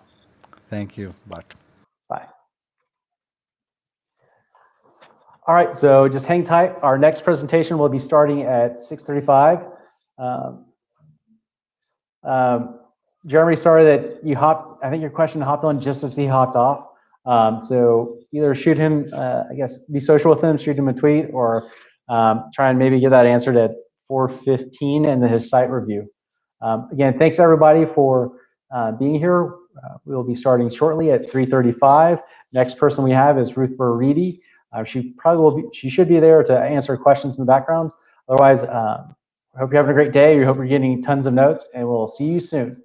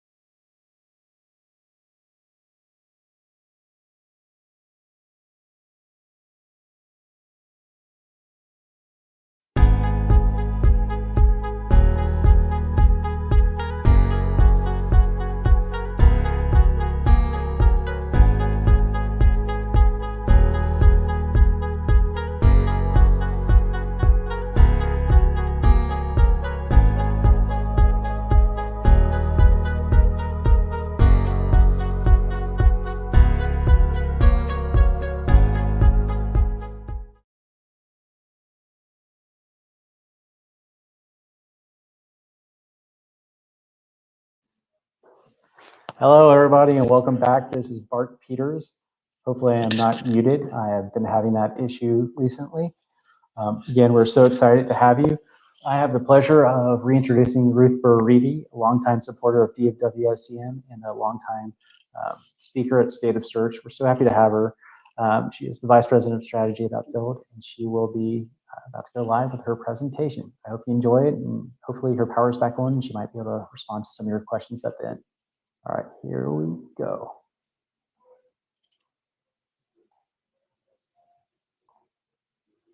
Using Google Tag Manager.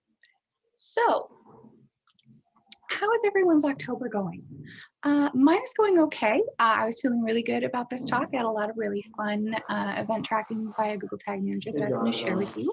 And then about 2 weeks ago, Google launched GA4 analytics on October 14th, which is cool in many ways. However, it has changed some of the things that I was going to talk about in this talk for a few different reasons. The main one being that event tracking in GA4 is fundamentally different than how it was in Universal Analytics. Specifically, GA4 events no longer have category, action, and label. Instead, they have either built-in or custom parameters. And there are some other differences to event tracking that are going to impact some of the tracking philosophy that underpins what I'm going to talk about today. However, most of what I'm going to talk about today is useful in either Universal Analytics or GA4. But just an FYI, I'm going to try to cover most as best I can to do both. So let's dive right in. Now, I'm going to assume that if you are viewing this presentation, that you already are somewhat familiar with Google Tag Manager.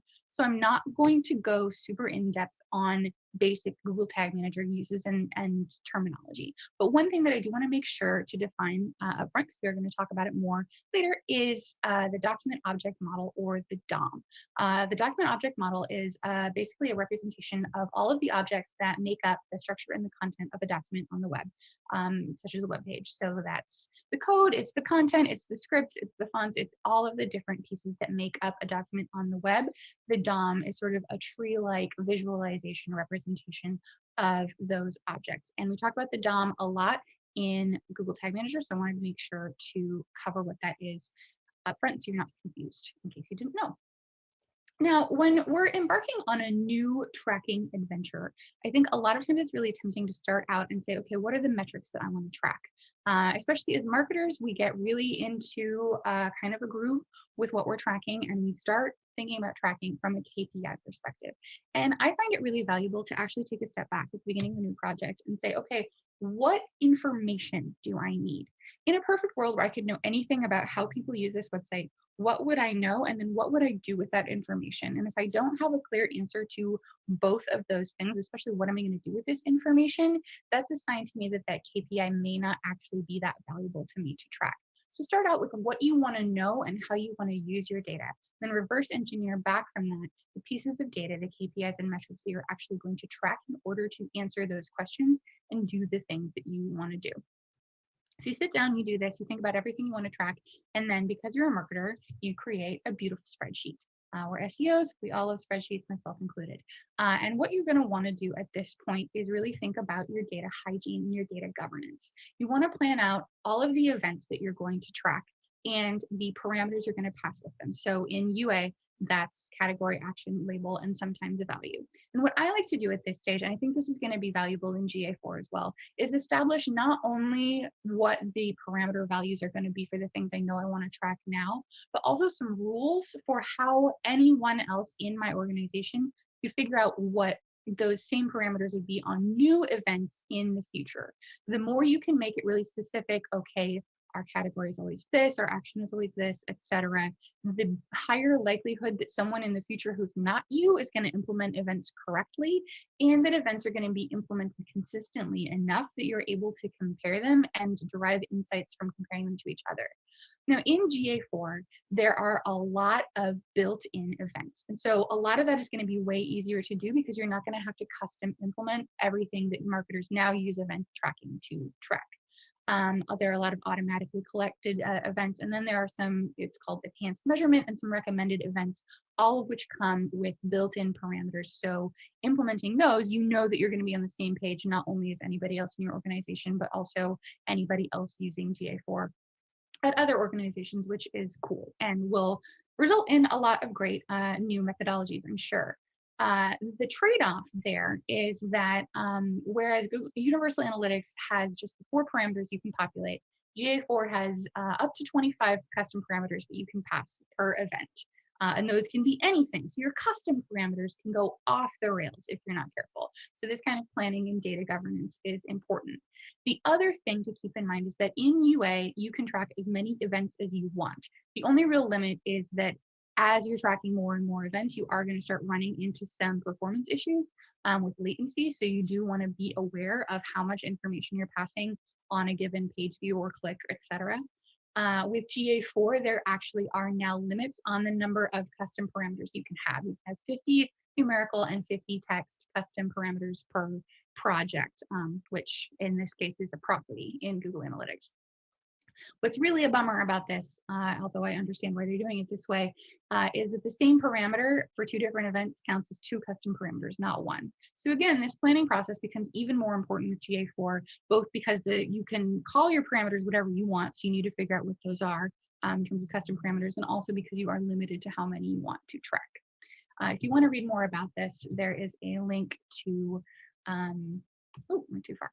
There is a link to a Google developer blog post on implementing your existing UA events as GA4 events.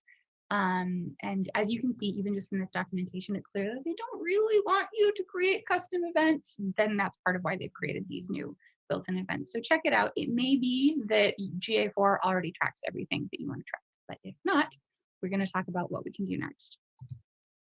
Speaking of features that come standard on all models, a lot of event tracking is something that you can do in GTM without hacking. And I think a lot of marketers are still really underutilizing the out-of-the-box functionality of GTM. If you are going to be using GTM to deploy a lot of events, I do recommend looking into server-side tagging for GTM. I'm not going to go into that today, but I've linked here to an explainer from Cardinal Path on what that is and why you might want to do it. It will help mitigate some of those performance issues that come with tracking a lot of stuff. To me, the beauty of Google Tag Manager when it first launched was that before Google Tag Manager, in order to do event tracking in GA, you had to hard code it. And that meant getting developers involved. It meant event tracking was hard to implement and hard to change.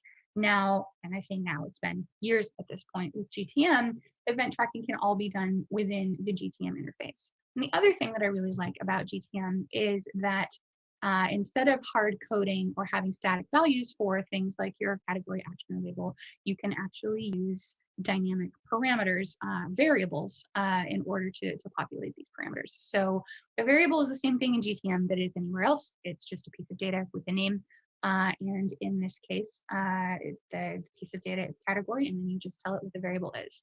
The same thing is true in GA4. So variables are still useful. You can actually go in now if you're using GTM and look at the GA4 event setup, and you can see once again, you can use variables both for your event name and your event parameters. Because parameters in GA4 can be anything, the custom parameters, you do have to take one extra step with GA4 that you didn't with Universal Analytics, which is to enable custom parameters in Google Analytics as well as in GTM, and tell them, among other things, is this text or number, which will indicate the kind of reporting that you can do with it. But other than that, you can still dynamically populate those variables in GTM, which is great. Like I said, GA4 comes with a bunch of built-in events and a bunch of other extra events that you can just implement, so check that out. Google Tag Manager also comes with a ton of built-in variables, many of which are things that you might want to capture as an event parameter. And again, I see a lot of marketers really, really underutilizing the wealth of existing variables available in GTM. So if you haven't looked at it lately, take a look at the things that you can track in GTM and see if what you want to track is already something that you can just do. Another thing that I see people really underutilizing in GTM is regular expressions. You can regex the crap out of a GTM trigger or a tag And a lot of people aren't doing this. And using regular expressions gives you a lot more granularity, a lot more flexibility, a lot more options in GTM the same way it does anywhere. A word of caution when you are bringing things into Google Analytics anytime, especially with some of the methods that we're going to be talking about today. Watch out for personally identifiable information, PII, names, email addresses, phone numbers, even things like titles and company names count as PII. You should not pass this into Google Analytics. Depending on where you live, it might be illegal. It's also morally wrong. If you don't care about either of those two things, you should know that if Google Analytics finds PII in your analytics property, they may delete the whole thing and your data will be gone and you will be very sad. So if you don't care about legality or morality, care about the fact that you might lose your data. So built-in functionality can already get us pretty far, but we're marketers and we like to have fun and we like to soup things up and use things in ways that they may not have been intended to use. And so let's talk about some of the things we can do. The thing to remember about Google Tag Manager is that yes, it is a tag management system, and a lot of people just use it for that. They're just using it to implement their, tracking pixels and third-party tools and things like that. But GTM is also a really easy way to inject JavaScript onto a page or into a website. And that it really increases the amount of things we can track. You can do a lot of things with GTM and its custom HTML and JavaScript capabilities, but today we're going to focus mostly on tracking. One of the things that you can do that makes GTM so useful is you can push things into a data layer. For those of you who don't know what a data layer is, you can think of a website. There's the experience layer. That's everything that a user might interact with. It's the content, it's the pictures, it's the links, it's anything they can click on. That's what they experience. And that experience layer is driven by the application layer. That's our database, it's our CSS. It's all of the information that doesn't need to appear on the page in order for the user to have a good time, but does need to be underneath in order for the website to function. In between those two, we can insert a layer called the data layer, where we can push information from the application or the experience layer, depending on user actions or website events, such as a page load or a DOM load, and then take that information out and do things with it. The way that I like to explain a data layer to lay people is it's like a pocket. You can put anything in a pocket at any time. So as a user walks around the site, you can put stuff in their pocket. The user can't see it because it's in their pocket, but you can pull things out of your pocket and use them at any time. So think of your data layer as your data pocket. Put stuff in and pull it out and use it. Your website may or may not already have a data layer on it. It is something you can put on your website if you don't already have one. However, most Google Tag Manager implementation plugins have some kind of data layer implementation option as well. So at Upbuild, we tend to use this one. It's called Google Tag Manager for WordPress. It does what it says on the tin. And in addition to implementing GTM pretty well, it also has an option for you to implement a data layer too. So you can do that via plugin. You may not need to get a developer involved. And the basic anatomy of a data layer push is you say data layer.push. Then you push in an event and you push in variables and what those variables values might be.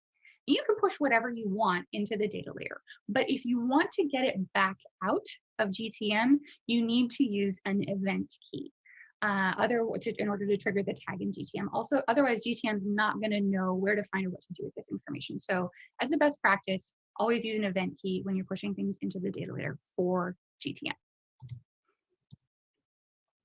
And now what we can do with GTM is we can populate those custom variables with just about anything. And in order to find the information that we want to track, the first thing we need to find is that piece of information's unique selector. So this is an example. This is the top nav for the Upbuild website. And it is the only thing on this page I know that has it's an unordered list that has the ID of menu, main menu. So I can use that selector in order to track either the load of or interactions with that list. However, sometimes CSS is not specific enough. So here you can see we've got two different buttons on the Upbuild homepage. Both of them have a class of button large. If I want to track clicks on one and not the other, tracking it by CSS class will not work. If you're using jQuery, I like to use jQuery alongside GTM for a lot of stuff. Many websites are built with jQuery. If they're not, you can actually use GTM to inject it. But if you are using jQuery, you can use a browser extension called jQuery Unique Selector, which will help you find a unique selector. And a lot of times you will need to use some kind of plugin in order to find a selector. And sometimes those can get really specific and kind of gnarly. So as you can see, this is the selector for just the homepage on upbuild.io. Or sorry, just the contact us button on the homepage. And it is a little bit gnarly. It's got hat tags, it's got carrots, it's got parentheses, it's got all kinds of things in it. It's very, very specific. So play around until you can find the unique selector of exactly what you want to track. Because the truth is, anything with a unique selector can be tracked using Google Tag Manager. Either you can pull that information out into a variable and name the variable something. And then anytime that, once you set up this custom JavaScript variable, anytime Google Tag Manager finds that piece of information on the page, they will say, okay, here's that variable and here's its value. You can then use that for whatever you need to use. If you're using jQuery, or there are other ways to do this. I'm going to talk about jQuery today. You can also track interactions with things with unique selectors in the DOM. Interactions or jQuery event handlers are things like click, also things like form submit or hover or change. There are a bunch of different ones, so you can look them up. But using a combination of GTM, custom JavaScript, and jQuery, you can track interactions on just about any element of your site with a unique selector that can be interacted with. And the way that historically I've been using this that isn't really as valuable anymore, but we're going to talk about it today, is tracking clicks, so tracking the click stream. So here's an example. I start out my script, I say, okay, let's look at the main menu. And for each of the links in that menu, when someone clicks on it, we're going to push a KPI event into the data layer. We've got our custom variables for category, action, and label. Some of those have static values. Some of them I'm actually grabbing the text of the link dynamically and populating the variable with that. And then I close up all of my tags. And so what I've done is I've pushed a KPI event, I pushed a Google Analytics event into the data layer. At this point, I haven't actually tracked anything because you can't just push things into the data layer, you have to get them back out in order to track them. So to do that, we have to do a few extra steps. One, we have to set up our variable in GTM so that it knows what to look for. So we have to do that for each of our custom variables that we're pushing into GTM. Again, with GA4, there's the extra step where you also have to register that in GA. Then we have to set up a trigger, so it looks for that custom event and knows when to fire. And then we set up a second tag. So there are two tags now, one to push it in, one to get it back out. This tag is just a classic event tracking tag. And we just say, okay, look for these variables and populate this GA event with those variables and push it into GA. And that is how we're actually taking that information out of the data layer and tracking it. Now, the main way that I have historically been using this particular methodology is for clickstream tracking, which is awesome, except that now in GA4, clickstream tracking is automatically included, which is also awesome. However, it does mean that this presentation is less useful if you're going right to GA4. If you want clickstream tracking, this is a great way to do it. There are a lot of other things that you can do with custom JavaScript variables in GA4 or Universal Analytics besides click tracking, though. You can use that same methodology, those same custom JavaScript variables to populate custom parameters in either analytics instance. So let's talk about some other things that you can do with that.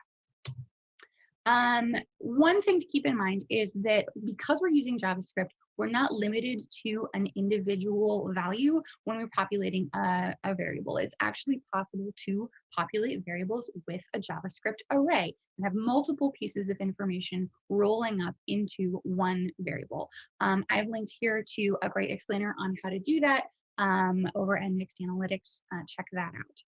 But there are a lot of different uses that an array can have as a variable. One of my favorite is using that change handler in jQuery to look at what form fields different users click on a form before they abandon the page. So this is an event that we fire only if somebody starts filling out a form and then leaves the page without completing it. At that point, so we're pushing the data into the data layer as they're filling out the form. If they don't complete it and abandon, we then fire an event that pushes in and tells us, you can see we're not passing the information they entered, because that would be PII, but the fields that they interacted with, so we can start to get a sense of what fields are putting people off.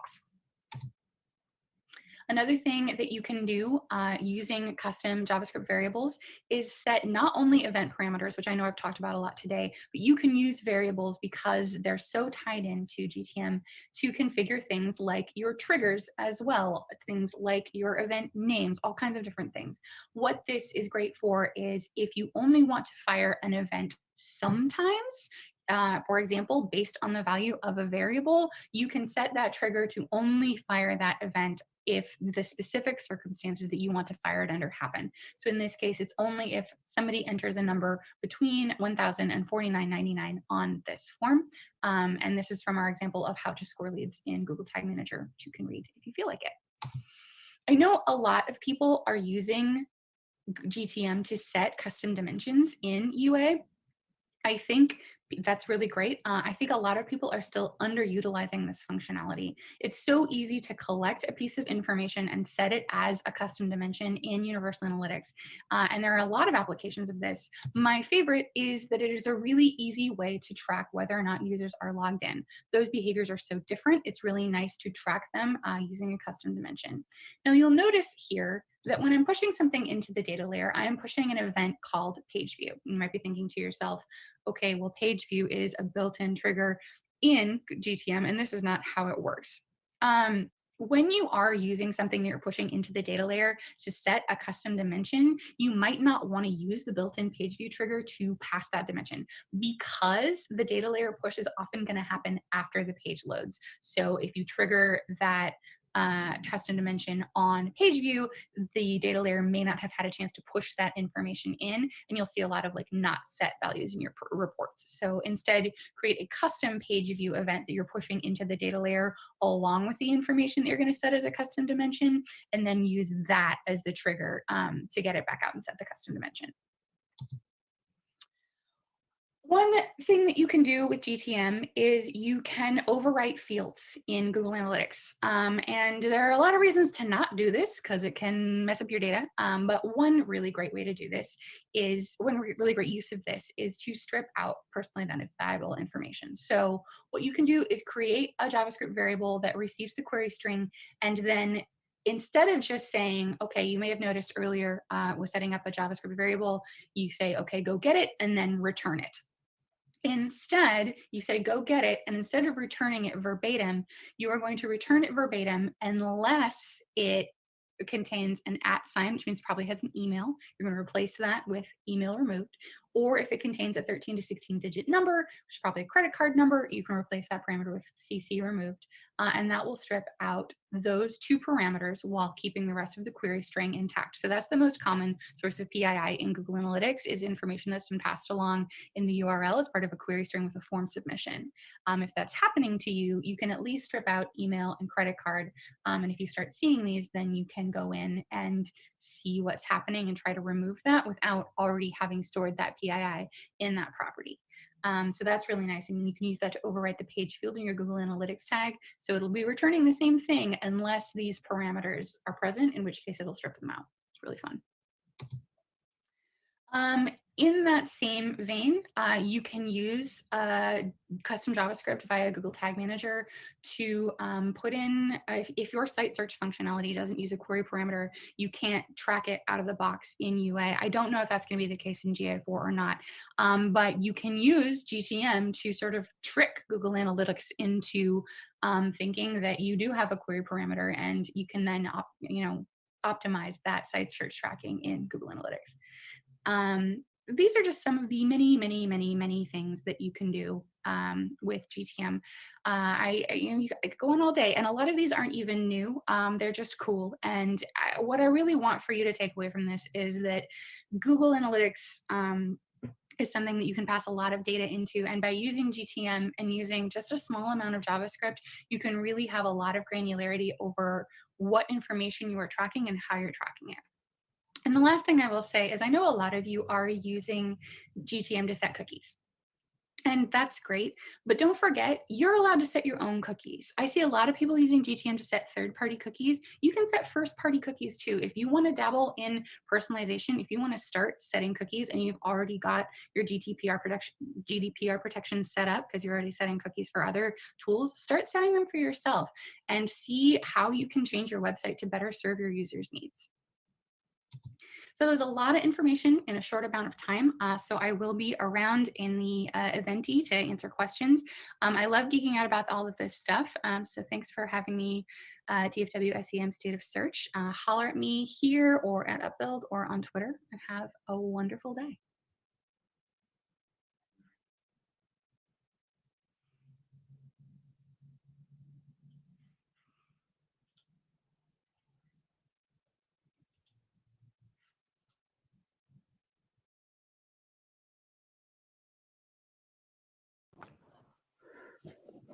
It's me again. I had to mute myself, so I'll mute myself. Again, being O-card, you'd be winning. We do have Ruth in the chat. She does still not have power. If you have any questions, feel free to kind of throw them in that YouTube chat, see if she can answer. Or Ruth, I have questions for you. Like, if besides trying to find you online to read your comments, is there anyone that you follow or that we should be following to kind of get more information specifically with the new changes in Google Analytics? And I'll wait for your reply because I know texting and comments take in the delay. It takes a little time.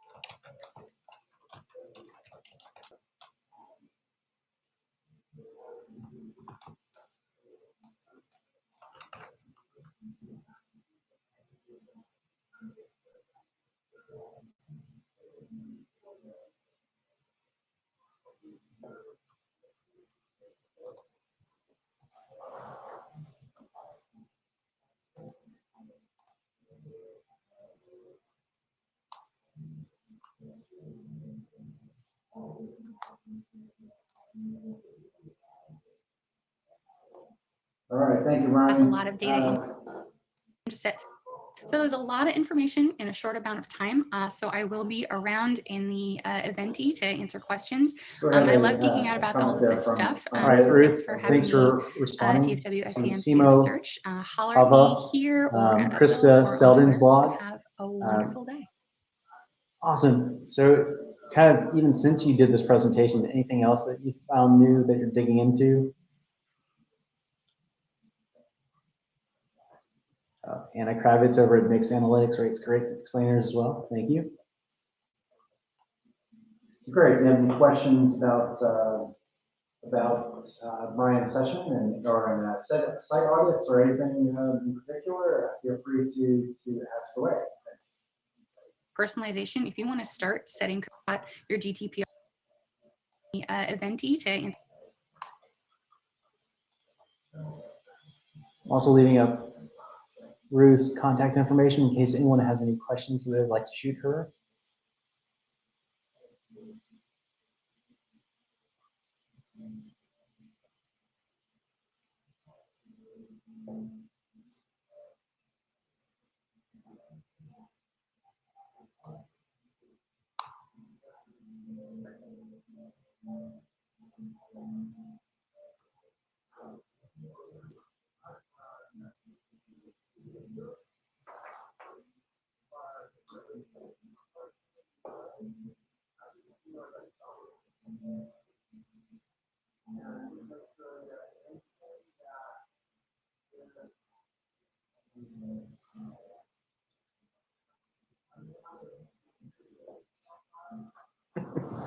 Well, thank you, Ruth, for getting that presentation done. We're so thankful to have you here. Having me presenting you as a chock full of information. And I know this is something I'll have to kind of replay in our LMS, kind of get all the finer points. Just there's so many little bits of nuggets that we'll need. Again, not seeing any other questions coming from anyone else. We do have about a 10-minute break, and we'll be back at 4:15. So we hope to see you here with Mark Barrera. It's going to be going live. Otherwise, I'll exit, but if you're still in the chat, you might be able to catch Ruth with some questions. But again, Ruth, thank you so much for your time. Thank you for making every effort to get here with your power out. We're so thankful. We're so thankful for all you do for State of Search.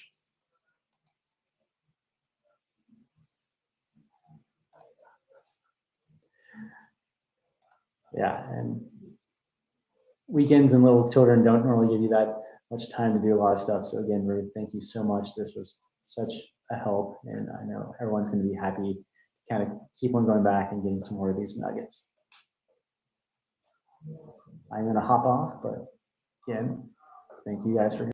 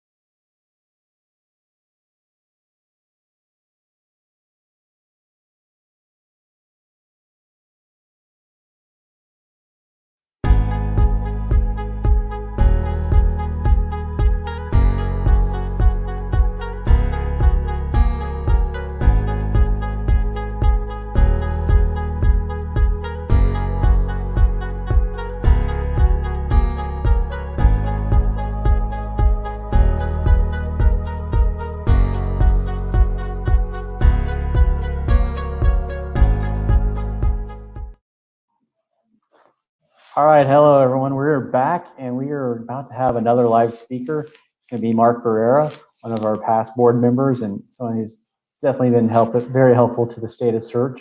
He has a great presentation talking about AI, ML, and NLP for SEO, how that can help you out. And let me get it started where I can actually start adding him here. Hello, Mark. How are you doing today? Doing great. Thank you.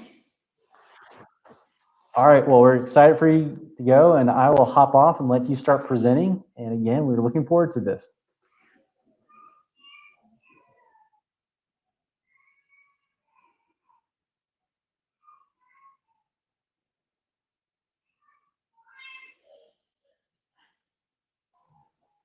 You're live when you're ready to go.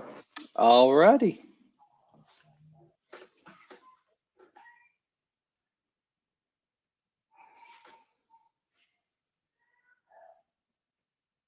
Perfect. Thank you. Maybe 1 second. Small issue.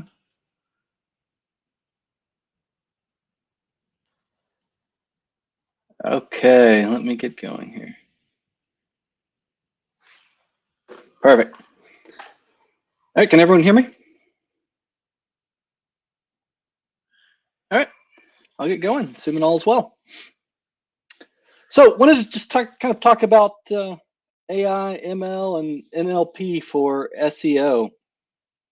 There's a lot here, and just want to kind of start off high level, definitional. So artificial intelligence, what is it? Essentially, AI is the ability of a computer or robot controlled by a computer to do tasks that are usually done by humans. So this is the future. This is the exciting stuff. And actually, I'm going to pause. I've got it echoing here. Let me.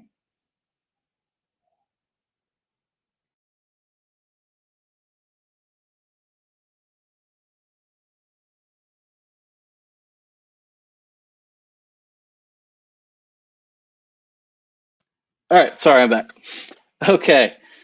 All right, so machine learning, what is that? I think everyone kind of understands what it is. It's a field of computer science. It's basically the part that takes the AI and tries to make computers as smart as people. So essentially, these two things really work together to use the power of computers to teach themselves to become human.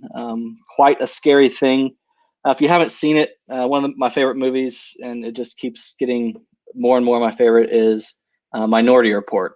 There's a lot in that they predicted, what was that, 20 years ago or so, that's really come true. If you haven't seen it, basically, it's the use of technology and AI to kind of predict the future in many ways through precogs and some of these other things where ultimately they're looking at data to predict outcomes, what crimes are going to be committed by whom, and so that they can go pre-arrest people for a lot of these activities, things in that movie like self-driving cars, things we have today were crazy at the time, but it's things that have all come to fruition. So why does that matter? Well, all of this stuff is live in the search engines, and it's really starting to impact the way that we do it, SEO. And it's very important to kind of understand those things to figure out how you can apply it on the SEO side of things. So we know that Google is doing these things and it's using it on their end. So the question is, how can we use it on our end to kind of do better in Google? So those are some of the things we're going to get into today. So that's AI and ML. Let's talk about the other acronym, NLP. Natural language processing is basically using that artificial intelligence, and it's looking at how computers can try to read and understand words like humans do. Quite complex when you start to boil it down and understand what it is. But basically, it's using the algorithms to translate text to speech and understand content to take learnings from that. So what are the practical examples of this? Speech recognition, document summarization, machine translation, spam detection, understanding entities, question answering, autocomplete, predictive typing. If you're typing in Gmail lately, you'll notice it's finishing your sentences for you. All this stuff is really what's tied to NLP, and it's pretty complicated, and there's a lot to it, and I won't go into the nuances. I'll let you guys start to kind of read and understand. But at a high level, looking at a sentence structure, looking at the words to understand what people are talking about.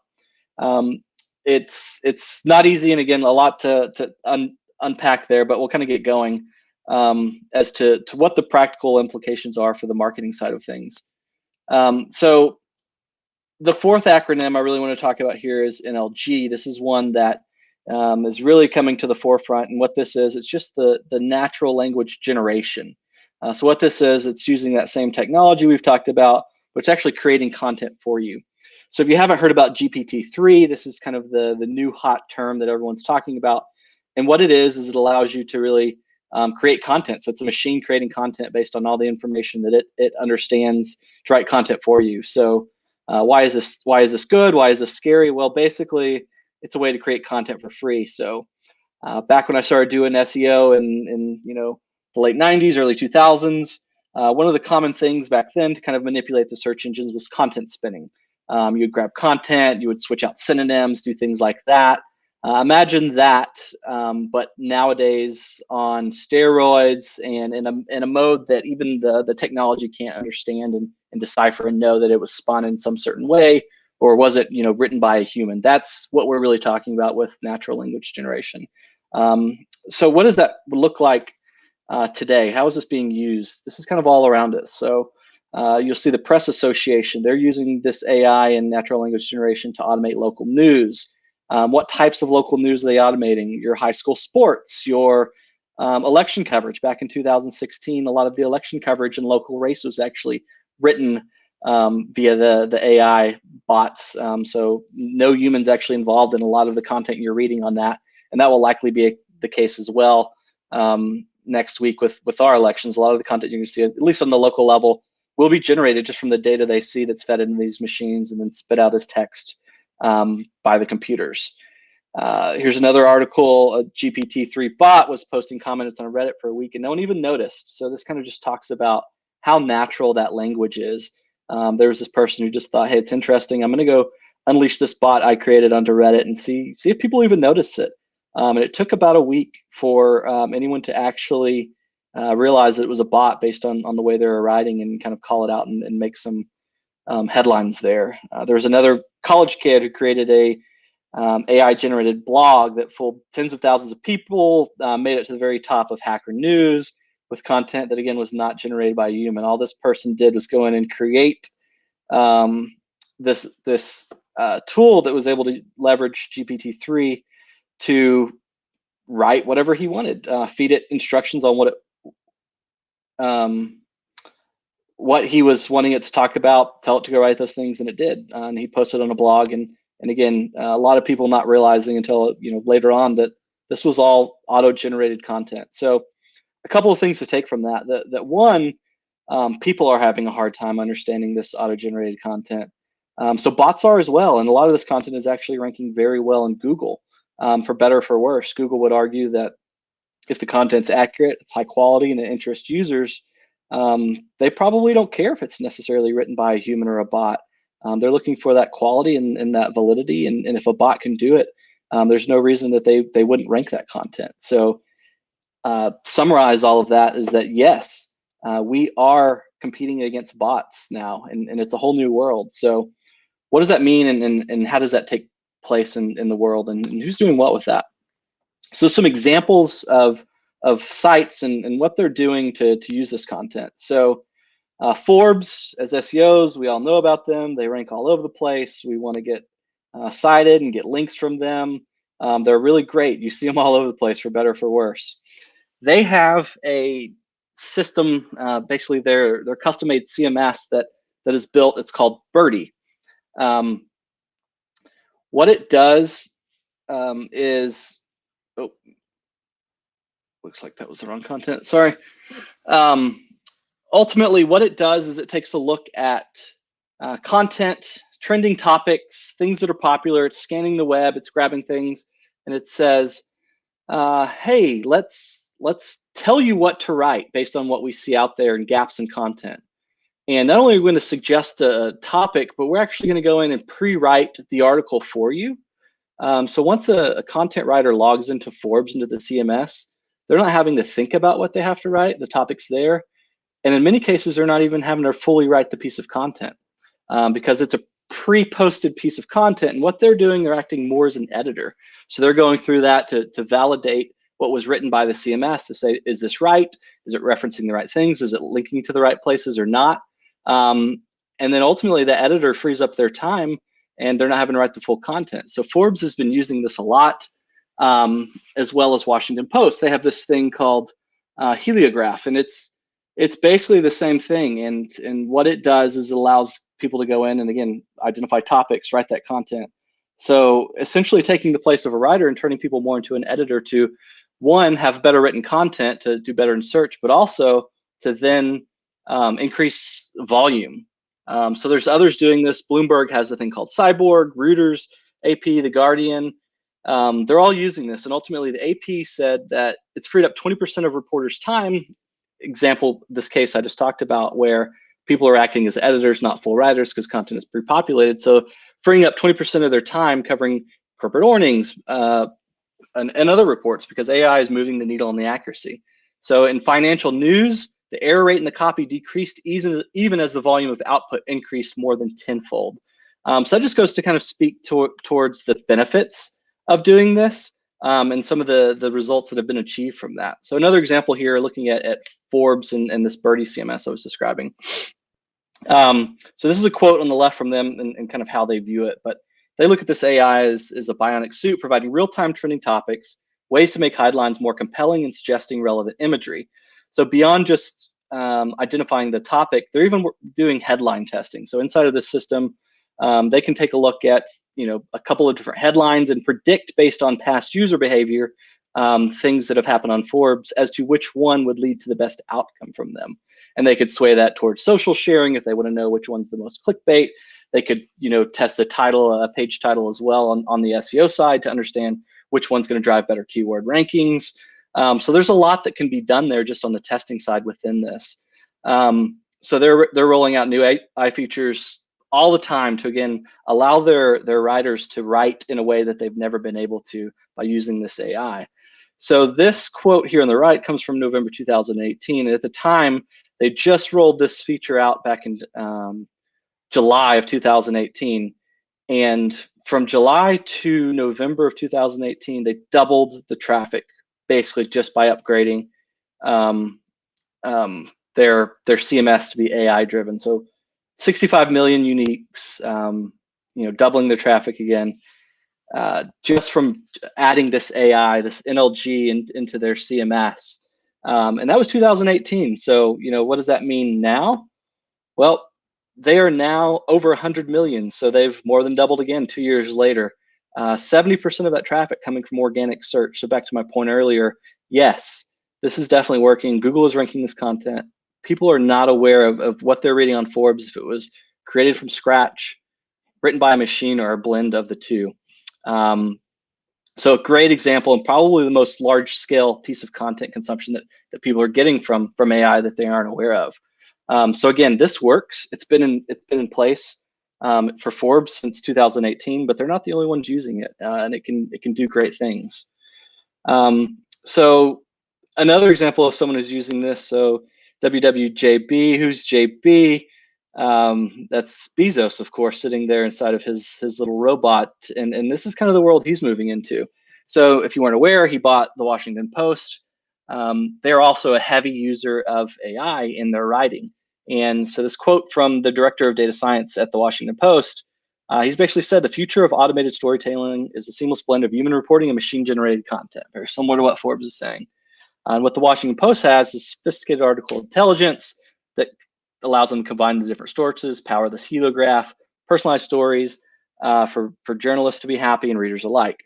So they're saying they've just scratched the surface on this, but again, they're a couple of years into it and able to increase their output. But they're going to continue to invest heavily and embed into every engineering system that powers the Washington Post and their technology partners. And they're actually selling and allowing you to buy their CMS. That's what you see this ARC technology partners. You can use their technology to create your own CMS, manage your testing, similar to what Forbes is doing, and buy this technology and leverage it for your brand. So not only is the Washington Post doing it, but they're actually not open sourcing, but selling this as a piece of technology tool for others to use to get the same benefits that they're seeing from that. So, if Bezos is leaning headfirst into this, we know He's going to invest billions into this, and it's just going to keep kind of changing the way that content is created on the web. So should this scare you? Yeah, but the flip side is, if you learn to embrace it, you can participate and do well as also. So I wanted to quickly kind of show this YouTube video. Pay attention to the captions here.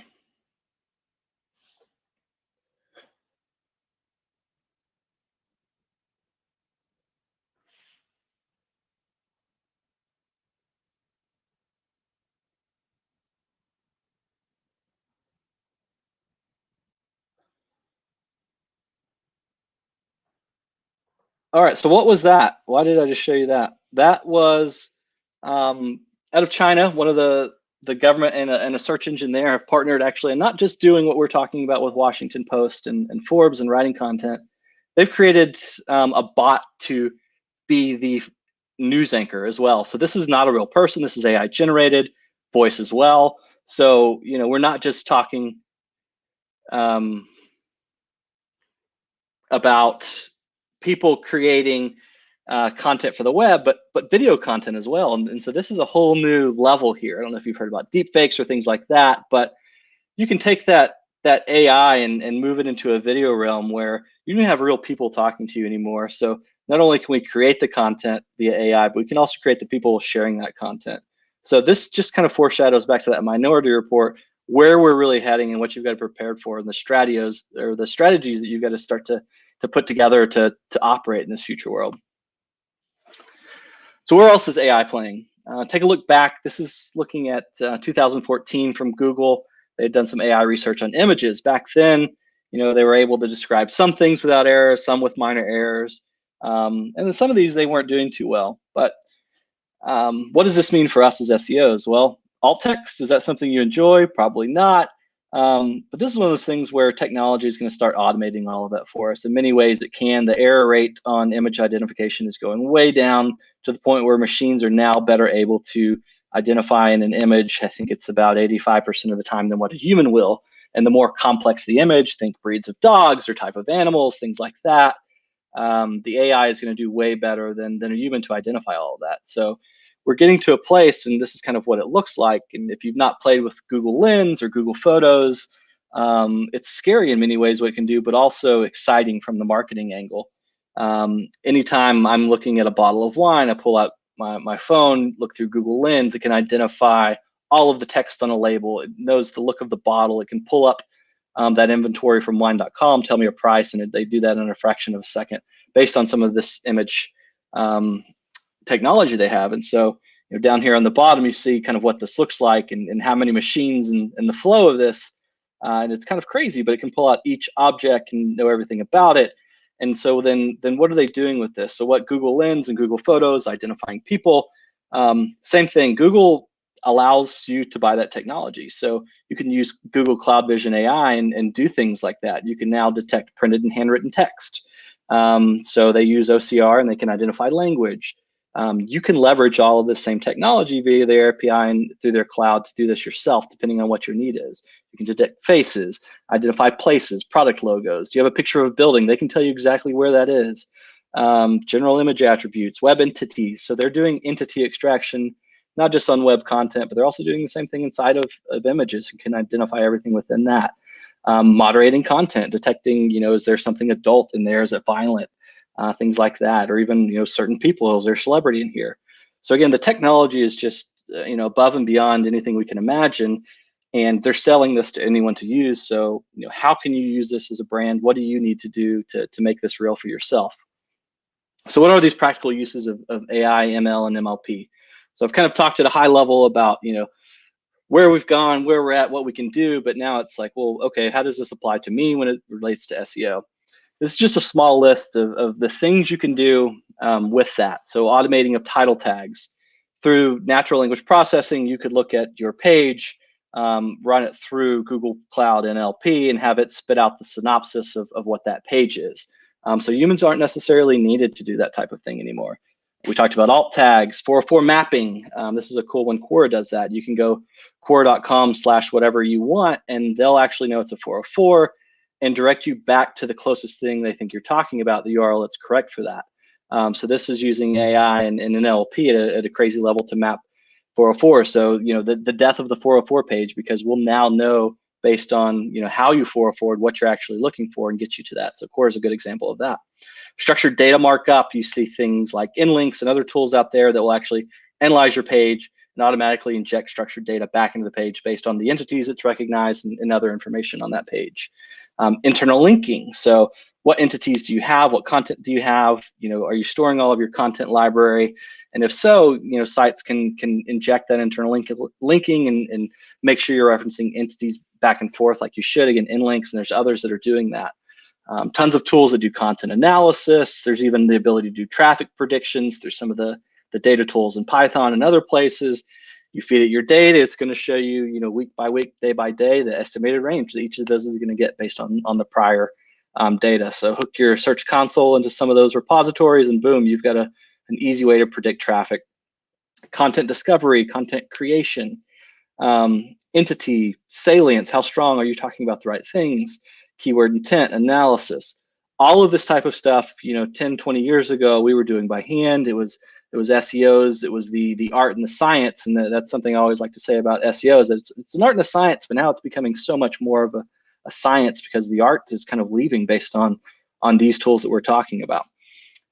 Data analysis, this one's really powerful. I don't see enough people using their Search Console data or their web content and running some analysis across those to see what is it that's really working for you? What entities do you identify? What entities do you have in your site? Where is Google actually ranking you? So using the two data sets together can be very powerful, and there's a whole lot more. And there's going to be 1,000 articles out there that can tell you about all of these, but what I'm here to do is urge you to start to research these. I don't have enough time here to kind of walk through each of these and show you how to do it. Some of it's going to require you to learn a bit, whether it's Python or Google Colab or other things, Jupyter Notebooks. There's a lot of cool tools out there, but again, the technology itself, the AI is powering these tools, and you're doing a lot more codeless work. So I'm not a programmer, and here's what I was able to do. I took Google Sheets, AppScripts, and Google Cloud.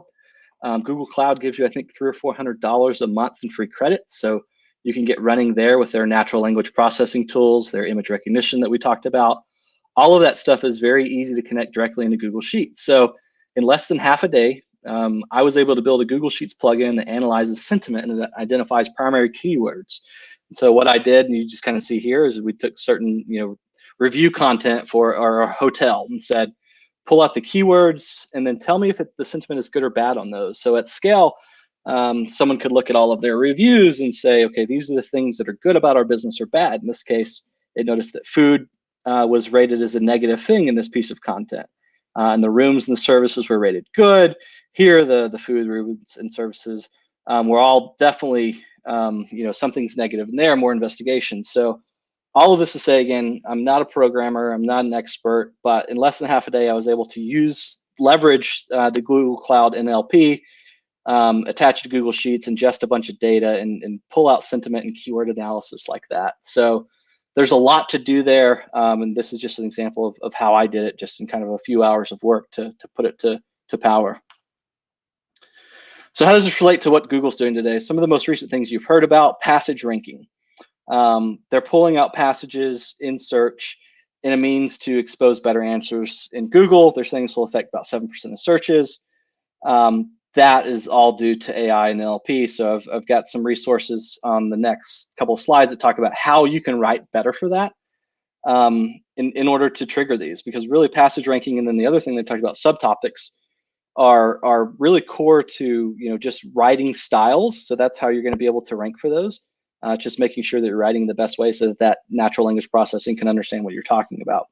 And then understanding key moments in videos. This is another big feature they talked about.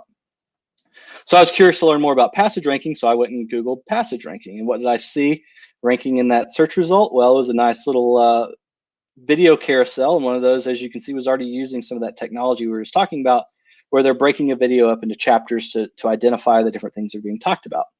And so this information actually comes from Dan Jurofsky. This data is a couple years old. It's really, I think, using IBM cloud data to do passage retrieval, and it kind of talks about some similar things that Google is likely utilizing to do this, and how they're doing that document retrieval. They're finding the relevant docs and then pulling out those passages to see what's relevant to then run a score on that. So very similar to your normal ranking, it's just the introduction of this new passage. So pretty cool stuff. I recommend taking a look at this. I've got a link to it. But just thought it was interesting to see that specific term was using some of the new technology they're talking about to pull into the SERPs. So I'm going to speed through this. I only have a few more minutes, but Justin Briggs had done a post a few years ago, and it still holds very true to this day. I train teams I work with on this still, but ultimately it's a question of, okay, if I don't have any tools, or all this machine language, all this stuff is too hard for me, and I want to do SEO better, to rank better, knowing that all this stuff is out there, what do I do? So if there's one thing I would recommend, it's just write better. And what does that mean? There's a 10-step process he outlines. Is a very summarized version of it, but just look up Justin Briggs NLP writing or something like that, and you'll find it. But ultimately, it's 10 things that you need to write better, because again, understanding that Google is using natural language processing to understand content, you need to write in a way that they can best understand that. So how do you do that? You need to connect questions to answers. So simple sentence structure. If you have a question, have an answer. You're starting to see that a lot more. People are using bullets, and there's even structured data to do that. But it's a simple thing that a lot of people don't do. They write in long paragraphs, and they don't connect it. The first sentence is the question, and the last sentence is the answer, and it's not intuitive. So simplify your writing in that way. Identify units, classifications, and adjectives. So words have meaning. So if you're talking about a price or different things, you've really got to be careful and use the right words when identifying those.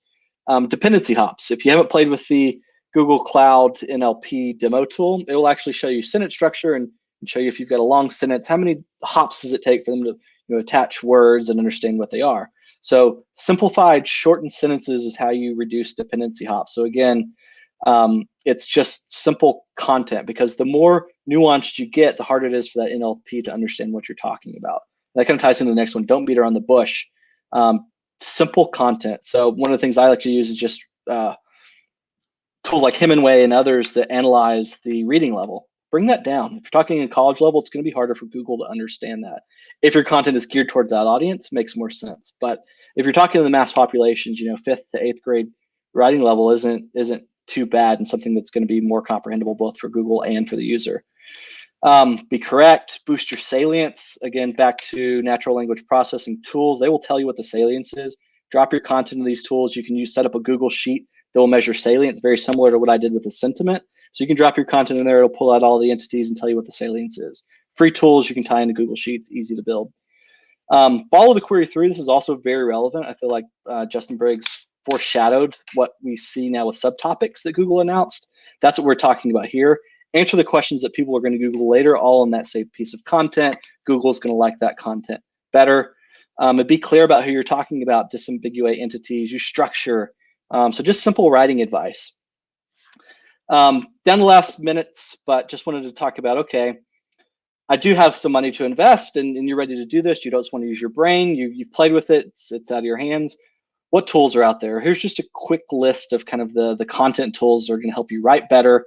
They're going to do some of those things we saw as far as content ideation, recommendations, scoring your authority. So you've got a lot of these that you can look at. Here's an example from Phrase and how they do word processing. They're doing some of that predictive typing for you. They've got this AI research assistant. You've got people like Conductor doing similar things, telling you what the competition is doing. They're using AI. So there's a lot of tools out there, and I recommend you look into them. They're going to be, SMB all the way up to enterprise. And then finally, who I'm reading. These are 3 of the SEOs in the space that I've been reading a lot of content. Hamlet Batista speaking here at State of Search. Amazing stuff. He's doing a lot with Python. I can't recommend his stuff enough. Brittany Muller had done some things recently with MozCon. She's just doing a lot. And she's taking the approach. I learned a lot of the, I'm not a programmer, I don't know what to do. Read her stuff. It'll really guide you step by step in how you can do that. And then Mike King, he's just taking it to another level. He's playing with GPT-3. He's writing e-commerce product descriptions. So there's a lot of good content that all 3 of these can provide for you, and I highly recommend checking out. So a lot packed in there, but that's what I've got. I'm not sure if we've got time for Q&A.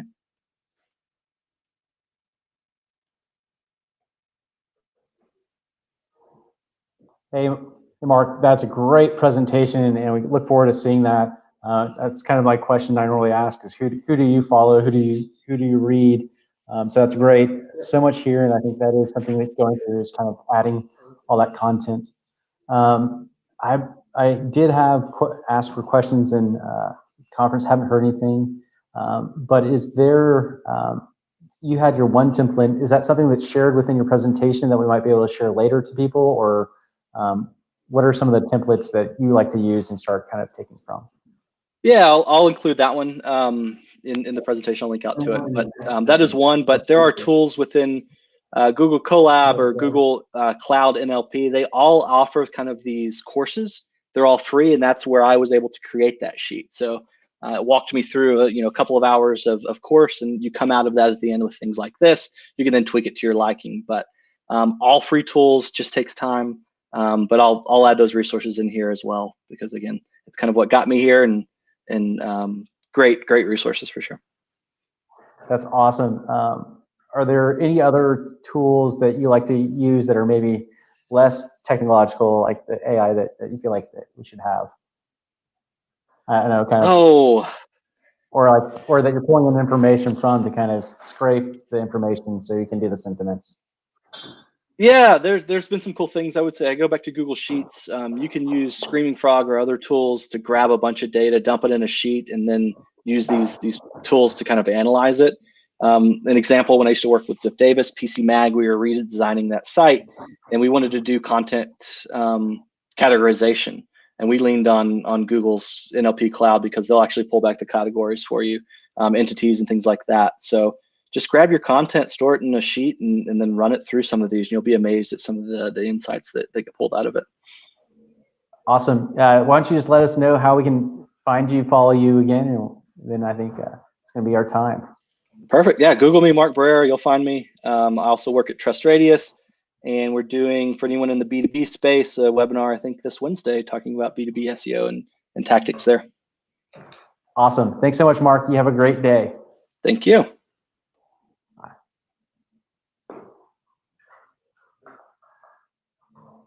All right, folks, we'll be back here in the Ahrefs for one more fireside chat with Barry Schwartz before we go to our dinner break. And then we'll have 6 sessions tonight in each of the different rooms.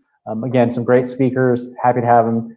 Sounds like Hamlet, I've heard him mentioned a couple times, so looking forward to hearing him speak tomorrow.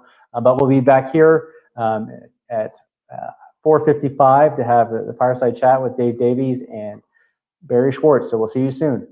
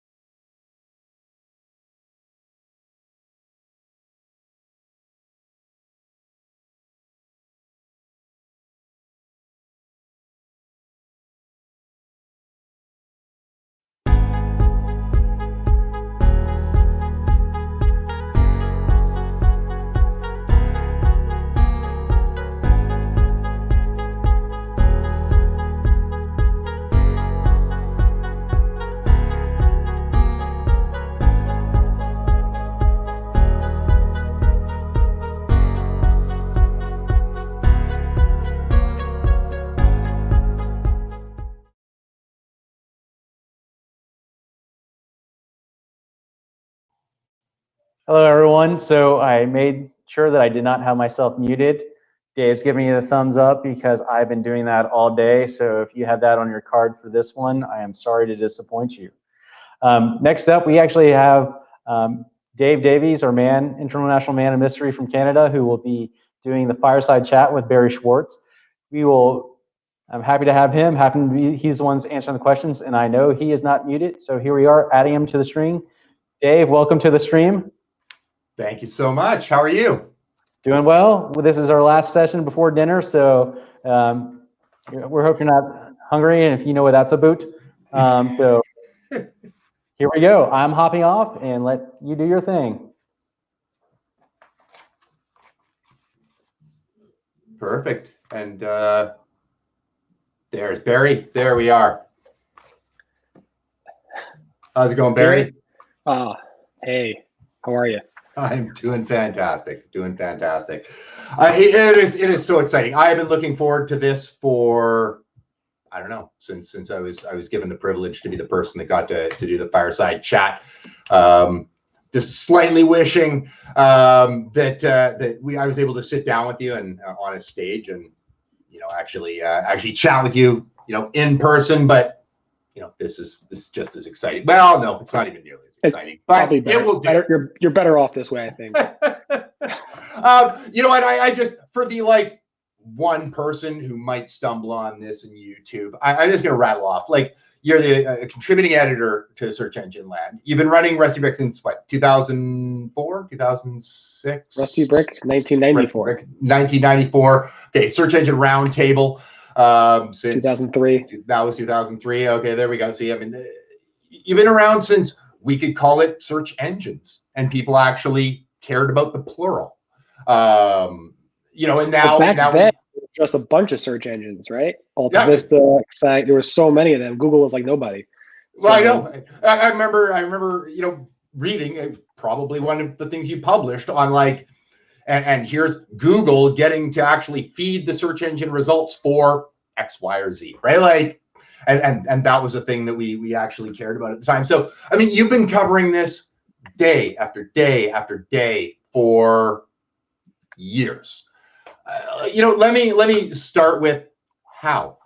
How do you get the wherewithal? I mean, all of us have days where we're like, I just can't pull it together. I just can't pull off blogging today, right? And yet you're doing this 5, 6, 7, a dozen times a day. How do you pull it together on days where you're just like, I actually have real work to do, and now I have to placate these ungrateful buggers who call themselves SEOs, and feed them the news, and then Dave gets to wake up in the morning and go, okay, now I understand what's happening in the world. So can I be sarcastic, or we're supposed to make this serious? You can go whichever direction. It's a good question. So I don't know. So it's pretty simple. You just have your keyboard, start typing, and publish. That's all it takes. No, but seriously, I mean, on days you don't want to do it. So this is not my job.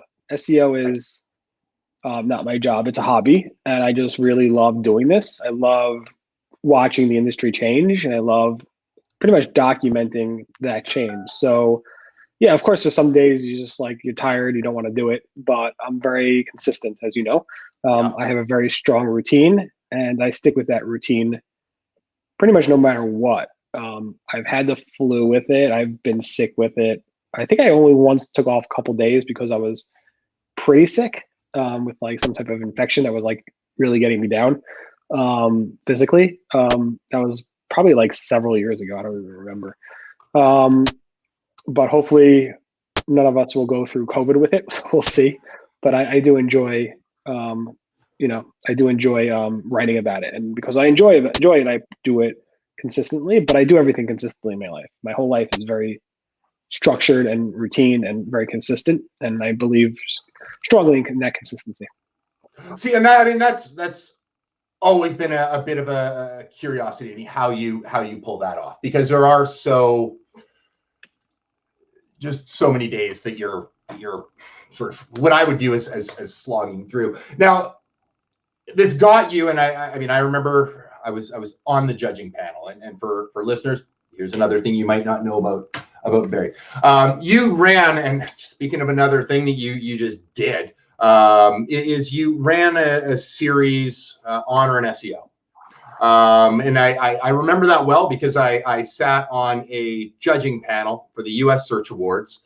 And that was in 2018. And we were discussing who was going to get it. And you were absolutely the natural go-to. And part of it was not because of your Honor and SEO and letting people talk about each other, and it was after some sort of problems in our industry. Everybody remembers sort of what was going on at that time, and you sort of rallied together. You got people to putting a positive spin on things, and it wasn't because of that we were discussing you getting Search Personality of the Year, but that just put a big stamp on the kind of person you are in our industry and the sort of things you do in our industry. What do you credit for being that way, for just sort of being willing to put in that extra effort for other people? Like, this had nothing to do with you, really. It was just you were letting people, for the good of the community as a whole, a community you saw struggling at the time. You put in a lot. I could see the man hours of work that must have taken, and it was a lot. Yeah, that was a lot. That was a little bit more than I could chew on, but I did it. Again, routine makes it easy on some level. It's a good question. I mean, so I was going to sarcastically say I did it to win the award, but that's, I didn't know about the award when I was doing it, nor did I even think about that. Yeah, the community was going through some certain situations with certain personalities having a really, really hard time, and not enough of them, I believe, that not everybody wanted to be honored. I reached out to everybody beforehand, before I actually published, saying, would you be okay with being honored on this site, just to let you know what other people are thinking about you. And I think a lot of people go through the grind of their day-to-day jobs, and they don't necessarily feel what they're doing is appreciated. And I think if one person could point it out to them, and they could look back at that, even a year or two later, that maybe that would convince that person that, yeah, they are important. They do mean something to somebody else in the industry or in their life. And that will give them a purpose for going on a day-to-day basis. So I felt like even if I wrote, I don't know how many I wrote, probably over 100 or more, a few hundred, I don't even remember. Even if one of those took me, I don't know, countless hours, if one of those actually turned out to, save somebody's life or reduce, anxiety or depression or anything like that, it was well worth it. So that's the reason I kind of did that, is because I felt like saving potentially one life, no matter how many hours it takes, is definitely worth it. It's not necessarily like I don't know. It's hard to say. It's not like I did it because of my personality or something. My personality is not the always personality that picks up on everybody's problems per se. There's certain people just know when somebody's not doing well or down. I'm not necessarily that in tune with the SEO community on Twitter to be able to do that.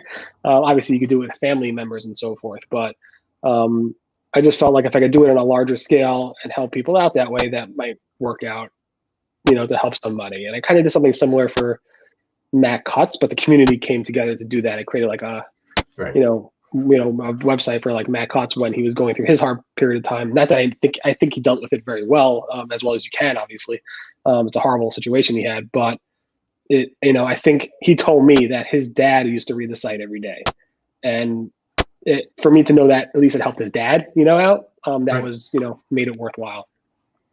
Well, I mean, you stamped on why you deserve Search Personality of the Year, just with that comment as far as why, and whether you can have the empathy to recognize each individual person. I think it's a great sort of statement of character to go, if I can help one person. And the trouble with the task you were taking on at the time is, if you are successful, you 9 times out of 10 won't know you were successful, because it will be the absence of an action that was the measure of the success. And so on behalf of the community, thank you for the time and effort you put in. I wonder if I should do that again. What do you think? I don't think it ever hurts. It has been a while, and I think now would be a time. But you know what? For your sake, maybe let's come up with a way to spread that load out a little bit, because you know, you need to also look after yourself, because we need you able to do all of the wonderful things you do on a daily basis for us. This is just my selfishness. I need to wake up in the morning and go, what does the world look like? And I don't want to bother going and having to weeding through all the stuff you do to find out what's going on. So, now, speaking of which, I can only imagine, going off on a slightly lighter note here, I can only imagine that there are times you're reporting on stories. I know you spend a lot of time on the forums and stuff like that, just looking around, keeping up on what's going on and what the community is talking about. Are there times where you're looking at a bunch of SEOs or SEMs just sort of frantically chasing after certain stories, and you're going, I don't understand. Like, you've been doing this long enough to know which things are flash in the pan and which aren't. You're going, I don't understand why they all care about this. Or you're covering a story and nobody's paying attention. You're like, really? Because this is, you know, Google telling us some miraculous thing, and all of you seem to be ignoring it. Does that happen often when you're covering these kind of stories? Often it does happen. Like the page experience update. I mean, you're gonna see so many posts. You've seen so many posts about that. I really don't. They're gonna go live with it, and I really don't think it's gonna be a big deal.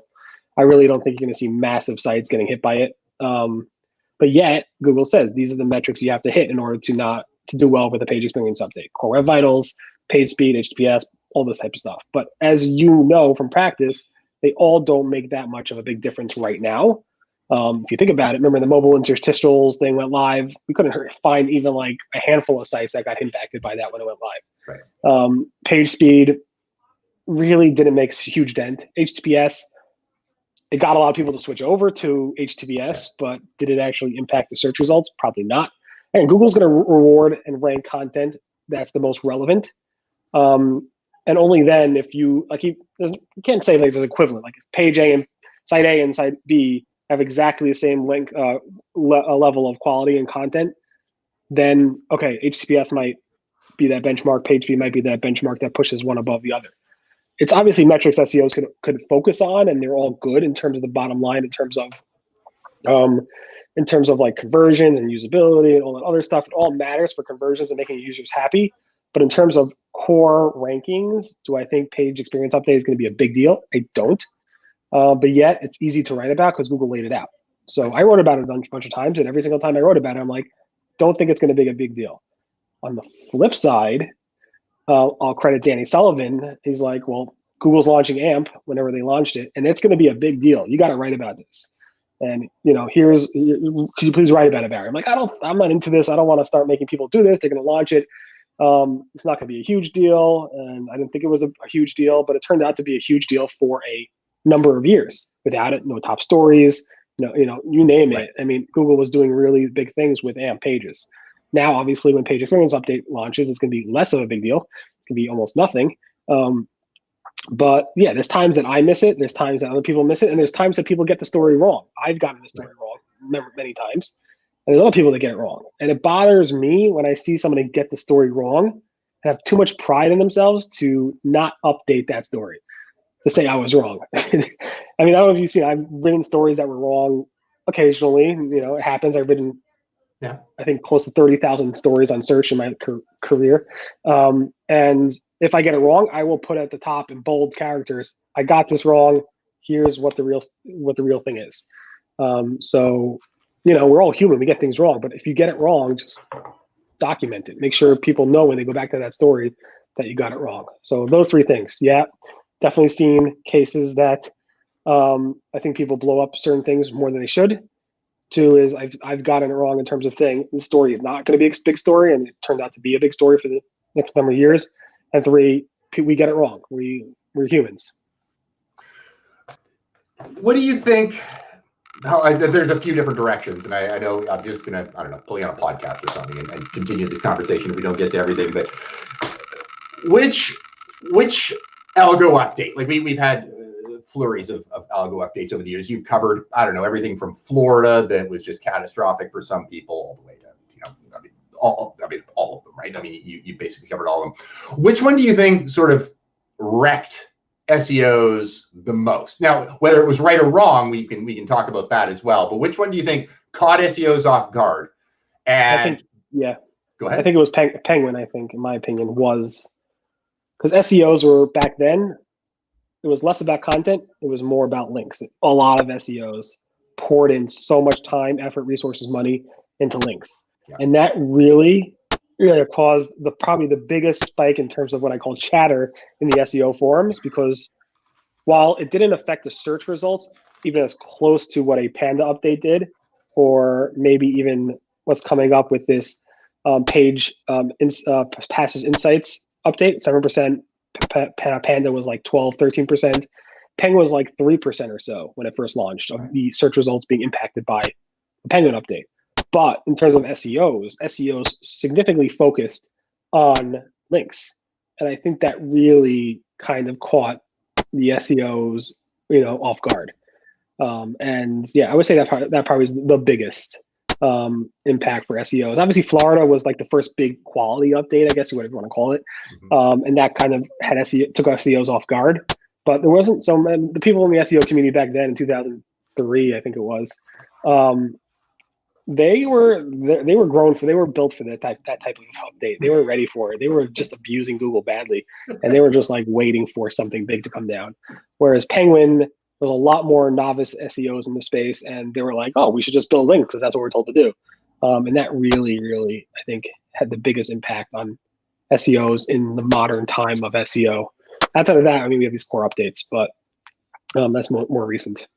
So was that sort of the time when Google finally was able to say that thing we've been telling you to do forever, that we're now rolling out the updates to make that the reality of what you need to focus on the content that will win, stop focusing on gaming link quality I mean, I 100% think, I mean, Google's been warning, don't do pay links, don't trade links, don't do unnatural links, and they kept defining it, doing manual actions. They penalize individual sites here and there, but ultimately they're like, all right, we have to come up with some algorithm to handle it, and they did, and they've been warning for years, and that really, I think, kind of handled that.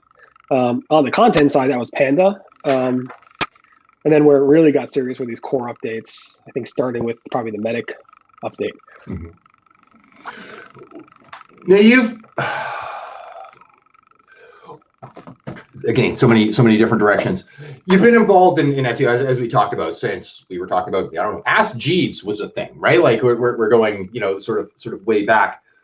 Other than the contraction of search, right, which I think is probably the biggest change since sort of the early 2000s. This like, okay, and now there's two, right, and that's sort of all that we're left with. What is the biggest evolution? What is the biggest single movement in search that you think has revolutionized the industry and just changed it to where it's completely unlike or most unlike sort of the early 2000s, late 90s when this all started? There's probably like a lot of things. So outside of the consolidation, for sure, I would say the user interface for the search results, feature snippets, videos. I mean, that was big when universal search came out, where we had all these different, like we had local SERPs, we had a whole blend of search of the way the user interface looked, changed significantly by bringing in all these different variations. It used to be just 10 blue links. Obviously now we have feature snippets, 0 clicks, people stealing our search results, stealing our content. Although I think every single SEO would say they'd rather be a featured snippet than position 2 or position 3. Don't get me wrong, Google launched that whole product wrong. They launched it without the links and so forth, but that's another story. So the user interface is probably one of the bigger changes. I would say the real focus on users and content. It used to be just about the signals. I mean, if you're looking pure SEO, what has changed in search for SEOs? It's really less about the specific signals, those metrics, links, page rank, word count, all that type of stuff that we used to all care about back in early 2000s. Now it's all about making the best website possible. We used to joke about that. Matt Gutt says, make a great website. Yeah, make a great website. No, I'm not going to make a great website. I'm going to buy links. So that's probably the number, 2 or 3 item in terms of how content has changed. And then you have all these vertical stuff like voice search. You have, assistance. You have, just the way people are searching is different than what it was back in the day. And people expect answers quickly, and they expect them to be a certain level of quality. You mentioned it. It was a really interesting one. I remember the rolling out of featured snippets without the links, and rightfully the chaos that ensued from there. How often do you think, I mean, not talking about products that just never took off, authorship or whatever, I guess I wasn't really probably Google Plus. But focused on just little glitches. How often do you think Google glitches where they do something without really thinking it through and do something like that where it's like, well, of course we can just put up the answer. No, you can't. You need to cite the source basically. Do they do that often? Or is that just sort of like little one-off? So I think when they release features, they think about the searcher very, very carefully. They're not really thinking about the SEO or the webmaster. So I mean, I told the story before, but when Google first launched featured snippets, I was invited with a bunch of people to like some announcement about this, and the VP of search, the head of search actually was on that call, and I'm like, but where's the link? You're just ripping off. I said in probably not the most respectful way. You're basically just ripping off the content from this webmaster site. How are they going to get anything from this? And he like looked at me. He's like, "What do you mean? This is what the searcher wants. We're not, we want to make sure to give the answer to the searcher. They could get the information by just go. I think the next listing was the actual search result back then. You just click on it over there. But this is what the searcher wants, and it works in Google Assistant. It works over voice search, and this is what people are asking for. They're not going to be typing in searches and get results anymore. They just want the answer. So this is what we're going to give to them. Not recognizing that, oh, right, but it actually takes somebody to produce that content, and they might want just an inkling of I think they recognized it, but I don't think they thought it was a big deal. And publishers all over the planet are like, yeah, you're living our life now. If you could, I guess you, as a publisher, probably watched that happen. As featured snippets start to take it, and the queries that you face. Do features, actually, let's go that direction. Do features like that? Like, I mean, obviously you watch your analytics. You've posted some screenshots of them from time to time when little penalty issues are happening or whatnot. Well, I guess devaluation issues or penalties. Do these things, in your experience, like as sort of a hybrid publisher, but you understand what's going on, which I think most of them don't, are they as big as people fear they may be on the hit to traffic in your experience? Yeah, so I enjoy getting hit by an algorithm update. I enjoy that. I think it's I'm not making my money on my search blog, so I could say that I enjoy it because I write about it. I want to experience what these people that I write about, these websites that I write about getting hit. I like to experience that. So I was hit by one of the Panda updates. I forgot which one. And then Google reverse course in the next one. And I was actually hit by the last core update as well. And those are big hits. Those are like 30, 20, 30, 40, 50. Sometimes, people say even to 70% of their search traffic, organic search traffic is gone. So I've seen that myself. It puts me in the same shoes as people that I'm covering.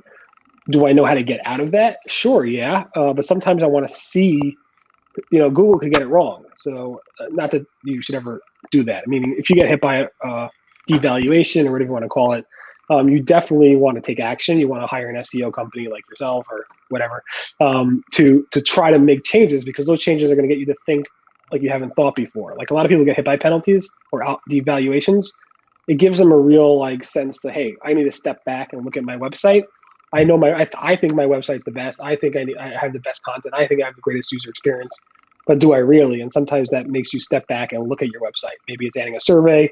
Maybe it's doing some focus groups and asking people what they think about your website. And then you get some real great feedback there. And you could really put your feet in other people's shoes when they see your website. So I've definitely felt it. I've done the survey. By the time the surveys were done, at least on the first of the Panda update, things went back to normal after the next Penguin update. So it's pretty interesting to see that. I never get emotional about it. I'm not an emotional type of person usually. Plus, it doesn't really hurt me financially if my site gets hit. So yeah, I guess that answers your question. No, that does. And it's interesting because I remember when that happened, like when your site took that first hit, because you did publish about it.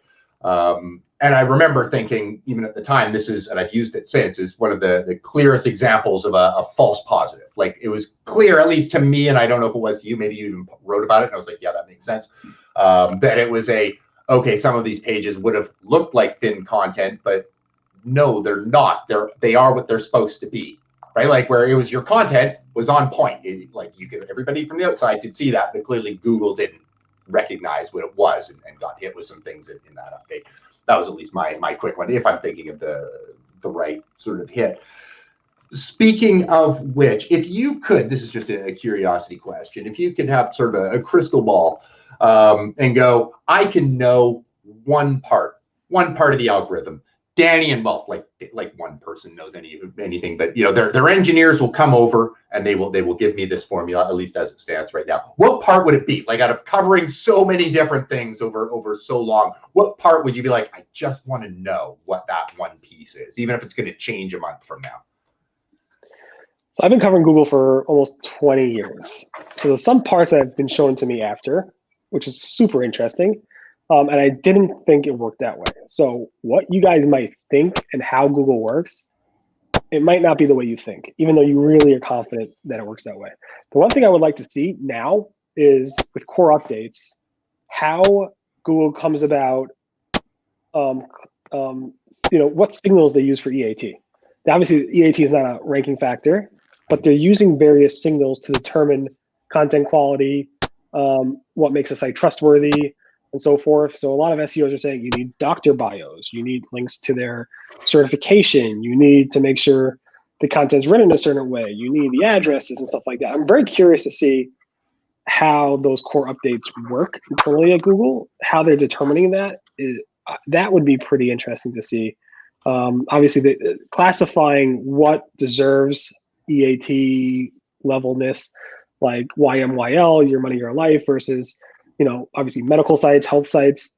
People were like, when I came up with the name Medic Update, people were like, you don't know what you're talking about. It's not just medical stuff. I'm like, no, it's not just medical stuff, but it's health, it's finance, it's stuff that matters really to people. But it was a huge number of medical, health-related, fitness-related types of websites that were hit by it. So something's obviously going on. And I said, I'll just name it the Medic Update because it has a good tone to it. And even then, Google was like denying this wasn't specifically designed for medical, health, fitness related stuff. And then you saw Google started officially, confirming core updates, then talking about YMYL with the, the quality raters, and then also talking about EAT, how that relates. And now you have executives talking about how important it is around COVID related searches and health related searches that we only surface the most trusted, authoritative, and expert level content because we don't want somebody trying to get a drinking bleach to try to solve their COVID problems. So why do you think they would have even pulled back at the beginning? Is it like they said, we're going to give you a green bar for page rank, and then they watched SEOs immediately monetize the heck out of the stuff and went, you know what, we just need to hold everything back. We cannot give you people nice things because you break it. Like, is that why their instinct with something like the Medic Update would have been, okay, let's pull this back because we can't confirm or deny anything with this group? And then they finally kind of decided our systems are strong enough now that we can let them know a few things.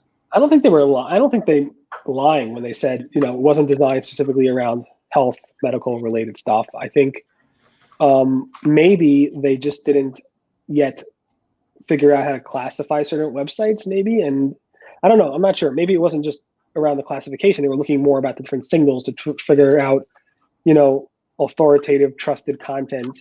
And maybe they just didn't know the people I were talking to that it was more focused on those types of categories of websites. I don't know. Or maybe I got it wrong. I mean, it's definitely possible. I said, this is the data. I published the data. I shared the pie charts. I said, this is what I see based on what I think I received, like close to 400 different websites that said they got hit by the update. I don't, usually pull that down, but something was unusual about this. So I don't know if they're necessarily hiding, but at the same time, there are times over the years in terms of Google's transparency where they were less transparent, more transparent, less transparent, more transparent, and so forth. They're now in the more transparent phase, but I think for them, it's kind of a lose-lose situation. The more they give us, the more we want, the more we think they're hiding from us. So I don't think they could win by giving us more information. If I was at Google, which I'm not, I'd be like, don't tell them anything. Just don't. But do you think they're, I mean, obviously they've been like since 2015 going headlong strong into machine learning. I know you covered search on, I mean, that was almost all AI. Like, are their systems now strong enough to go, okay, we can tell them when there's core updates, we can tell them this and that, because our systems can detect crap links, right? Our systems can detect proper content structures and understanding how to pull content out in certain ways. It's less easy to game. Like, are they that confident, or is it something else? Is it their just confidence in their engineers, or their confidence that they've just vetted what they're telling us so well that they're not passing on anything that we might construe incorrect? Well, we'll talk about construing incorrectly in a second, because we'll still do it. But like, are they a little more confident that we'll be less prone to construe? I think the wiser you are, the less confident you are. I think Google over the years has been very, very, I guess, cocky and into themselves and very confident. I think recently, in the past few years, Google's been like, we don't get it right all the time. We are constantly improving. This is a work in progress, specifically because they know, around elections, they see the Department of Justice going after them. They have to communicate that they are not perfect, because they are not perfect. I mean, there's the concept behind machine learning and AI is that there are going to be a certain level of cases where they just get it wrong, and they try to minimize that as much as possible when they do variations and updates to their algorithms. The more inputs they get, the better the signals could be, and things can go off. And obviously with COVID, I don't know if Google never saw anything like that, so maybe things went off a little bit with that early on. So yeah, Google, I don't think they're more confident today than they were ever. I think they're just wiser in terms of that. So they are able to hold back a little bit without just, well, I guess, yeah, they go, there's a core update. That's about it. Like, it's not like they're really telling us a lot. They're like, yeah, okay, fend for yourselves. You guys can all scramble to try and figure this out. Now, we've gone from, and I felt sorry when we had Matt. He was awesome, right? Answering these questions. You create those wonderful videos and be a T-Rex for us all. And then we switched, and I mean, now there's a few people, John, Gary, Dan, all sort of like covering what they're supposed to do. And what their communication are. But John seems to be heading it up more often, seems to be doing not the formal, but just sort of like doing the hangouts and stuff like that, where he's answering stuff on the fly. Did you, like, I kind of felt sorry because John got a lot of flack. He seems to not be getting it now. What do you think of how that sort of transition, like the communication style completely changed from Google, from the way they were doing it? I preferred it, but I think a lot of people didn't. They like these more polished, googly answers that were coming at them in a very refined way, where they weren't wrong because they weren't answering on the fly. You answer in a hangout on rapid fire, you're going to be wrong sometimes, as John has found himself to be. What do you think of which communication was a little bit better? Which one did you prefer?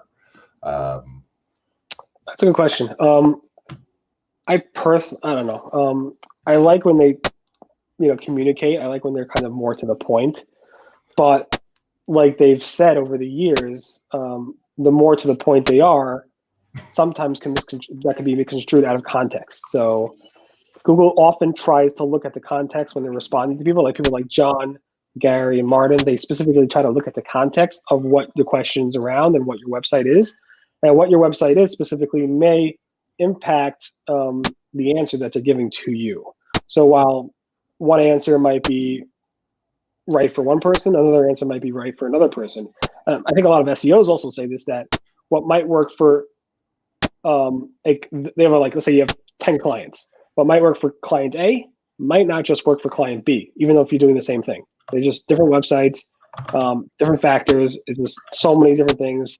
And even though this strategy might work for one client, the other strategy might not work for another client. So I do think they're pretty. I think they're pretty trying to be direct to the specific question they're getting around the specific website. But when it's more generic, they try to be more generic with the answer. What do I like better? As somebody who covers it, I enjoy the more direct answers. What I think is better for them probably is to be more generic. I also enjoy covering things where they're not so specific and trying to figure out what the SEO community thinks about it, and which direction they're going. But sometimes that could be wrong as well. So I don't know. It's both of them are fun for me to cover. Well, I suppose, and I mean the Hangout format certainly gives you more, and that might have been a drain, because I've seen you from one Hangout have 4 or 5 different articles have to go up, because there were 4 or 5 different unique points that would be attractive to a specific audience that may not want to watch the whole thing and read about the whole Hangout. And that's as you've taken one for the team again and going, okay, we need to put it into digestible little snippets for these people so that they can, sort of chunk out their news, or for the people that are just scrolling through it, they can get I go through my RSS feed, right? I'm like, okay, I know some of the things, I don't read them all, but Barry's outlined all the important things for me. So that was great of him. How often do you see them being, and I hit this a lot, technically right, but sort of the spirit of the law being wrong, where you'll see it, and I can watch John say something and go, that's going to be misinterpreted, or I can immediately see in the forums it being like, John just said links don't count. We know they're wrong. No, he didn't say that, right? Like, he was answering a question. You didn't read the question before him, right? Like, you got to watch the whole thing. How often do you think that happens, where you see a bunch of SEOs go chasing off after the wrong information simply because John was just answering a question technically right based on the question, not because he was making some grand statement? And how often do you maybe interpret what he's saying wrong as somebody who has the experience? So yeah, that's a good question. I don't know how often I interpret things wrong. I think I asked him once. I don't think he responded to that, obviously. And it's hard to calculate because I will have to include a headline. Google John Mueller says X, Y, and Z, and then I'll provide the context in that. Meaning, this is what he responded to. This is how he said it. This is what SEOs might think about that. The end. Right? A very short snippet.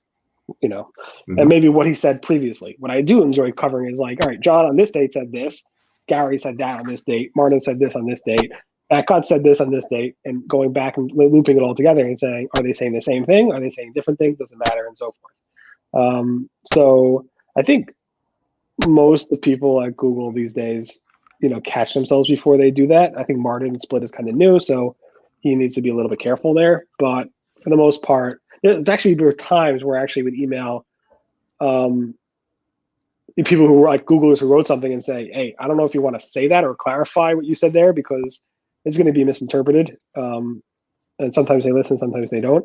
So yeah, I mean, often I know when something that I write could be misinterpreted.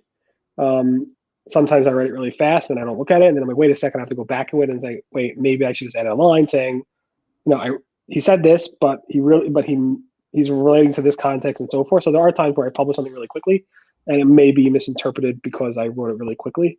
Because I'm thinking the context, and I know most people who read my site know the context because they read it daily, but there may be some newbie or somebody who maybe hasn't read it before that might not fully get it.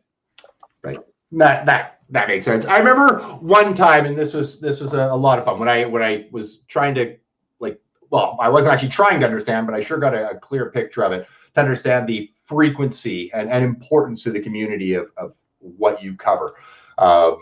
And I was doing a session. It was actually for State of Search, and I was looking for a screenshot for all of the SERP layout changes that had happened in a month. It was February of last year, to be specific.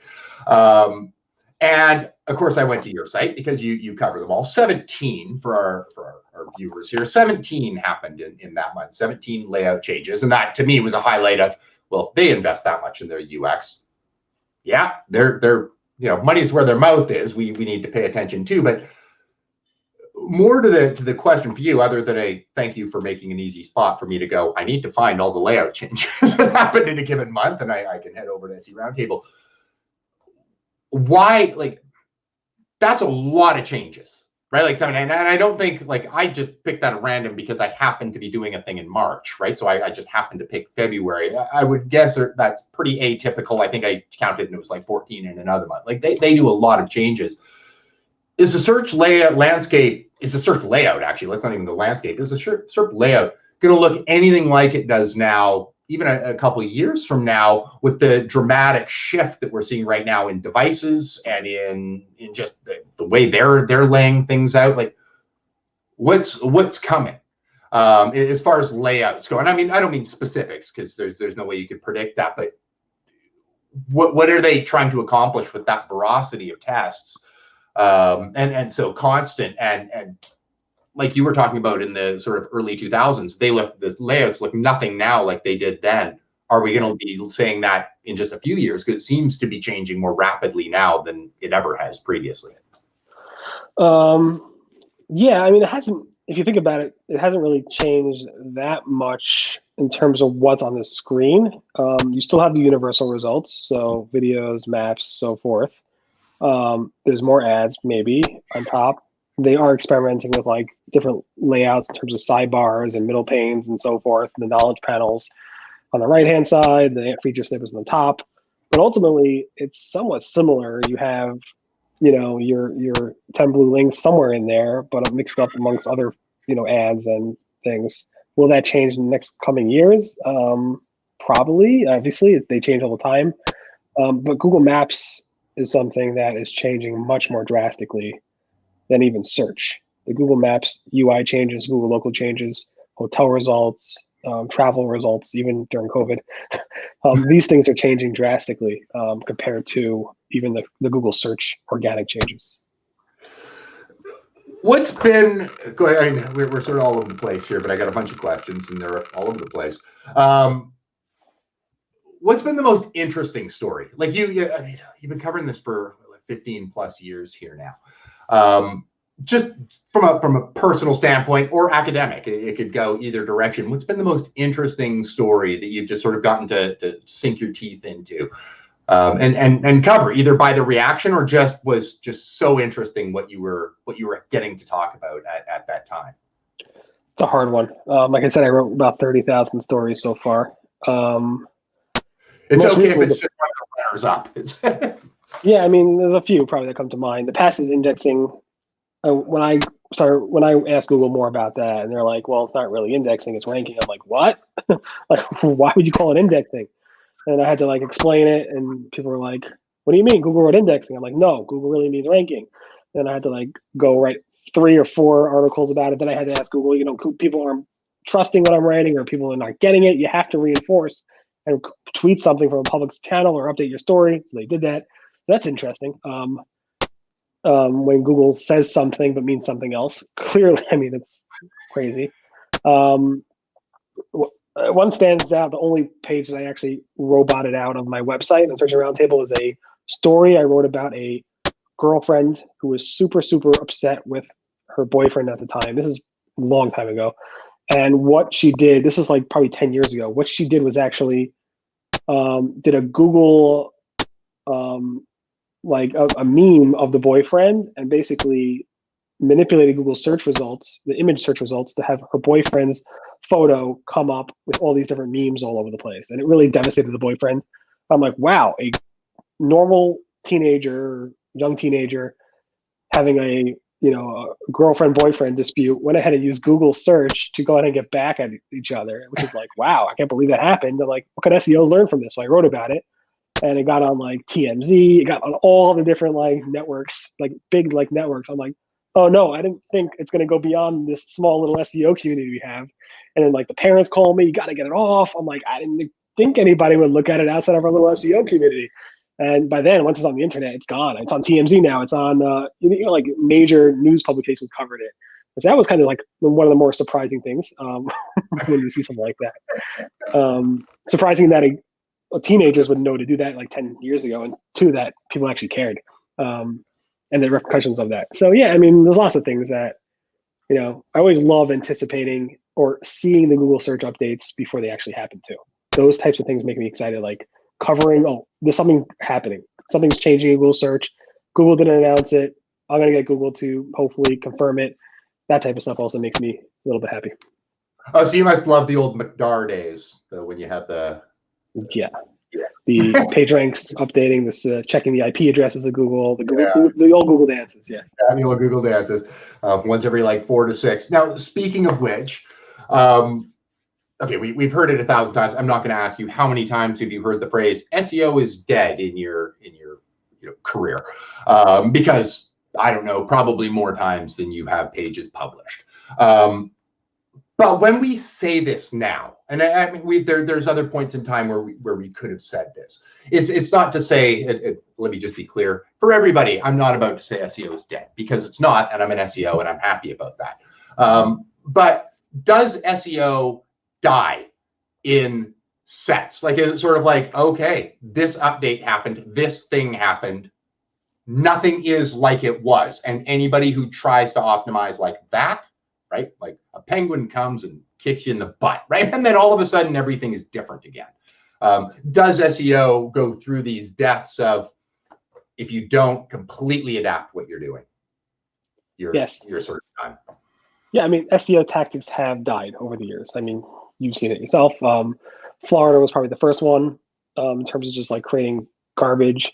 The sandbox update that, you know, impacted sites that were pretty much like create sites just to burn them down and then create new sites and just do that over and over and over again just to like rank for who knows what type of keywords. Guest blogging, underground link networks, you know, paid links, generating content like Mahalo, just low quality content with ads all over the place. Long tail types of keyword strategies. Now it's more about building a really great stub page that has everything on it. I mean, you name it. If you go through the Google algorithm updates, that is basically the timeline of what SEO techniques have pretty much been killed off by Google over the years.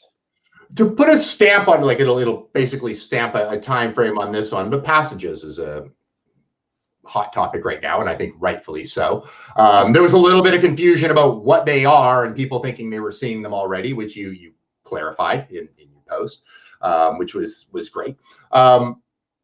Is this a fundamental change? Do you see this as it cascades forward as a fundamental change? No longer do I need to produce a page for each core intent, but all of a sudden now I can have all of my core intents in one location where this page can rank for a generic, I don't know what the user wants, and then linking through to specific passages and sort of not indexing them differently, but treating them as a unique piece of content unto itself.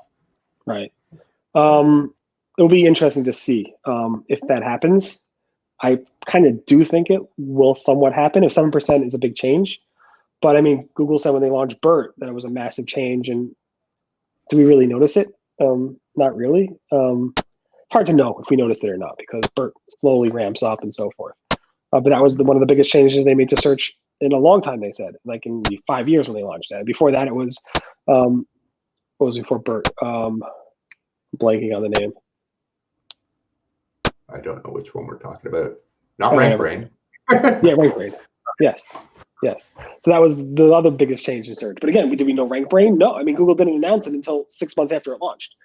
How funny did you find that? I mean, I found that hilarious. I'm like, well, that's funny because Bing launched Bing launched BERT before Google, and they're like, oh, nobody's going to care about this, so we're not going to make a big deal out of it in press. We're just going to launch it and not tell anybody about it. And Google made a big deal of it, and they're like, well, BERT. Well, Google could say anything. They launched anything, and it'll be a big deal. Bing could say they launched something massive, and nobody would care. So that's not really their fault. But yeah, I mean, I think we'll see with passage indexing. It will be interesting because if you think about it, it's like we used to really target those long tail keywords, chunk articles and so forth. And Google's like, nah, it's not going to rank well anymore. And those little articles don't really rank as well anymore in general. And people started building these really big stub pages that branch off.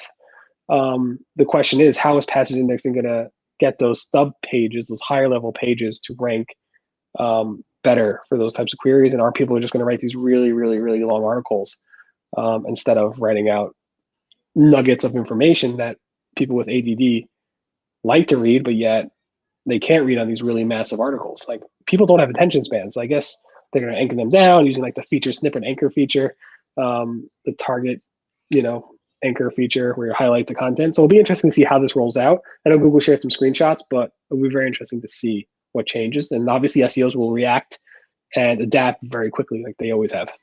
Well, yeah, and one of the first things I thought, I'm like, and now we can't measure links in the same way to this small subset of content. It's now linking to a bigger piece on content. So how do links now weigh in to the relevancy of that passage, where it used to be a page and then links were easy to, so it could be a sizable functionally as an SEO who also does links. But I would suspect like the page that has the larger page that has the higher level page that has more links pointed to it.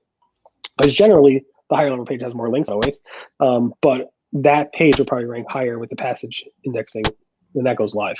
But I don't know. We'll see.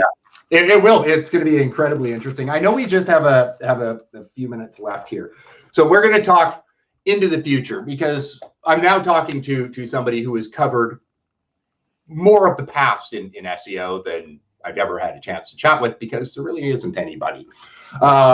So if we're cascading forward, I mean, now's an interesting time during the 2020 to go, oh, okay, well, let's try and predict, because it's hard to try and guess sort of next year. But if you were predicting sort of where we're going to be 2, 3, 4 years from now, as far as what Google's challenging us with, what do you have any instincts based on your knowledge of the past?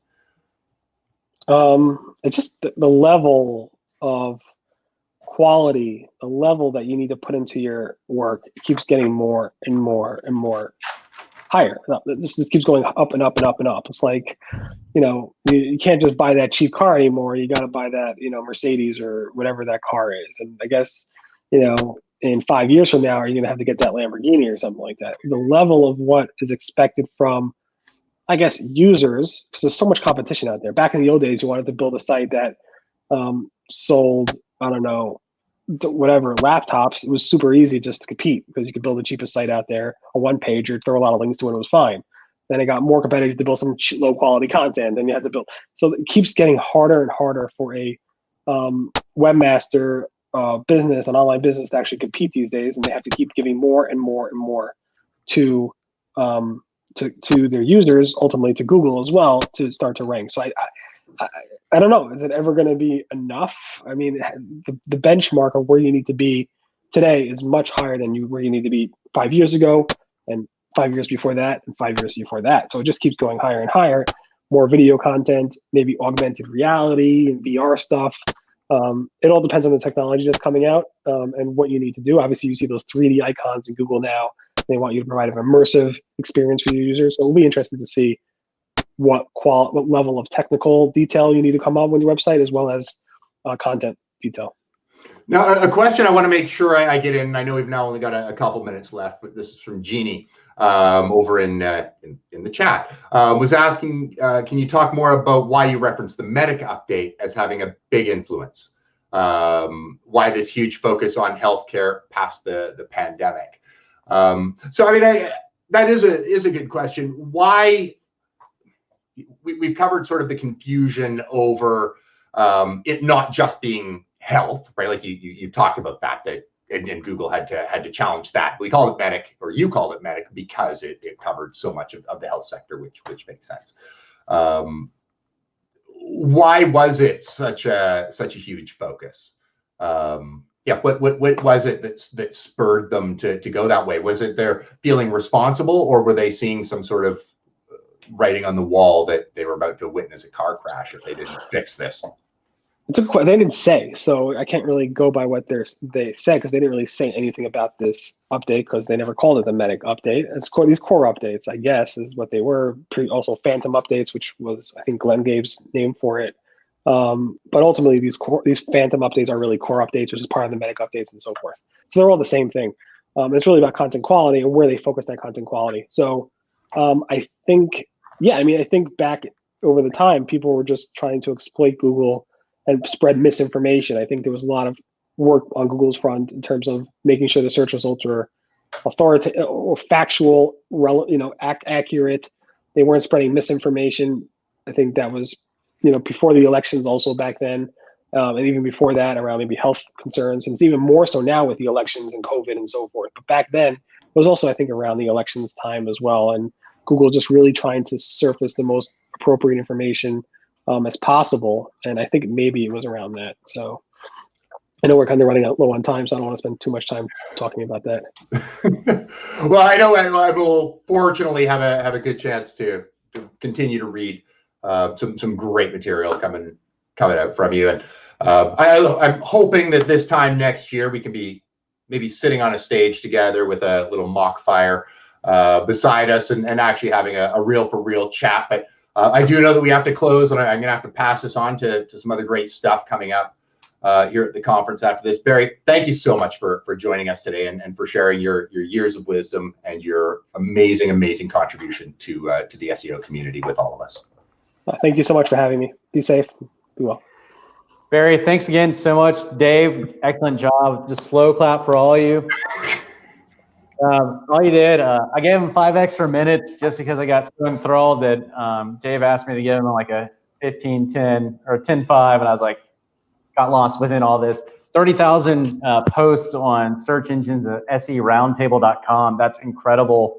And I know when I first started, that was one of the sites that I've always went to and then started going to ever since. So again, Barry, thanks for all that you do for the SEO industry, the stories that you're constantly kind of there to kind of put us on the appropriate path. And Dave, thanks for asking the probing questions. Again, thank you so much. We are so blessed to have you both here talking to us. And I can't wait to kind of transcribe some of this information because there's just so much. So guys, thank you. And I'll look forward to hoping to actually having you in Dallas at some point as well. So again, I forgot to have the firing video that I wanted in the background. I got a lava lamp right there. It's somewhat like. Oh, there it is. I turned it on.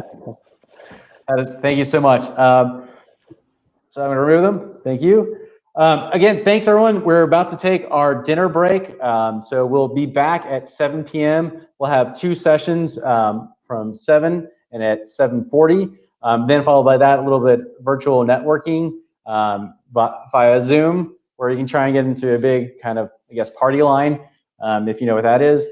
Again, thank you for doing this. Thank you for being with us with all the technical difficulties, whether it's from audio issues to some of the streamings not allowing us to embed. We're so thankful for it. We'll send out a recap of what where to see everything for tomorrow to everyone that's registered. So that way, if you are having issues with the Venti, you can kind of go around that because the links will change a little bit for where tomorrow, but again, the links will stay the same tonight. We're so blessed to have you. Thankful for all you've done. And we'll see you at 7 o'clock for our next kind of last six sessions for the day. Again, hope to see you there. Have a great time, and we'll see you soon.